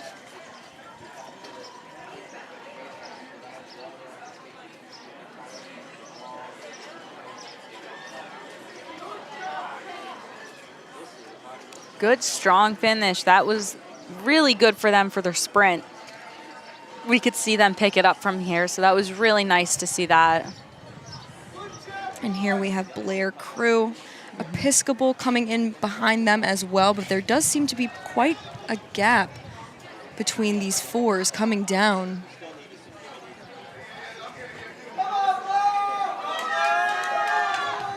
And again, we have some spectators in the grandstands. Always great to hear. Love cheering your team on, so it's really great to hear that again.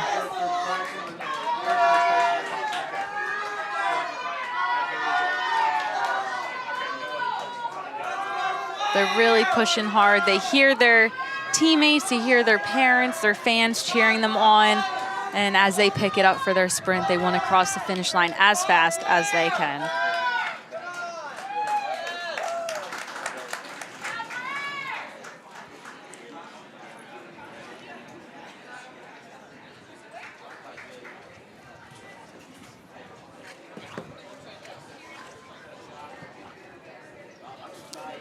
This is Petty, not Episcopal. So we have Petty coming down the course now. Seems to be a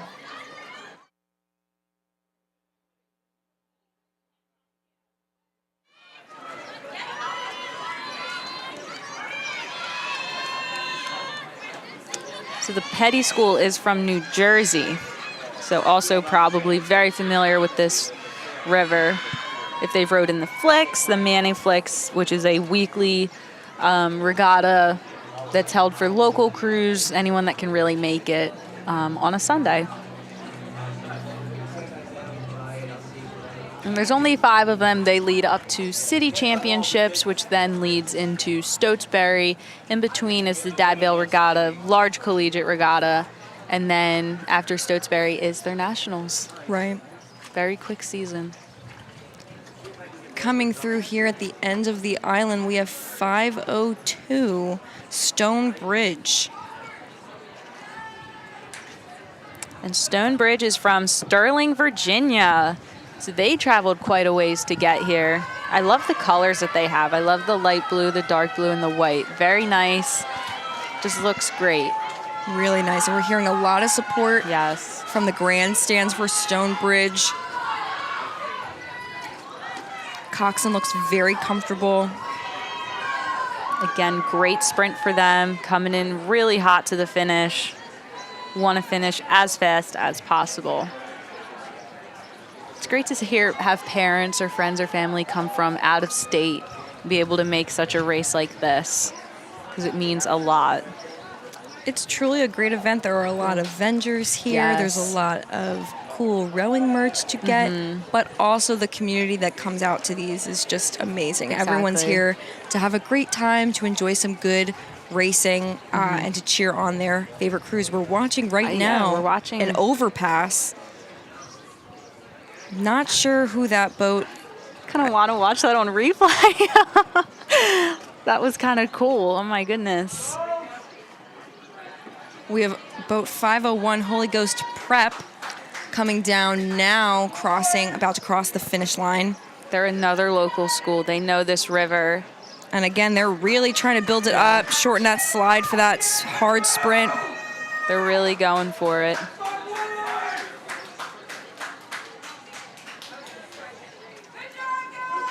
Might be Haverford that we're seeing, the boat that was overtaken. And in front of us, we have 5. I believe we have Opsigani in 506.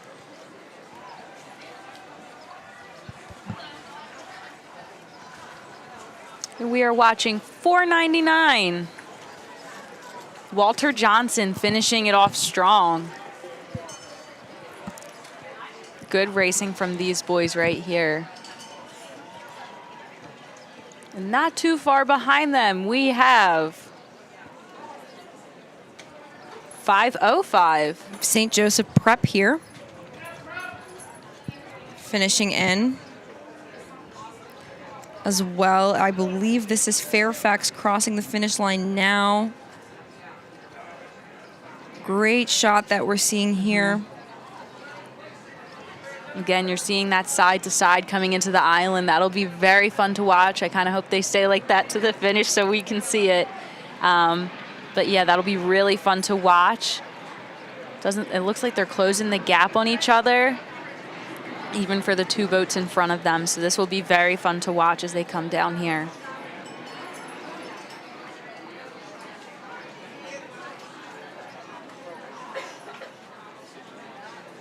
And it also really does help, too, which coxswain has the better line in their lane. For sure, for sure. It also lessens the amount of strokes that the rowers take, which is important. Right here we have 502 Stone. Oh, I'm sorry, 512 St. Joseph's. And 508 Rock Ridge. Looks like Rock Ridge really wants to hold on, keep that boundary with that other boat. And coming up right behind them, the race that we were following, it's Manhasset and Nutley coming in. And it looks like Manhasset has the lead. You can see these coxswains really looking at each other, staying competitive. Looks like they want to keep contact. Ridley wants to keep contact with Manhasset. But again, unfortunately, you run out of water. 511 Kinesis. that's why it's really important. Some of these crews start their sprint a little later. Sometimes it is an advantage to start your sprint earlier so that you can stay ahead of those crews and plan ahead for that sprint. Exactly. 5:07 in frame now. Yes. 5:07 is Briar Woods. Obviously, it's important that you can maintain that sprint and you don't just start early and then you're kind of like fade out because you're not able to keep it up. So it's what the crew can do, but you definitely don't want to just run out of water for sure.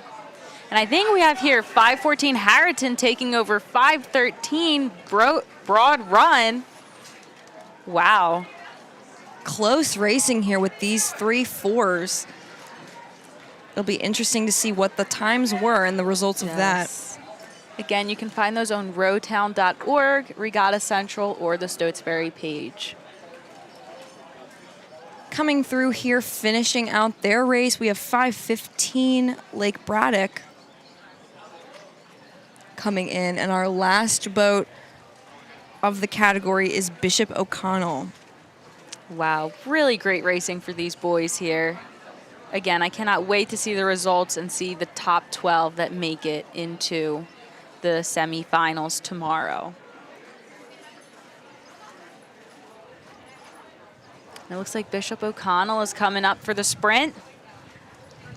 They want to close that gap between Lake Braddock.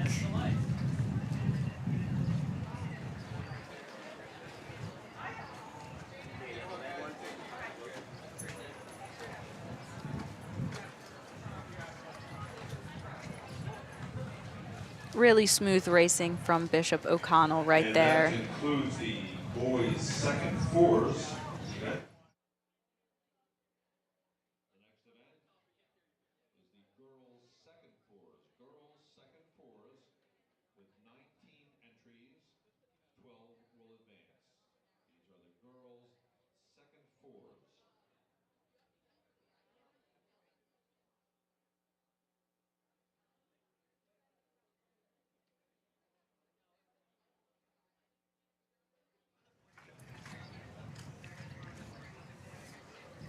Take these 2 poles and tie a sail to it and kind of make it So it looks like we might have our first boat on the water for the girls' second 4. If I'm seeing it correct, I think they are on the water. The girls' second 4. We have about 19 entries, and it's only top 12 are going on to semis. So just like the boys' second 4, only the top 12 are moving on to semifinals. We'd also like to give a quick shout out to our sponsor, Toyota. This is Toyota's 8th year as presenting sponsor of the Stotesbury Cup Regatta, as well as Toyota supports the Schuylkill Navy's 365-day-a-year efforts on behalf of the rowing community, including river stewardship, ensuring river user safety, and developing rowing talent at every level. So thank you to Toyota for sponsoring the Stotesbury Cup Regatta. And I believe they have a tent in Stotesbury Village that you can go take a look at. And they might have a couple cars if you're looking at buying a new car. They have a couple cars you can take a look at, see if it strikes your interest. So go check them out in Stotesbury Village.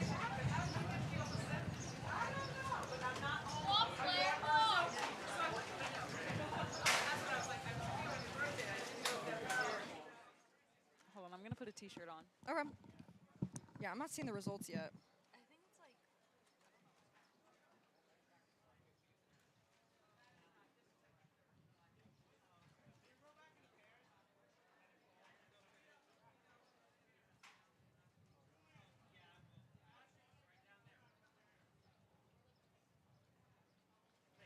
We have event 18A, the girls' second 4, coming down the course now. Lake Braddock and City Honors are leading this heat. We're watching 522 Blair Crew entering in the course.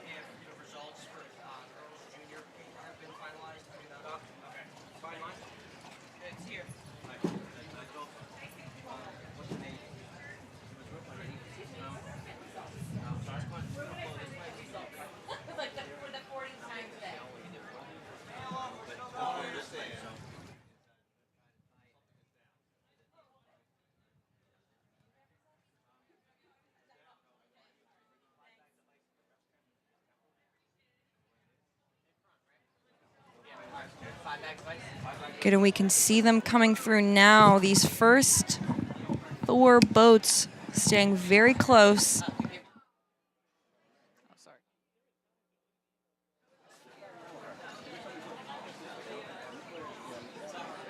So it looks like they should be about St. Joe's Boathouse, which is 1,000 meters left. They are 500 in, so they have quite a bit of ways to go, but they are looking strong as they're coming into their last 1,000 meters.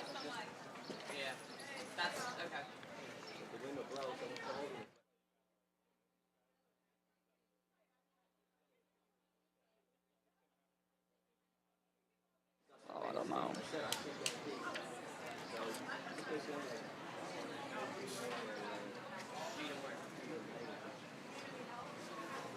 We'd also like to remind our listeners, as we're waiting for these 4s to make it down the course, the Marines Corps Chin Up Challenge presents a test of strength and determination to willing participants. So stop by the Marine Corps booth in Stotesbury Village, meet with the Marines, and test yourself in the Chin Up Challenge to see if you have what it takes. I might go test that out later. Who knows? I might go test that out later. Should we have a chin-up challenge? I think we should. Spice it up. Spice it up. Maybe if there's comments, people can comment who they think are going to win. But for now, we'll focus on the racing. So it looks like there's going to be a tight 3 boats here. Looks like one boat's yielding to another, meaning that they're getting out of the way because a boat is passing them. Oh, we have a hard yield. Yeah, very hard yield. Not sure who's in that particular boat, but that was a very hard yield to make it over. There are penalties for the boats that don't yield, so it is very important to stay on top of that and to make sure that you are getting out of the way for those other crews. So good to see that there's good sportsmanship and they are yielding to the faster crews. Exactly. And that the coxswain was responsive. I know sometimes you have those where the coxswains aren't responsive or the crews are not responsive. So it might cost somebody a race, or, you know, there are consequences after the race. Like a coach might come up and say something about it. So it was definitely great to see that good sportsmanship out of that crew.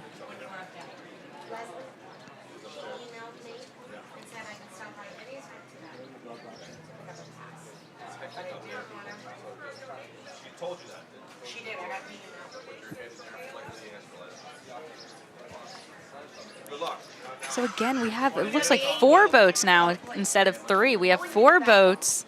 It's going to be a really good finish for these crews, and they look like they're coming into the island now. So they're coming into our eye shot now.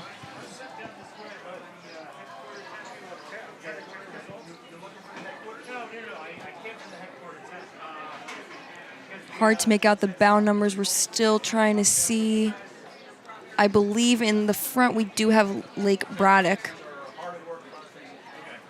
And then coming up on the inside here,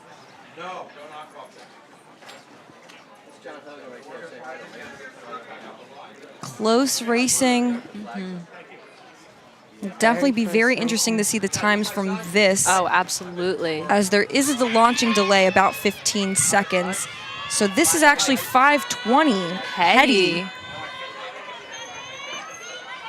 They were the ones who, it looked like Lake Braddock, I believe, had to yield to. So this is good racing for Petty for sure. Absolutely, because this is Lake Braddock that did have to yield for Petty.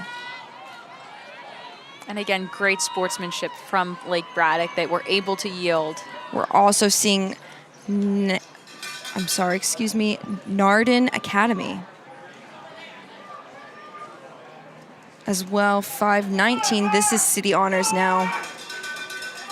So if the launching order was correct, then Petty and Narden Academy really did stay with those 2 frontmen. Again, so amazing and so interesting to see how these results will play out and who will be moving on to semifinals. And coming up, it looks like we have another pack here leading them through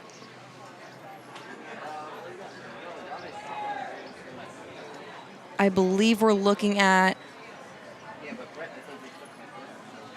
definitely I can see the mountain frame. Possibly Radner, I believe that's next to them.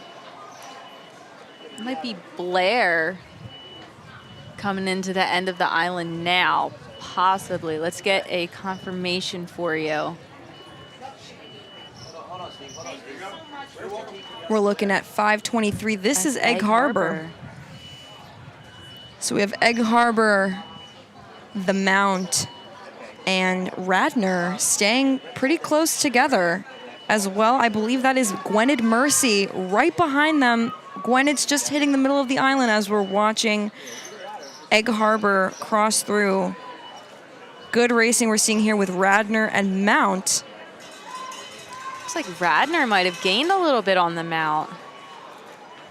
But Mount's definitely fighting back for sure. This is fabulous, fabulous racing right here. The Mount holding their own up until the end. But again, tricky to know because these boats start 15 seconds behind each other. So if you really are able to walk up on a boat like we just saw with Radnor, most likely you did beat that other boat. Exactly. So we'll have to wait and see. We have 5:22. This is Blair Crew coming up. And it looks like they are sprinting. They're bringing it up. They want to finish it strong, just like the other crews ahead of them. Good finish for them. And here we have 5:27, it looks like. Another Blair crew, or a different one. I think a different Blair crew, different colors. They have the bees on their oar as well. So that's what we were looking for when we were looking for Blair. Here comes a 3-pack. We have 5:28 Hill School, as well as That looked like Gwynedd. definitely Gwynedd, and I believe we might have Walter Johnson. Sounds about Or right. this could be Mainland. Oh, maybe Mainland, I believe. We have Hill School finishing now. Looking at some of these other boats coming up as well. We have about 400 left. Gwynedd coming through now. And we have Mainland coming in as well, right next to Gwynedd. Coming through the end of the island now. Let's see. We have 5:31, I believe. Yes. Unionville coming Yes. through. Right next to them, we have, it's a blue boat, 5:32. Villa Joseph Marie. Okay. Oh, it looks like they're picking it up.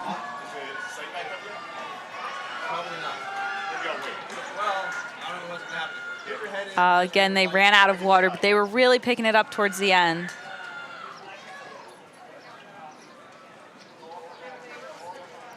Good racing from all of these crews. And here we have 5:30, Walter Johnson coming in.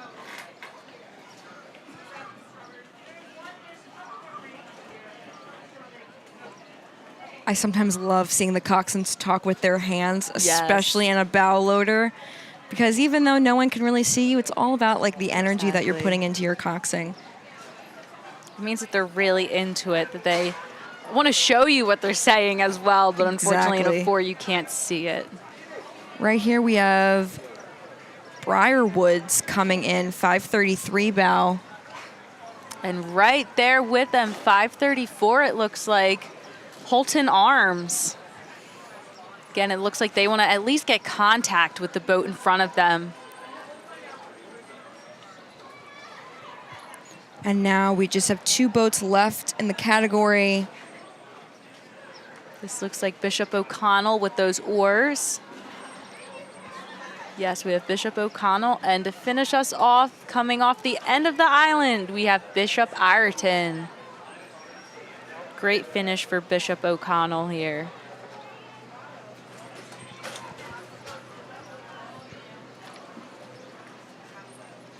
And here comes Bishop Ireton.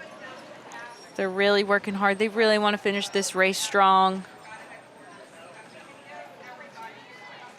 I remember high school racing. I remember the 1500s. You're just like, oh my gosh, is the race almost over? But now racing in college, and it's 2,000 meters, so I added 500 more meters. You get that same feeling, but I don't know. It's just, you never lose that feeling, I guess. It's just how you work through it, truly. It's how you work through it and how much, how much it means to you.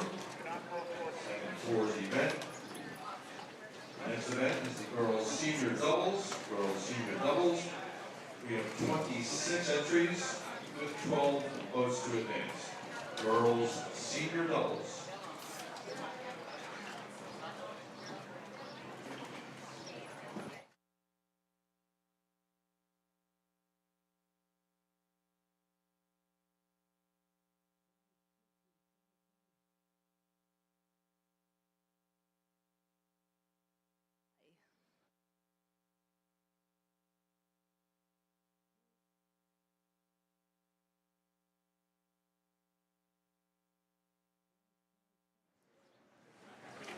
It looks like right here we might have Episcopal coming down the course.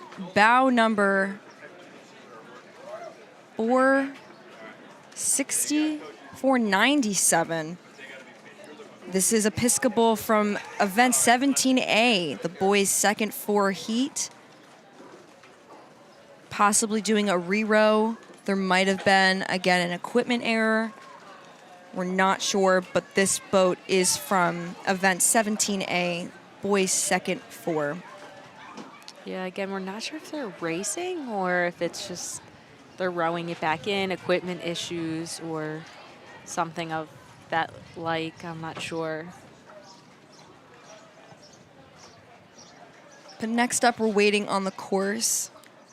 Event 19A, the girls' senior double. Top 12 places to semifinals. I believe we have 22 entries. Okay. And how many are going to semifinals? 12. Okay. It's a very common theme. And they are on the course, it looks like, or at least just started.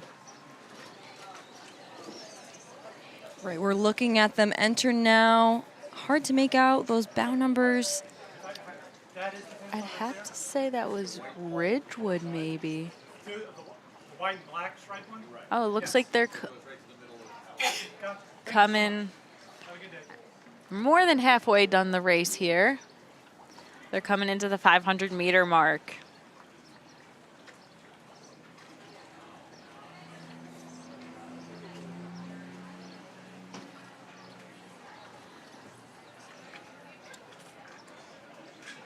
So this category, we are now in the varsity categories where you will find most of the seniors in high school are racing in these categories, juniors also, some sophomores, but definitely seniors. This is their last Stotesbury. They want to make it memorable for sure. So you're going to see a lot of great racing in these categories as well.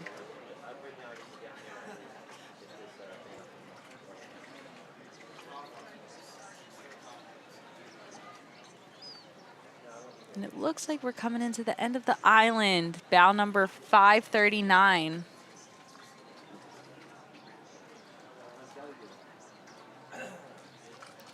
.539, Rumson Fairhaven. Okay. Off Coming to a through really now. good start. Conestoga should be right behind them. It does not appear that it is Conestoga. Sometimes it's too hard for the officials to get everyone lined up according to how they're actually supposed to go off. Sometimes a boat shows up late but still can make the event. So there's a lot of Exactly. different variables that are going into why the orders are messed up, or simply some boats are being passed. Yeah, we could have that. 540 here. This is Conestoga. Looks like different unis. They might have the skyline on their back.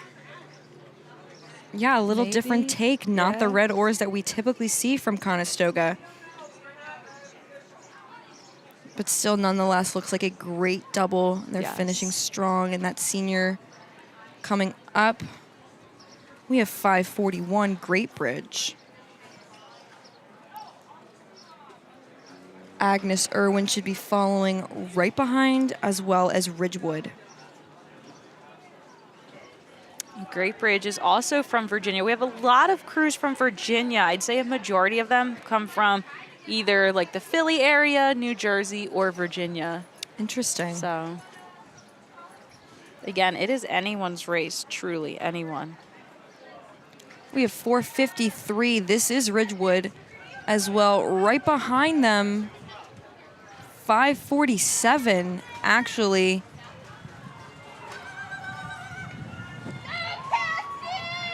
Castilleja. That sounds, yeah. I'm so sorry if I pronounced that wrong.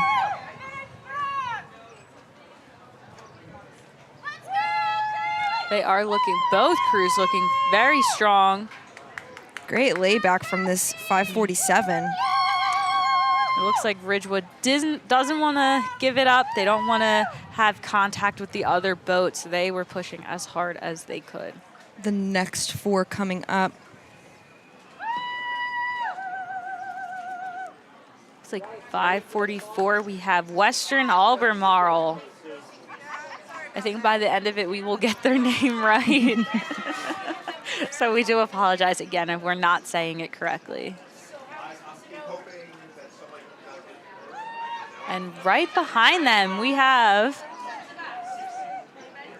I believe that's 549 Matthews coming right behind them with 546 Ipswich.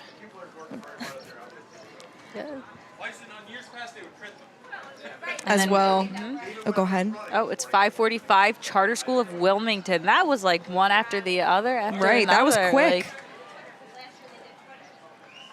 Love the bucket hats on these two. And 548 Upper Marion. keeping the sun off of them. Very smart move.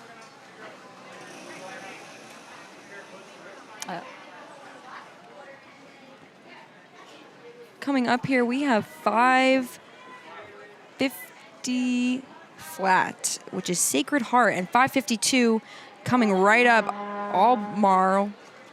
Yeah. Oh, yeah. Again, Like apologies yes. for not pronouncing that to the best. Coming up right behind them. Trying to make out. This is 555 Shipley. Yes. Shipley, another program with good sculling boats. And sweeping boats. I think we've seen a little bit of both from them as well. And in front of us, we have, we're going to say Haddon Township. And Walter Johnson. Yes. As well, right here, Baldwin coming in at 554. And you see those 8s going up. They're probably going up for the second 8 event, which is going to be happening after the boys senior double, which is after this event.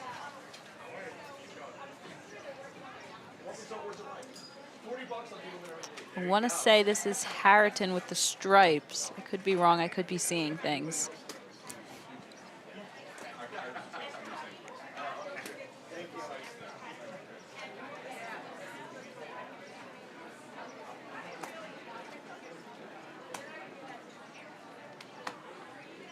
I believe you are correct, Katie.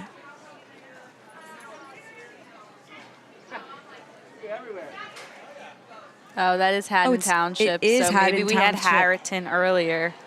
Ah, I got it switched up. But we're seeing Haddon Township crossing through. I feel like by the end of it, we won't even need bound numbers. We'll just know by looking at people who they are. We're getting good at it. We are. There are also a lot of different and new Yes, crews here, yes. and some crews that we haven't seen at the last flick. That's right. That is true. We have 560 Augustine Classical.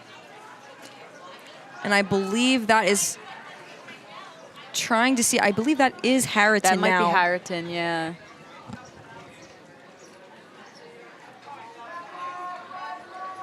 They're looking very composed as they're coming into the finish. They are collecting themselves. Tripods, unsecured tripods with a Yes, weight this scale. is Harriton coming in, those stripes. I know I didn't miss them. Good thing I have an engineering side. Coming up, we have 564 Penn Charter. Oh, is this? I think this might be one of the first Penn charter boats we've seen. Another local school. Races here on the Schuylkill and the Manny Flicks, so they know the river as well.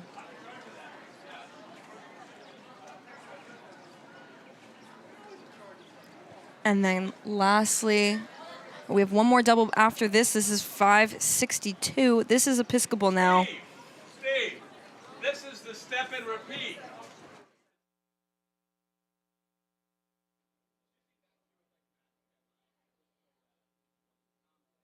Does this don't make any sense? Coming up here, It's your fault, Steve. 565. I believe this is Great Valley. I know what it is. I couldn't figure out what the heck is going on. Let's say so, and that might be the last. Oh, I think. No, that might be the last double that we see today for the girls' senior double. I believe you're correct, Katie. That is it.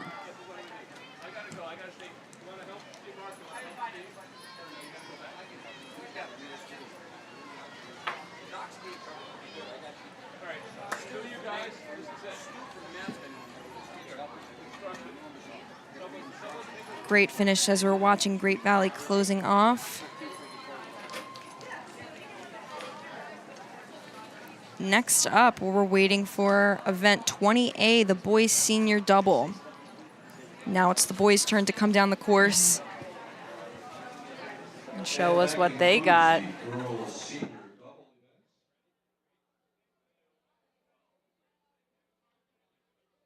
Next event is the boys senior doubles. Boys senior doubles. We have 22 entries with 12 to advance. Boys senior doubles.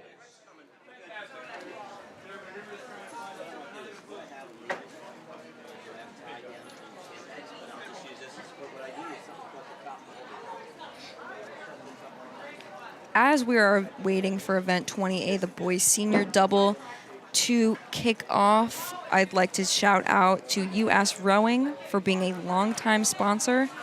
It's a nonprofit membership organization recognized by the United States Olympic Committee as the national governing body for the sport of rowing in the United States. More than 83,000 individual and 1,350 organizational members, U.S. Rowing serves and promotes the sport on all levels of competition. So thank you to U.S. Rowing for sponsoring the Stotesbury Regatta presented by Toyota.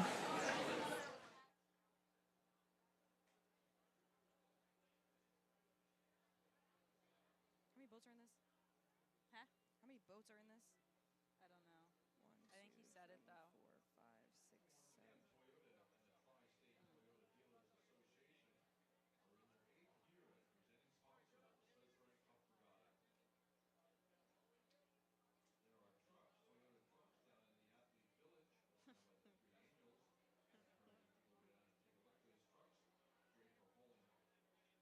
It is.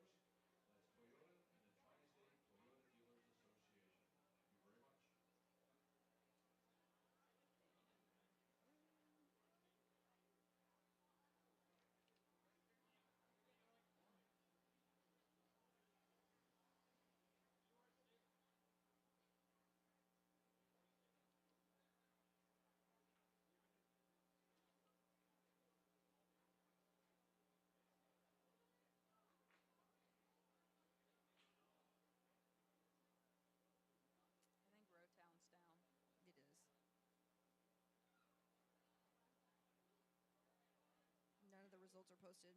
Still for the boys' second 4, event 17, still not posted. Yeah, so I don't know how everyone's seen the results. Yeah, who's gonna know how to who's deep breaking? Oh, thank you.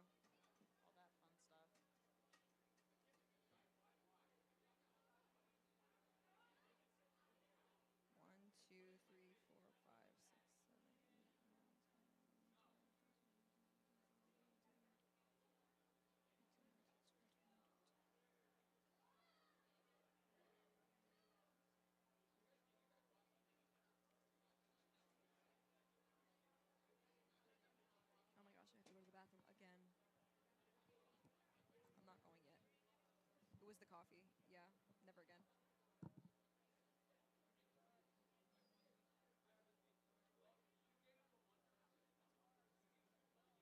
I know. Are we not tomorrow?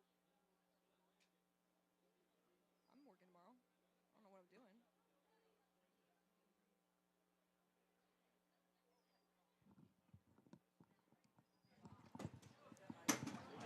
And kicking off the boys senior double. Believe we have Malvern Prep starting us off.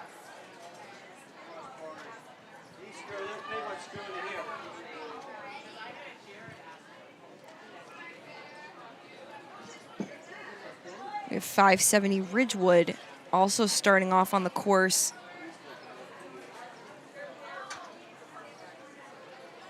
Great start for them as we're seeing some of the refs as well on the course. Some 8s coming up. Those boys' second 8s coming up for their next race. 22 boats in this event. Top 12 places to semifinals. So a pretty good shot of making it. Yeah. 10 boats to beat.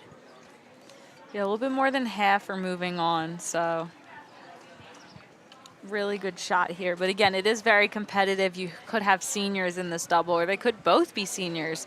So they definitely want to make their mark. They want to make this the most memorable Stotesbury for sure.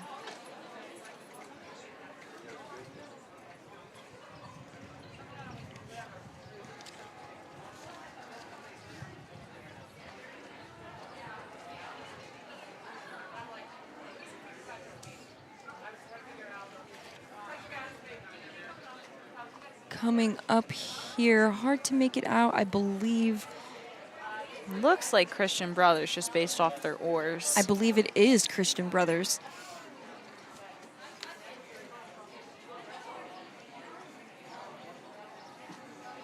So they just started their race. They're heading under Strawberry. We have someone who looks to be about at St. Joe's.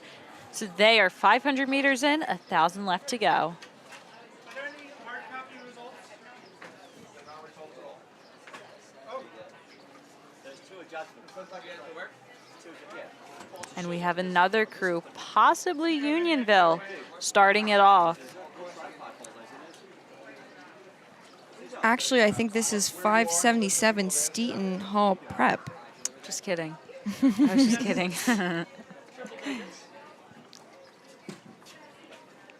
Hard to make out the bow numbers as we're only being or able to see from the camera shots.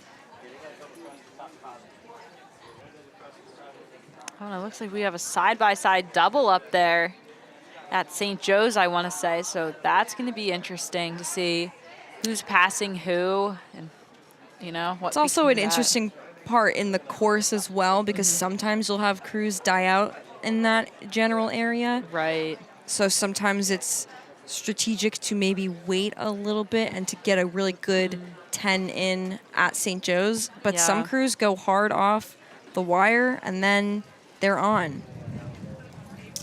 Right here we have 578 Western Albemarle coming in.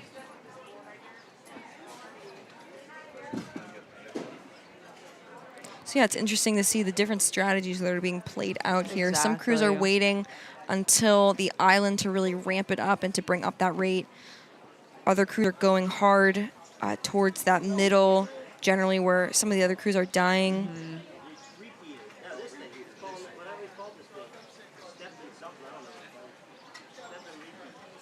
And it really just depends on the crew for when it works. Like you're making your moves. You know, it's not always going to be the same move that works. Oh, if I take a 10 at St. Joe's, that's what's going to work. No, you could make a move later in the race, and that's what could help you. So, yeah, it really just depends on the boat you're in, who you're racing against, and, again, just what works for you mentally and physically.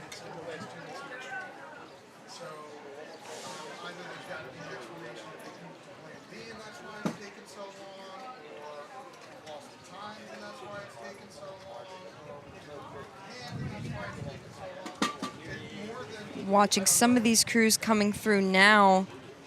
Believe this is Malvern Prep, Ridgewood, and Conestoga.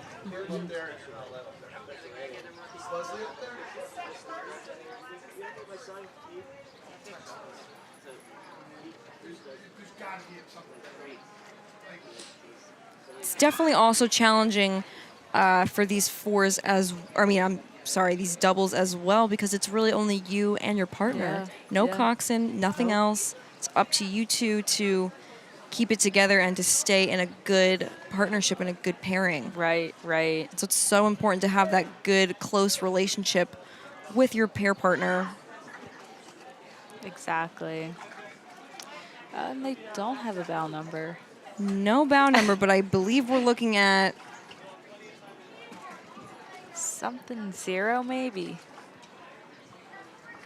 this might be Ridgewood that we're seeing. Or it could be Malvern, because this is the first double that we're seeing. And this is 573 Niskayuna. Wow. They're looking super sharp as they're coming into the finish. Really moving that double. Very in sync with one another there. Yes.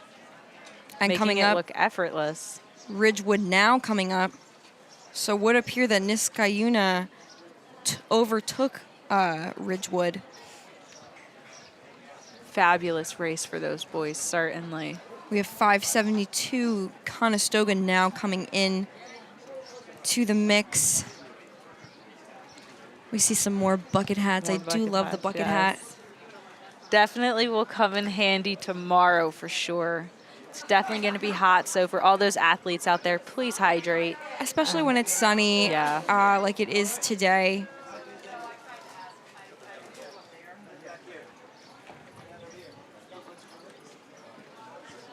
Coming through now, we have 574 Albemarle, as well as a tight race. Is that Christian Brothers? It is Christian That is Brothers Christian Brothers. being overtaken.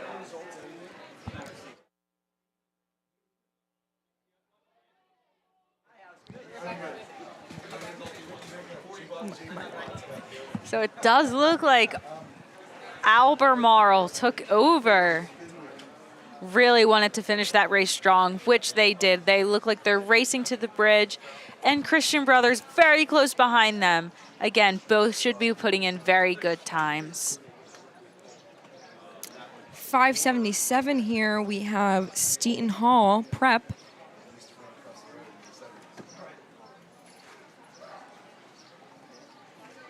Katie Ernst is such a good announcer. I'm glad we have her doing it. Thanks, Katie. Anytime.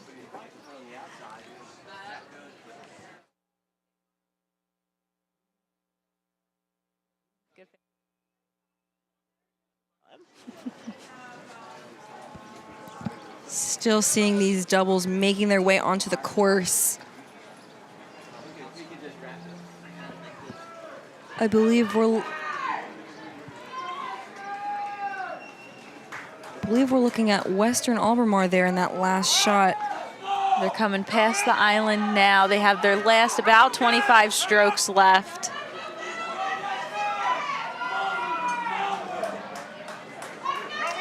I think this may be Langley that we have in our shot here.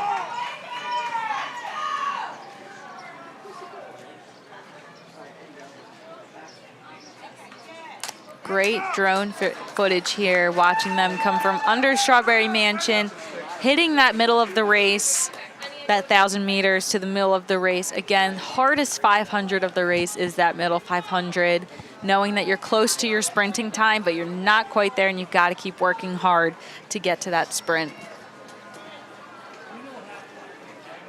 Definitely. And also making sure that you're giving it 100% so that you can make to those semis. Exactly. But again, that also depends on how many boats are in your category, Yes. what have been previous results, stuff like that.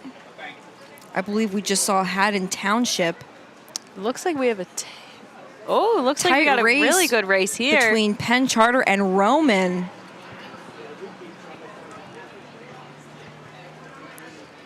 Good racing from both crews. That was a really good finish for both of them. Again, really exciting to see how these will turn out.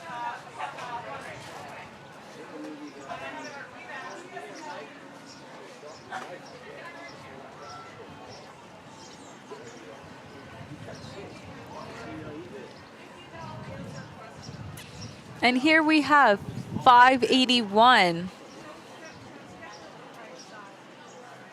Yeah, with this thing, we were using these.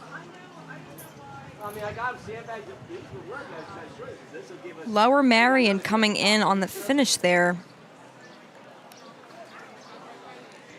And it looks like Germantown Friends is right behind them, picking it up, going for their sprint. 582, Germantown Friends.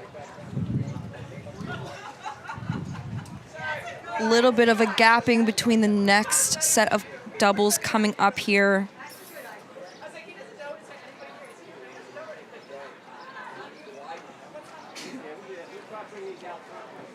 Still waiting on about 10 doubles to cross.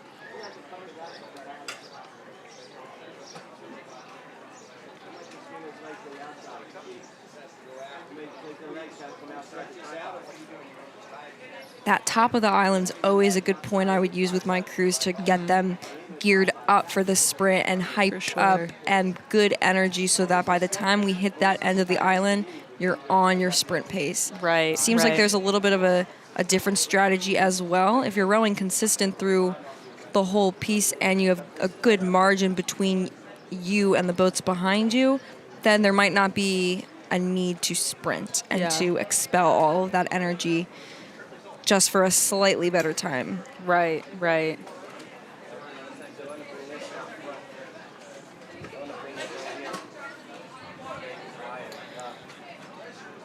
I believe we're looking at 586 North Allegheny here.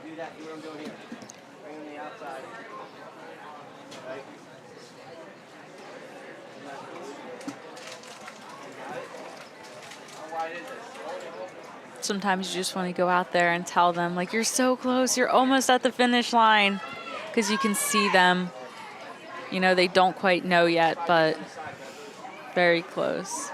And here you see the boys' second eight starting off with St. Joe's Prep leading event 21A.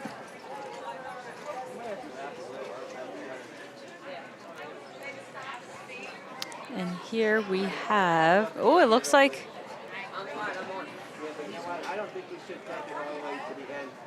Because we're supposed to time out this year. Okay? it might have been, Oh, here we go. We're looking at 587 Belleville and St. Benedict's, I believe. it might be Eustace. Oh, it might actually be Eustace. My apologies. And oh, another one. We have 588, it looks like. St. Benedict's Prep. Wow. That was a great overtaking by St. Benedict's as well. Again, the color of that boat, I love that color. A good sign for that St. Benedict's Prep boat. Little mini crab, little digger, I guess we could call it. Good picking it up, finishing it strong.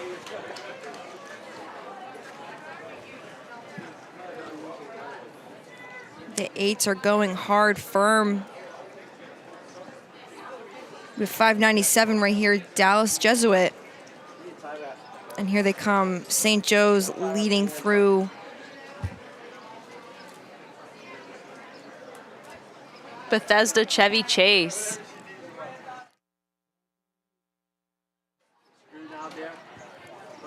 So it looks like we have one last double coming through. It's either Friends Select or Notre Dame College. I know Friends Select has those yellow blades.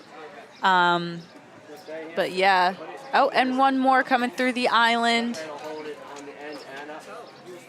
And we're also watching these starts for the boys' eights coming down the course now. And one last one coming at the end of the island. Finishing it nice and strong. There they go for their sprint. Seeing some more of these eights coming through, approaching the green steps, that halfway point.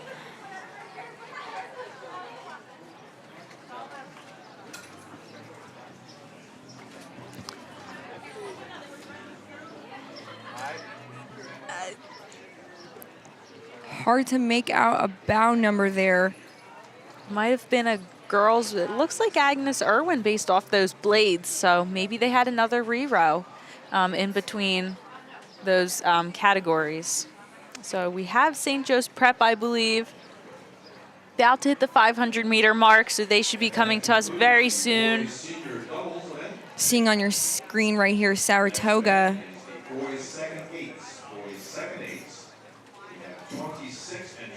Very controlled at the finish here. Yes. So we have 26 entries altogether. 12 will be moving on to the semifinals, which will most likely be tomorrow, followed by their final in the afternoon.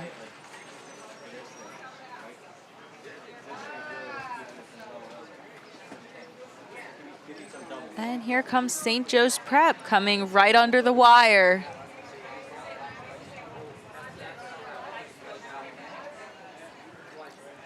Again, looking strong. St. Joe's Prep, very strong program altogether. So, shall see how they finish compared to everyone else.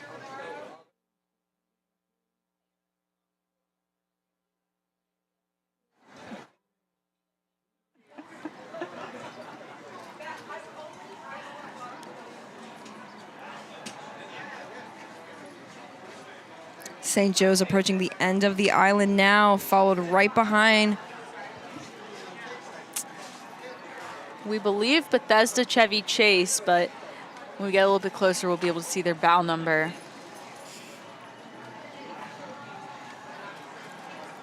St. Joe's finishing strong. Keeping their composure. That coxswain looking at the finish line, making sure that they don't go over, take too many strokes over.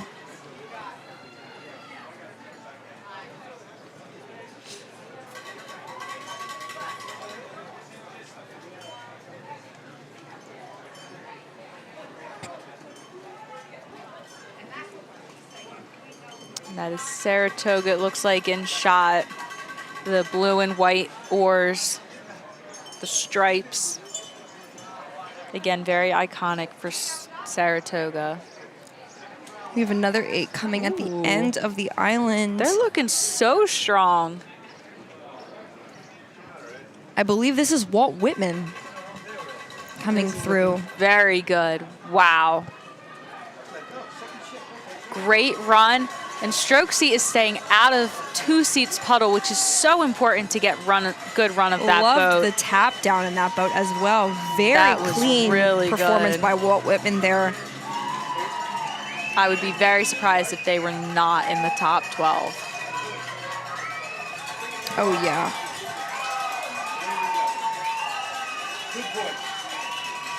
And someone just came at the end of the island. This looks to be not 100% sure. It's 597 Dallas Jesuit. I believe they are from Florida. I could be wrong. So they're coming from very nice weather.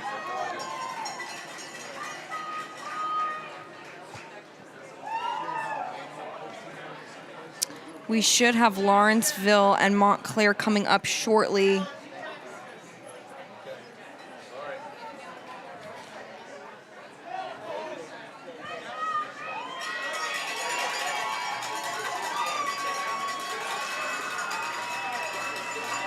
couple more boats entering the course. I believe that was just James Madison that we saw. Here at the end of the island, these crews are moving very fast.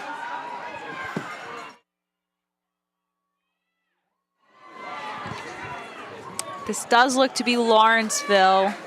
And we do have Montclair here. Great racing from both boats, for sure.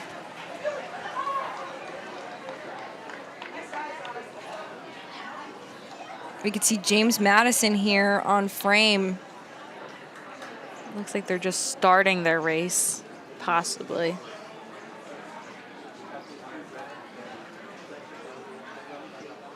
And we have a crew coming into the end of the island here.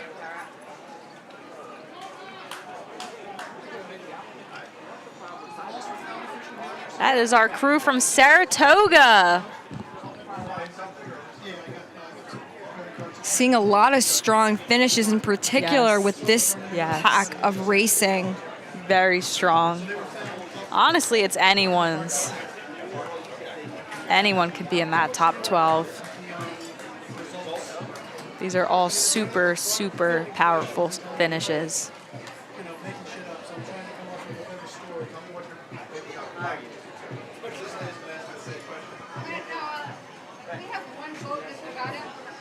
Oh, close racing between 6:13 and 6:14. We have McLean and Oakton staying very close. I believe this is just the start. So very interesting that they were started so close together.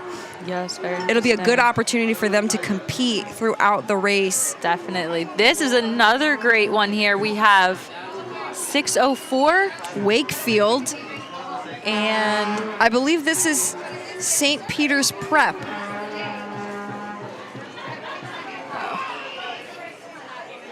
we have another crew right there, right behind those two boats that you just saw. That might be St. Peter's Prep.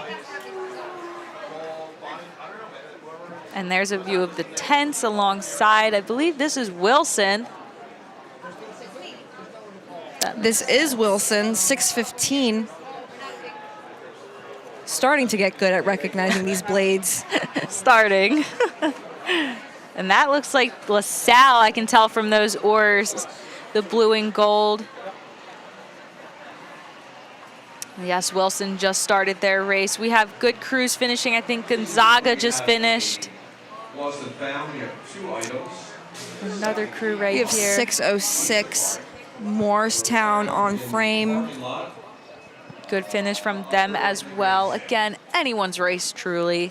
They're all finishing so well today. And looks like some of these crews, as they're becoming a little bit more spaced out, are kind of just maintaining their own and keeping that same rate and speed throughout the end, Yes, which is a strategy call. it is. Sometimes you don't necessarily need to sprint and go Exactly. insanely fast. You're just trying to Exactly. qualify. Exactly. Wilson coming up.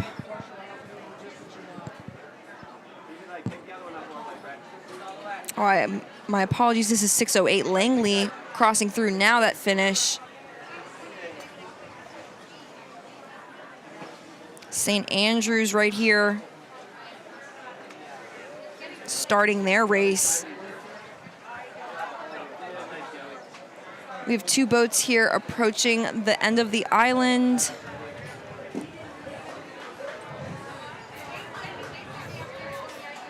This might be at St. Augustine. That it could be St. Augustine. In 6:11, the boat on the inside here, we have St. Albans. I believe that to be St. Augustine.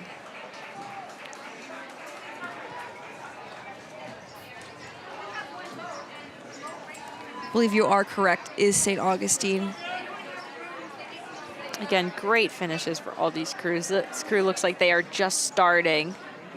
I believe this is 6:19 Jefferson here. Here comes LaSalle. Used to seeing the blue and gold stripe, the bumblebee. But I like I the know t-shirts. we don't have a bumblebee this Yeah, time. I like It's the just shirts. the shirts this time. But they're looking good, looking strong as they come into the finish. Looks like they're also just trying to maintain their own, just keeping it together till the end.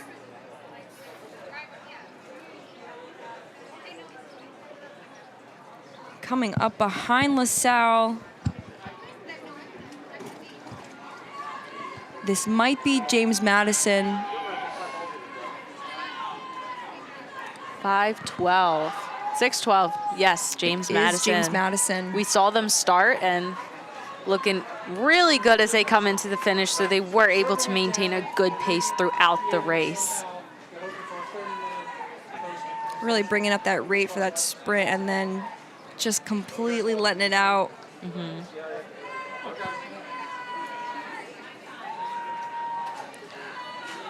As we have a shot of the start. Up So you can here. see some of the stake boats that are in for later today. They're going to put in the middle or lanes 4 and 5 later today for the semifinals, but they wanted to leave that open for the time trials so that you could just go right through and not have to worry about going around the stake boat. And finishing up their race,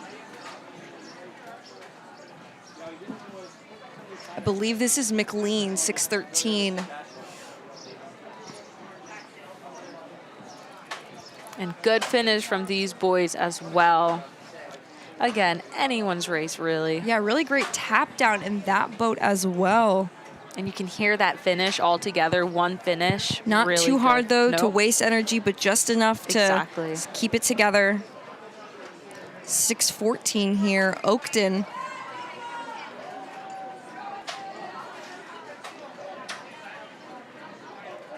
And right behind them, we have a green shell, or a yellow shell with green. So I'm going to say Wilson. And you're seeing on your screens now, event 22A, the girls' second eights now kicking off with 623 Walt Whitman leading the pack and Mount following right behind them. And you see that bucket rig in 7 and 6. A lot of bucket rigs that we're seeing. A lot of bucket rigs. Should be interesting to see how this crew does as well.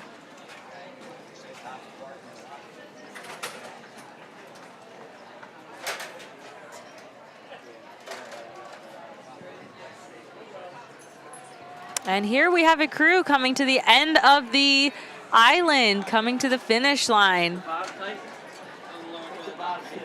616, Walter Johnson.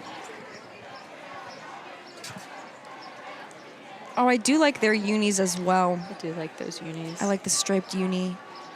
Matches the blade really nicely. Yes.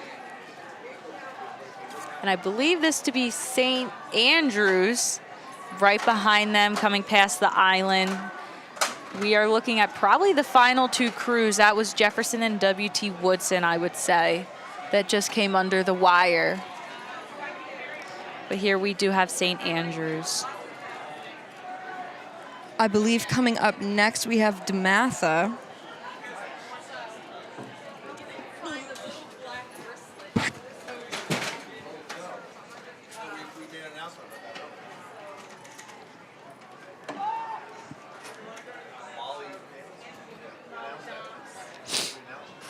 And here we have a crew coming in front of us. Most likely DeMatha, looks like their colors. 618 DeMatha, yes. Coming to the finish again, super strong. And to finish it off here, we have Jefferson and W.T. Woodson. Great shot here on the drone. We can see beautiful lines from the coxswains. That's what you are looking for, especially as a rower. Take as least strokes as you can. So yes, 619 Jefferson with the green bucket hat's gonna finish first. And then we have W.T. Woodson right behind them.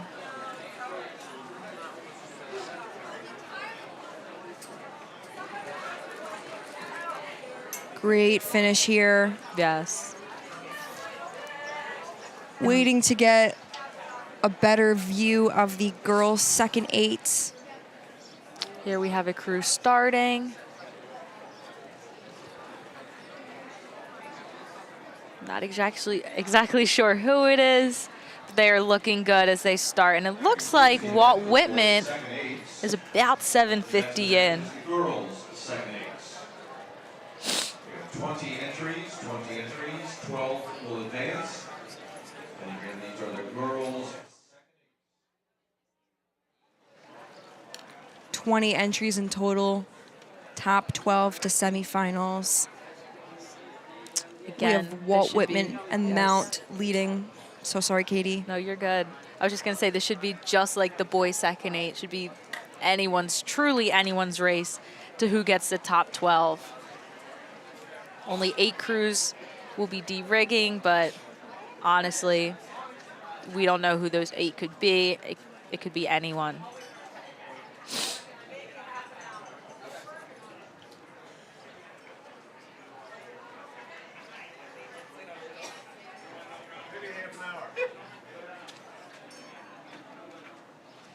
It looks like they are under the wire. They're coming into the island.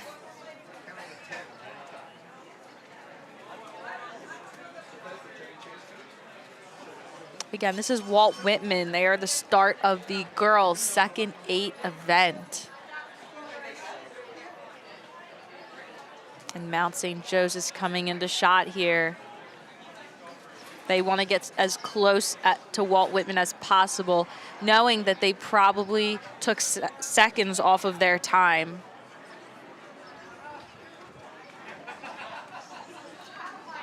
And the Mount also trying to keep their distance from Morristown. Oh, my apologies. That's actually Bethsada Chevy behind them in 626. Morristown is in the next lane. Walt Whitman looking pretty solid here. Very solid as they come to the end of the island, into the grandstands. Final 15 or so.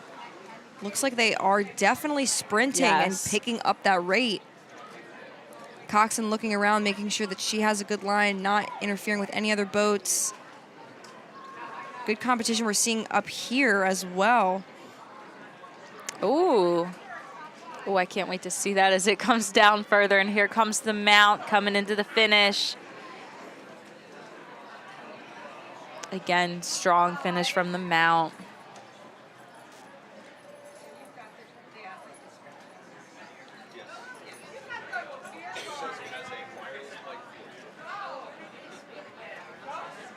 Trying to make out who we're looking at here.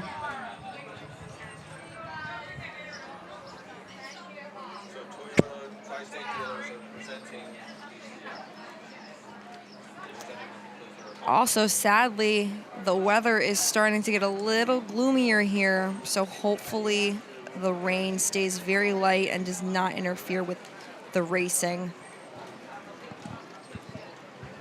Coming down right now, we have 626 Bethsada.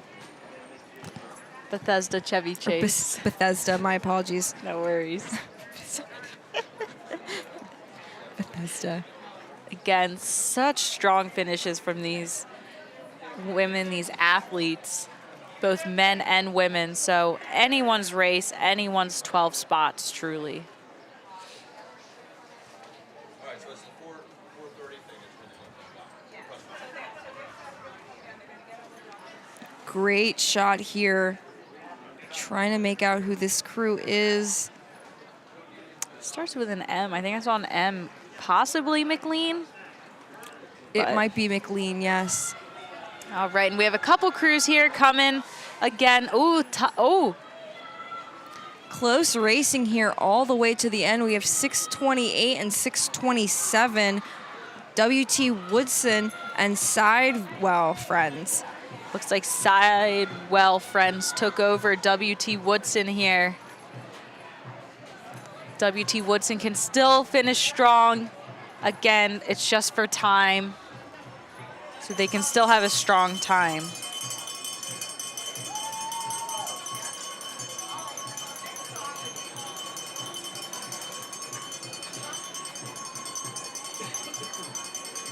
Coming through, we have 634 Jefferson.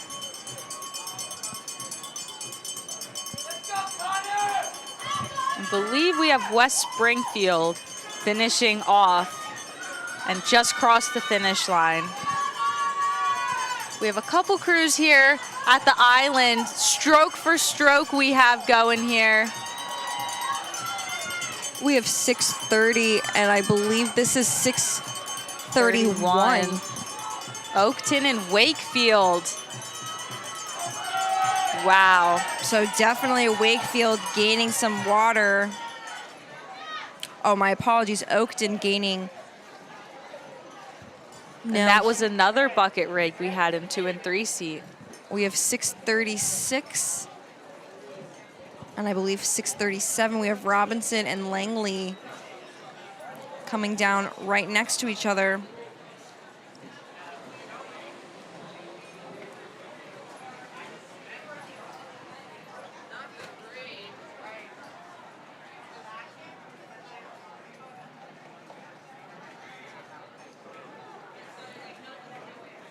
Great lines from all of the coxswains as well. You can see their lines through the water as they're leaving that trail.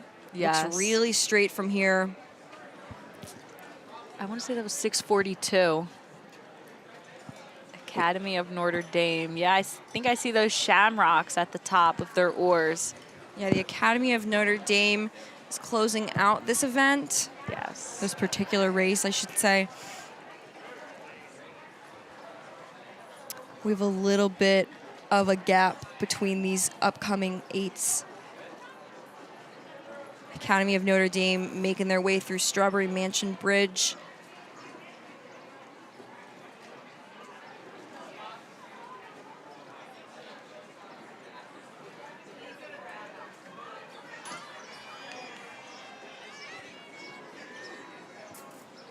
I think that was 6:34, Jefferson. Jefferson with their finish. Yes.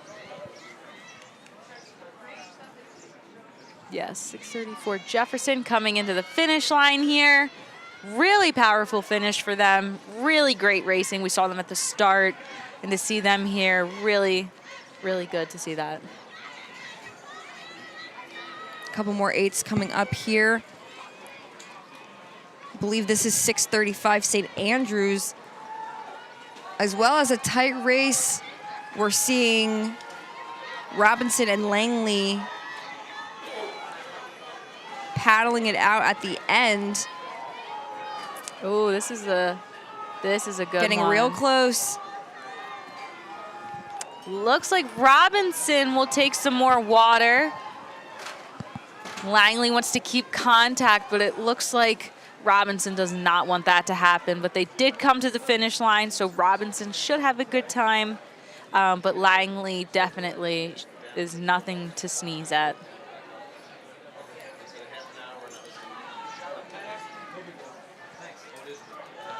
We have some more of the 8s coming down. I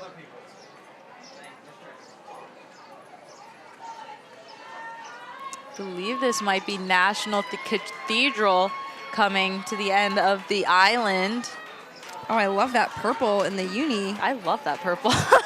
They look really great. National That's a beautiful Cathedral. purple. Really good finish for them as well. Yeah, giving it a strong sprint at the end. Great gap between Cathedral and the next boat behind. Still waiting. It might be Marion Mercy. Yes, the Golden Bears of Marion Mercy. Good finish for them as well. They're looking strong as they come into the finish. Oh, they're picking it up. You can definitely tell that they're sprinting. They're going for it. They're going for a fast time. Love the hats, love the ribbon. Very clean sprint here from Marion Mercy.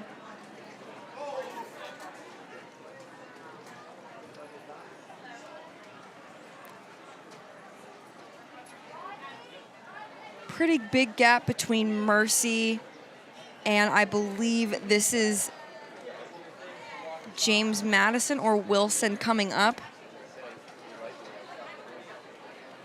Past the end of the island now.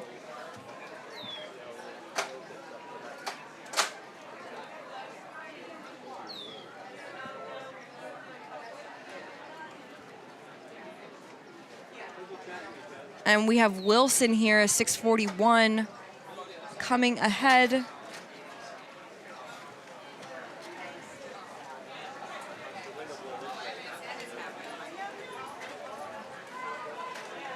And the rain is picking up slightly. Does look like it is starting to rain a little bit. Starting to drizzle here.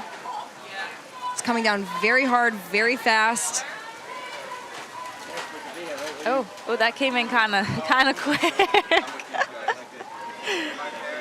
Feeling bad for these kids as their competitors got better water on their sprints. Sometimes it's just how it works in the sport.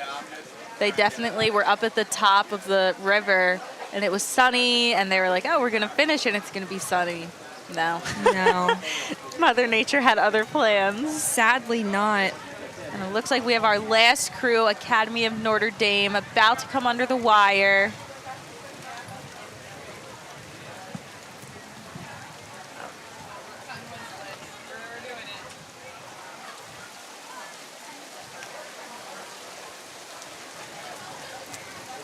definitely feel really bad for these ladies. That definitely came out of nowhere and Definitely did just come out all of at nowhere. once. Yeah.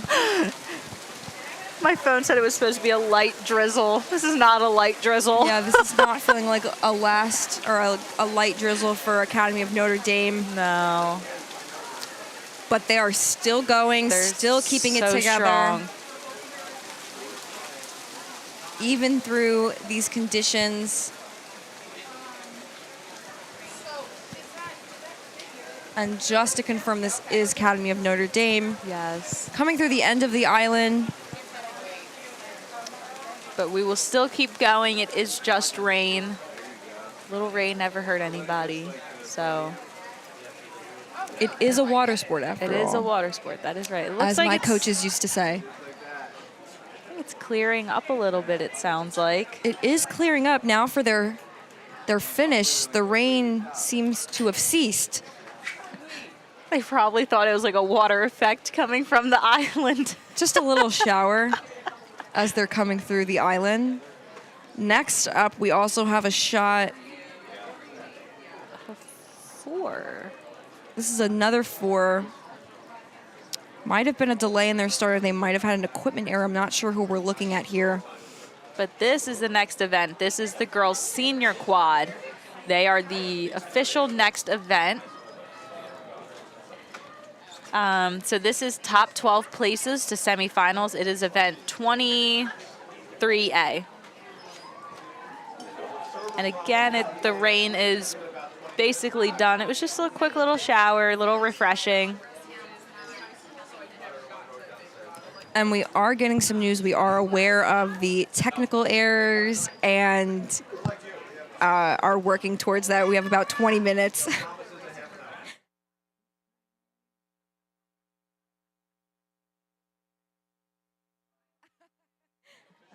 Quit our crew?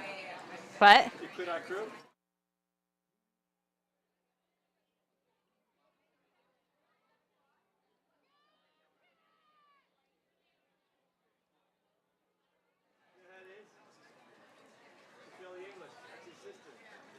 Coming through, we're seeing That's all Angelo, your brothers. 497. I believe this is a rerow.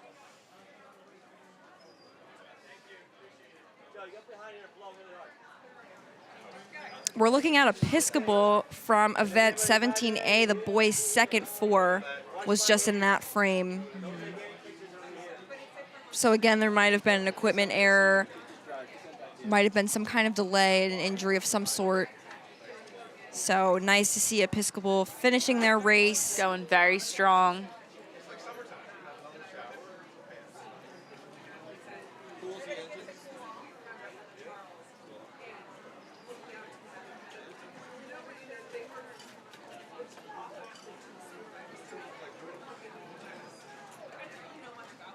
And it looks like the girls' senior quads are about, the leaders are at about, I'd say either Temple's Boathouse, which is right before St. Joe's Boathouse. Temple's Boathouse is about 1250 left, and then St. Joe's Boathouse is 1,000 left. Next event of the girls' senior quads. We have 21 entries. 12 boats will advance. These are the girls' senior quads. So yes, there are about 20 entries in this event. 12 will be moving on to semifinals. And right here we have 656 Baldwin entering the course now. Just waiting for these crews to make their way down. As we have a shot of these crews approaching, passing St. Joe's, a quick shout out to one of our sponsors. The Stotesbury Cup is proudly presented by Toyota, and Toyota supports the Schuylkill Navy's 365 days a year effort on behalf of the rowing community, including river stewardship, ensuring river user safety, and developing rowing talent at every level. So thank you to Toyota. Looking at 658 here, might have been an error. Oh. I believe we're looking at 6:58 Justice. I'm not sure. They might have had an equipment malfunction. Coming down the course now. Believe we should have Conestoga in the front, followed by Haddon Township, and then Ridgewood. I think that might be Haddon Township. I think this just might be by Haddon the Township. red, yeah. This might be Haddon Township in the lead currently. Oh, wait, it looks like Conestoga might be coming under the wire. They're just right out of sight on... Oh, Conestoga was just right out of sight. They are leading.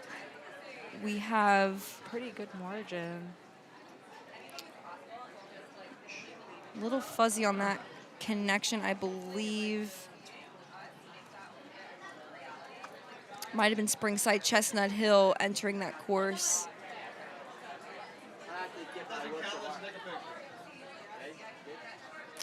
And here at the end of the island, we have Conestoga. That is our friends from Conestoga.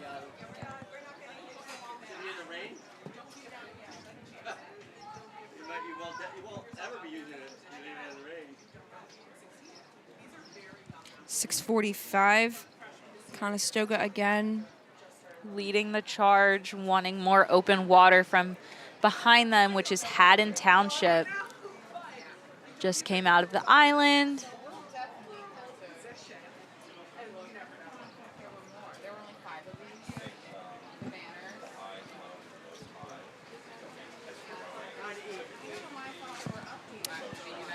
Good start for that crew that we saw. Wasn't able to get an exact bound number, or I'm sorry, they were coming to the finish. That was Haddon Township at the finish. We have 6:48, Agnes Irwin.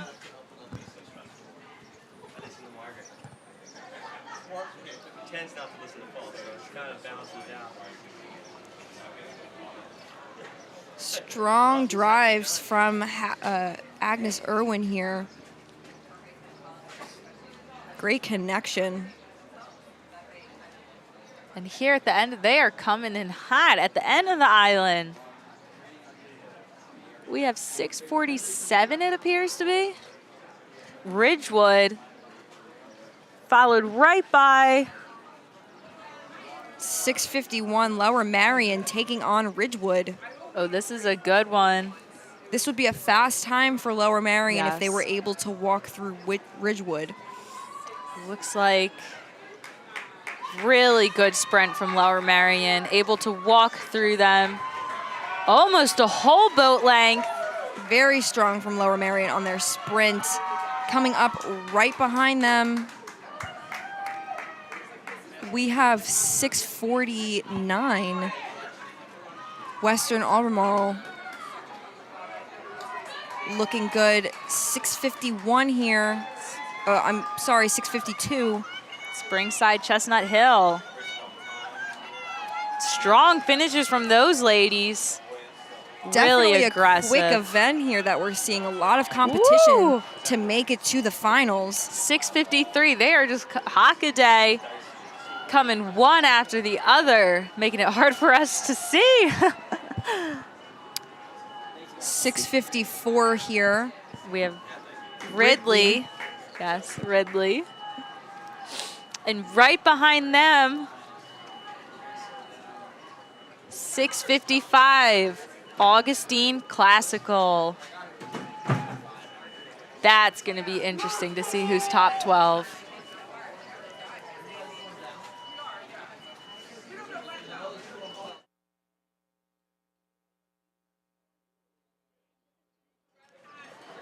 All right, and here we have 6:56, it looks like. Baldwin taking their final strokes to this finish line.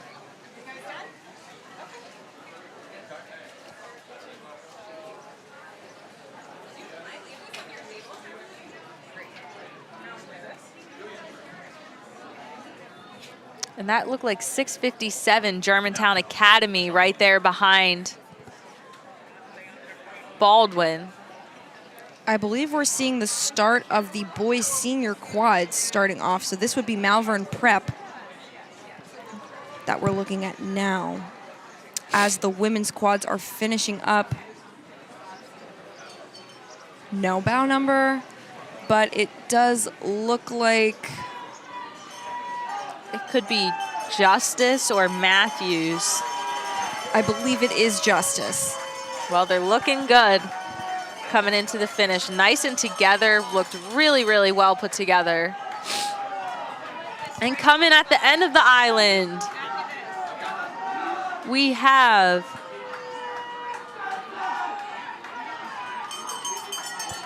$6.58. That is Justice. This is Justice.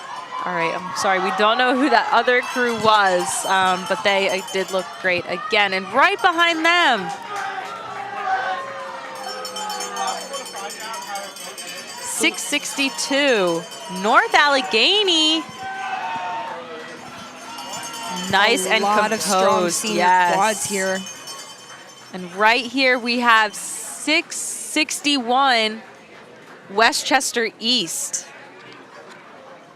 Really good showing for them as well.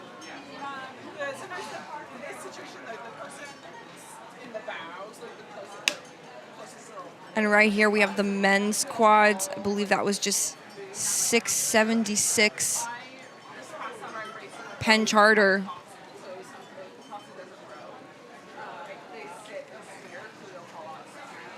We have some crews here finishing their 1500 time trial.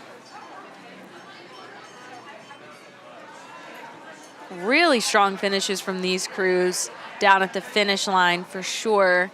And as we see the men, it looks like, there we go. Looks like he might have caught a crab, but get that out of the way before he starts and then don't have to worry about that throughout the race.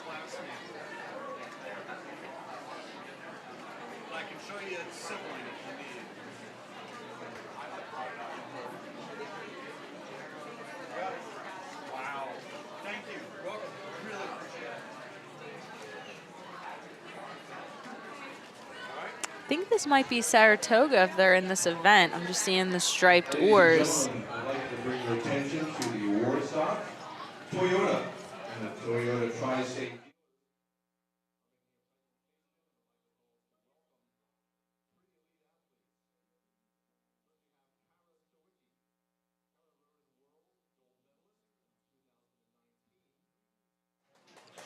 Right here we have 665.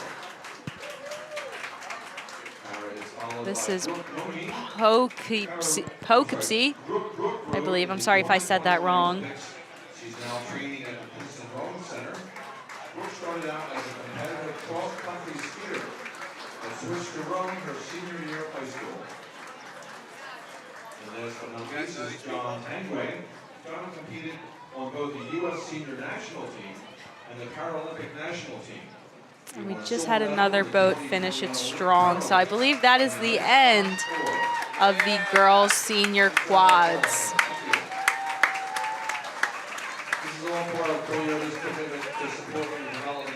Watching Conestoga and Haddon Township coming in hot.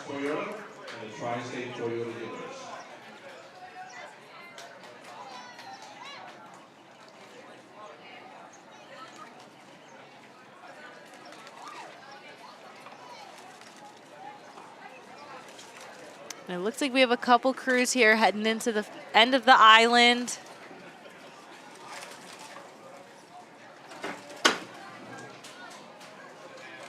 We completed the girls' senior quad event. Next event is on the river now. We have 668 here. This is Malvern Prep. And right behind them, we believe is Conestoga. And you're looking at Germantown Friends starting off their time trial. A really fast finish from Malvern. Conestoga coming right up behind them. Yeah. Roman is up next. I can see them coming through right at the middle of the island, followed behind Lower Marion and Haddon Township right behind them.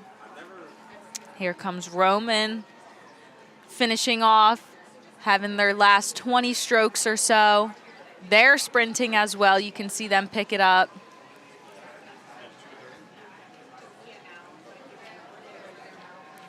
And it looks like Haddon Township. Looks like they're picking it up as well. They might have walked through Lower Marion possibly. Looking really strong as they come into this finish here. Very together, Haddon Township. Good, strong finishes, strong catches, nice drive, all together. Great, great performance by them. Right here we have Lower Marion following 674 Springside Chestnut Hill. And right behind them, we have 673 Ridgewood. Wow, they're keeping us on our toes today. Really fast boats in the beginning here. Yes. To start this event. Great start for all of these crews. And here we have another bunch coming. Oh, this is going to be a good one too. Believe we have 676 Penn Charter. Followed really close by. I'm going to say six. I believe that's Ridley. I was going to say 679 Ridley, yes. And then I can't make out that's 77, so that's North Allegheny as well, staying with them.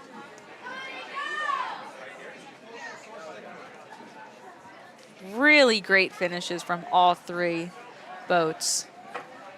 Well, these are the senior events that we're looking at now, so these should be the most technically proficient and advanced boats that we're watching today. Yes. We have more boats here. 681. Niskayuna coming into the finish. And right behind them, it looks like Germantown Academy, 675. Nice finish for them as well.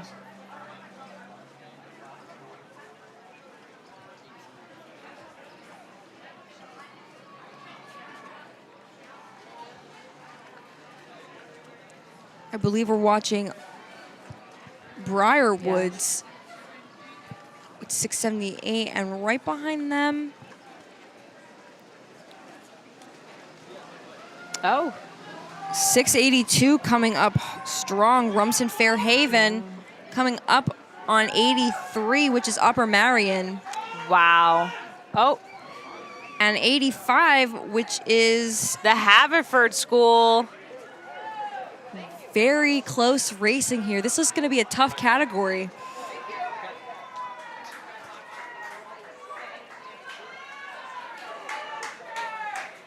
That's going to be very 684 here coming into the finish. Western Albemarle.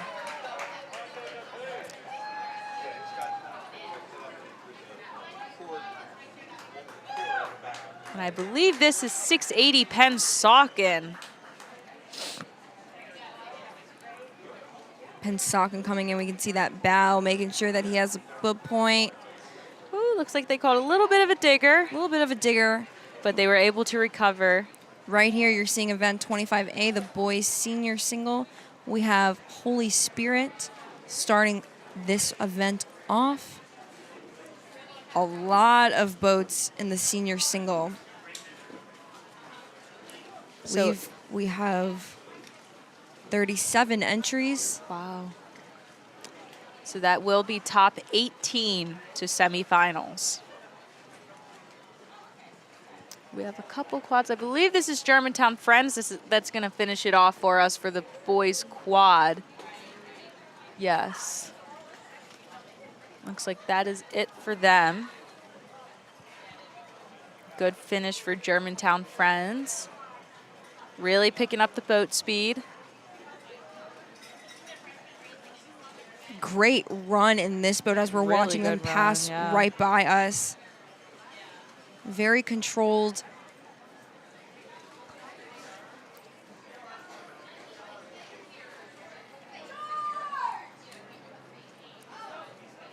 Trying to make out, I believe we're seeing Upper Marion in that shot.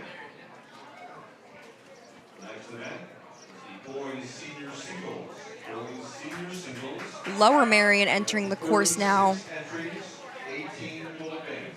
So that might have been great bridge. Oh, and it looks like they're about halfway.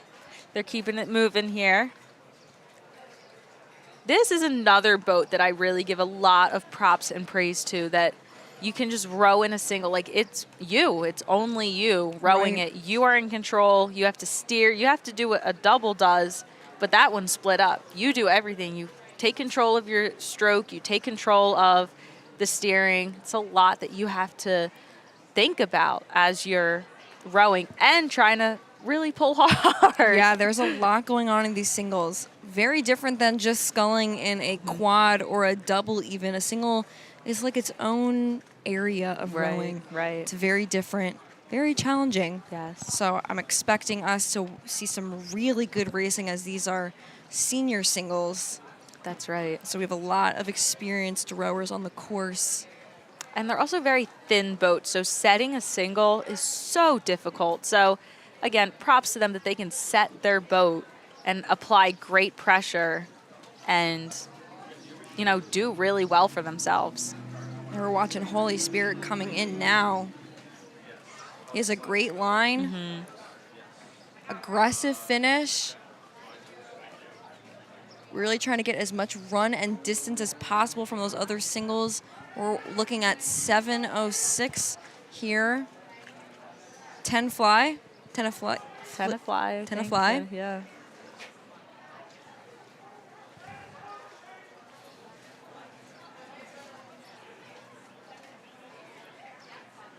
And the thing about a single is you can't be afraid to be in it, but at the same time, it's so easy to be afraid.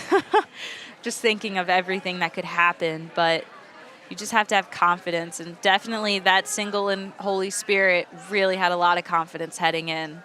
And here we have 691, Niskayuna. A lot of confidence here as well. You can just tell he's just going. He's telling himself, I'm going. He's almost there. He's got it.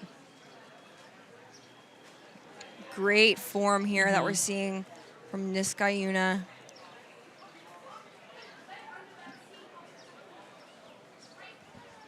On shot here, we have 709 entering the course. Northern Valley, Demarest. Another single coming down here. And this is a big category. It is a very big 37 category. entries, top 18 places to semifinals. Very competitive. Still got that shot of 10 fly.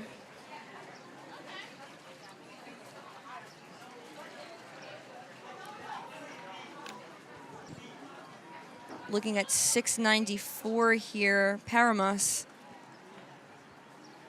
He has great control over his stroke.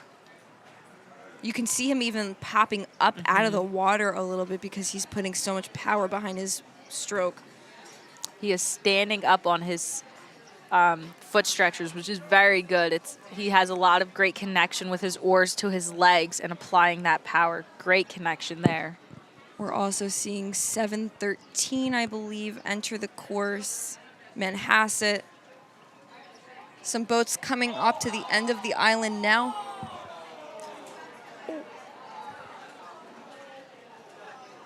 S 696 again here. Haverford High School.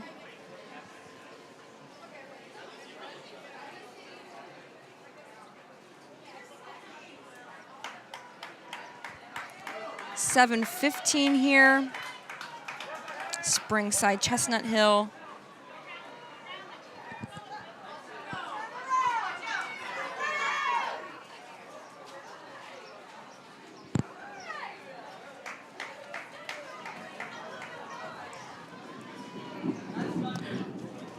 Oh, and I think we might have just heard a little bit of thunder. Okay, well, we have 693 on the course.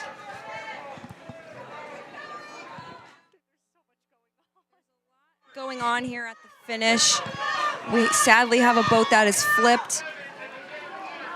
Got a lot of boats finishing. We have 697 here. we have a lot of boats that need to watch out because he's right under the finish line bridge. So 698 finishing here. Western Albemarle. yes. A lot going on here at this finish line as the refs are trying to keep everything safe so that that other single who flipped can get through. We have someone coming through the end of the island now, finishing their race. I believe this is 699. Great bridge. I believe so. And oh, we got a couple right behind him.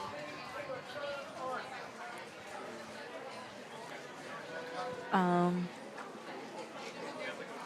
believe that's 701, I want to say. Maybe. 701, 703. So we have Don Bosco in that yellow boat, and we have Seton Hall Prep in that white boat coming into the finish.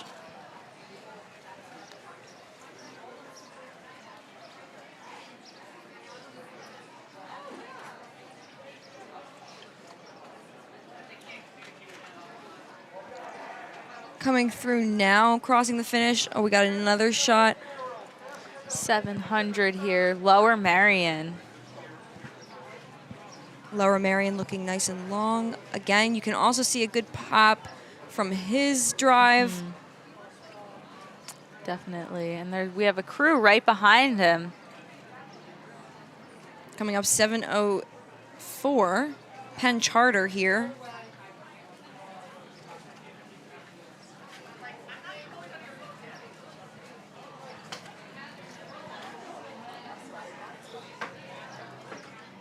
So this one we have 705. We have Roman Catholic finishing it strong. Good finish from Roman Catholic. And as we pan up, we have our friend from Tenafly. We saw at the start. Here he is at the finish.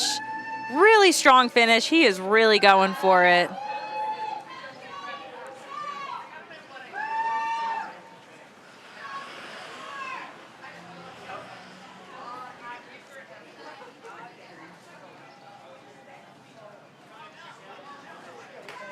.707 here. We have Bishop Moore. Germantown Academy should be right behind them.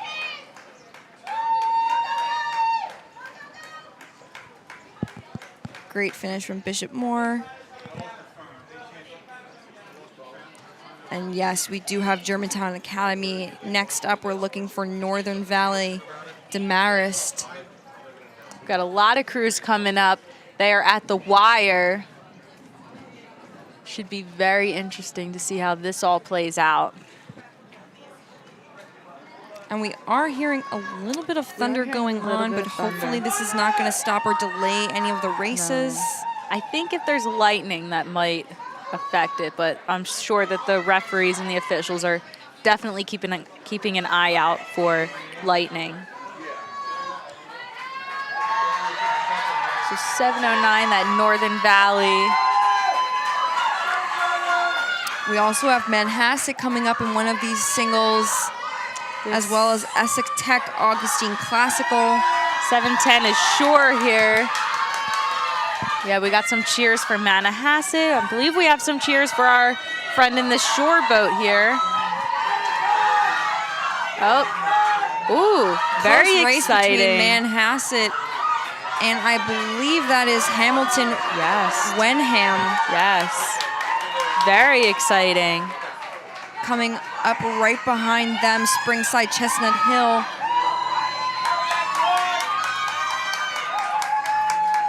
Possibly Augustine Classical. So that was Essex Tech that just finished. And Augustine Classical. That is Augustine Classical. No Springside Chestnut Hill yet. And here we have one. Now we have Springside Chestnut there Hill. He is. There he is. Knew he was coming. He was easy. Yep. 7:17 now, Wilmington Friends. Waiting for the last couple boats to cross the finish line.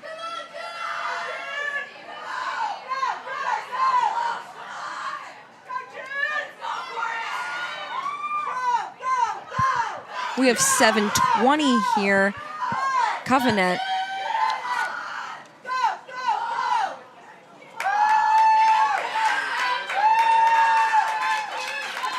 And again, I want to give credit to the singles. Very challenging mentally, physically, yes. to go through these races. You're only racing by yourself, motivating yourself. Close racing we're seeing here with 7:24 and 7:21. So we have Shenandoah and Fort Lee. So Shenandoah looks like he took over 7:21. Great racing. A Really, great jump yeah. on that catch. Good control, good jump. Amazing race right there. It's my favorite, seeing the boats jump a little bit Yes. in the water so you can really see how much they're driving. 7:27 here. We have Notre Dame College School.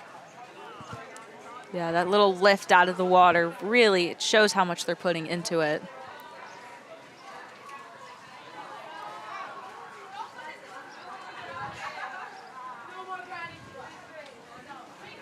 And last but certainly not least, we have Great Valley closing out his race.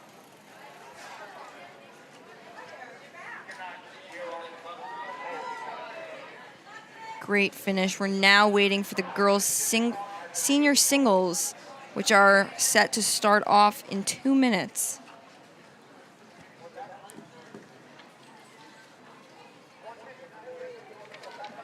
And while we're waiting, the regatta would like to thank its longtime apparel partner, N&D.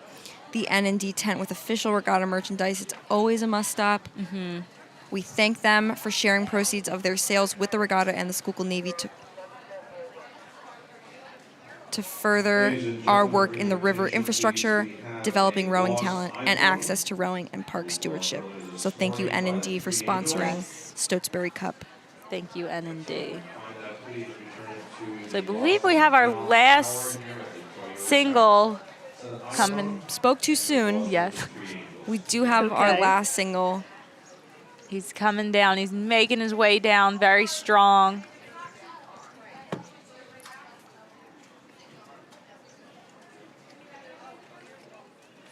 So we don't have a... This is 7:23. This is Boys Latin of Philadelphia coming on the course.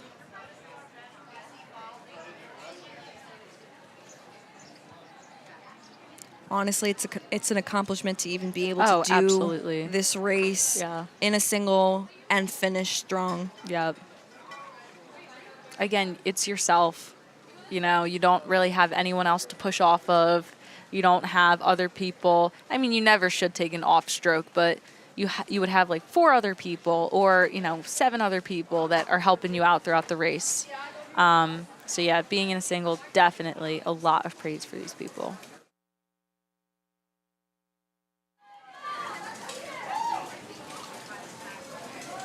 So great as we have Boys Latin of Philadelphia closing out. About 20 more strokes left. A lot of cheers for him in the grandstands. Finishing it strong.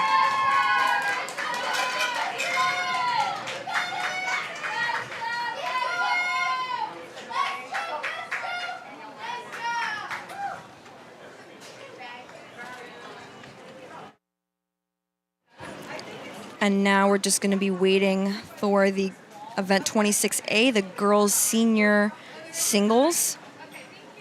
This event is top 18 places to semifinals. So I believe we have to wait about 20 to 30 minutes, I believe, until the thunder after the last clap of thunder. So they started their timer. They're waiting for the next, or we're waiting. So we're hoping that was the last clap of thunder, so then we can be on the move very shortly.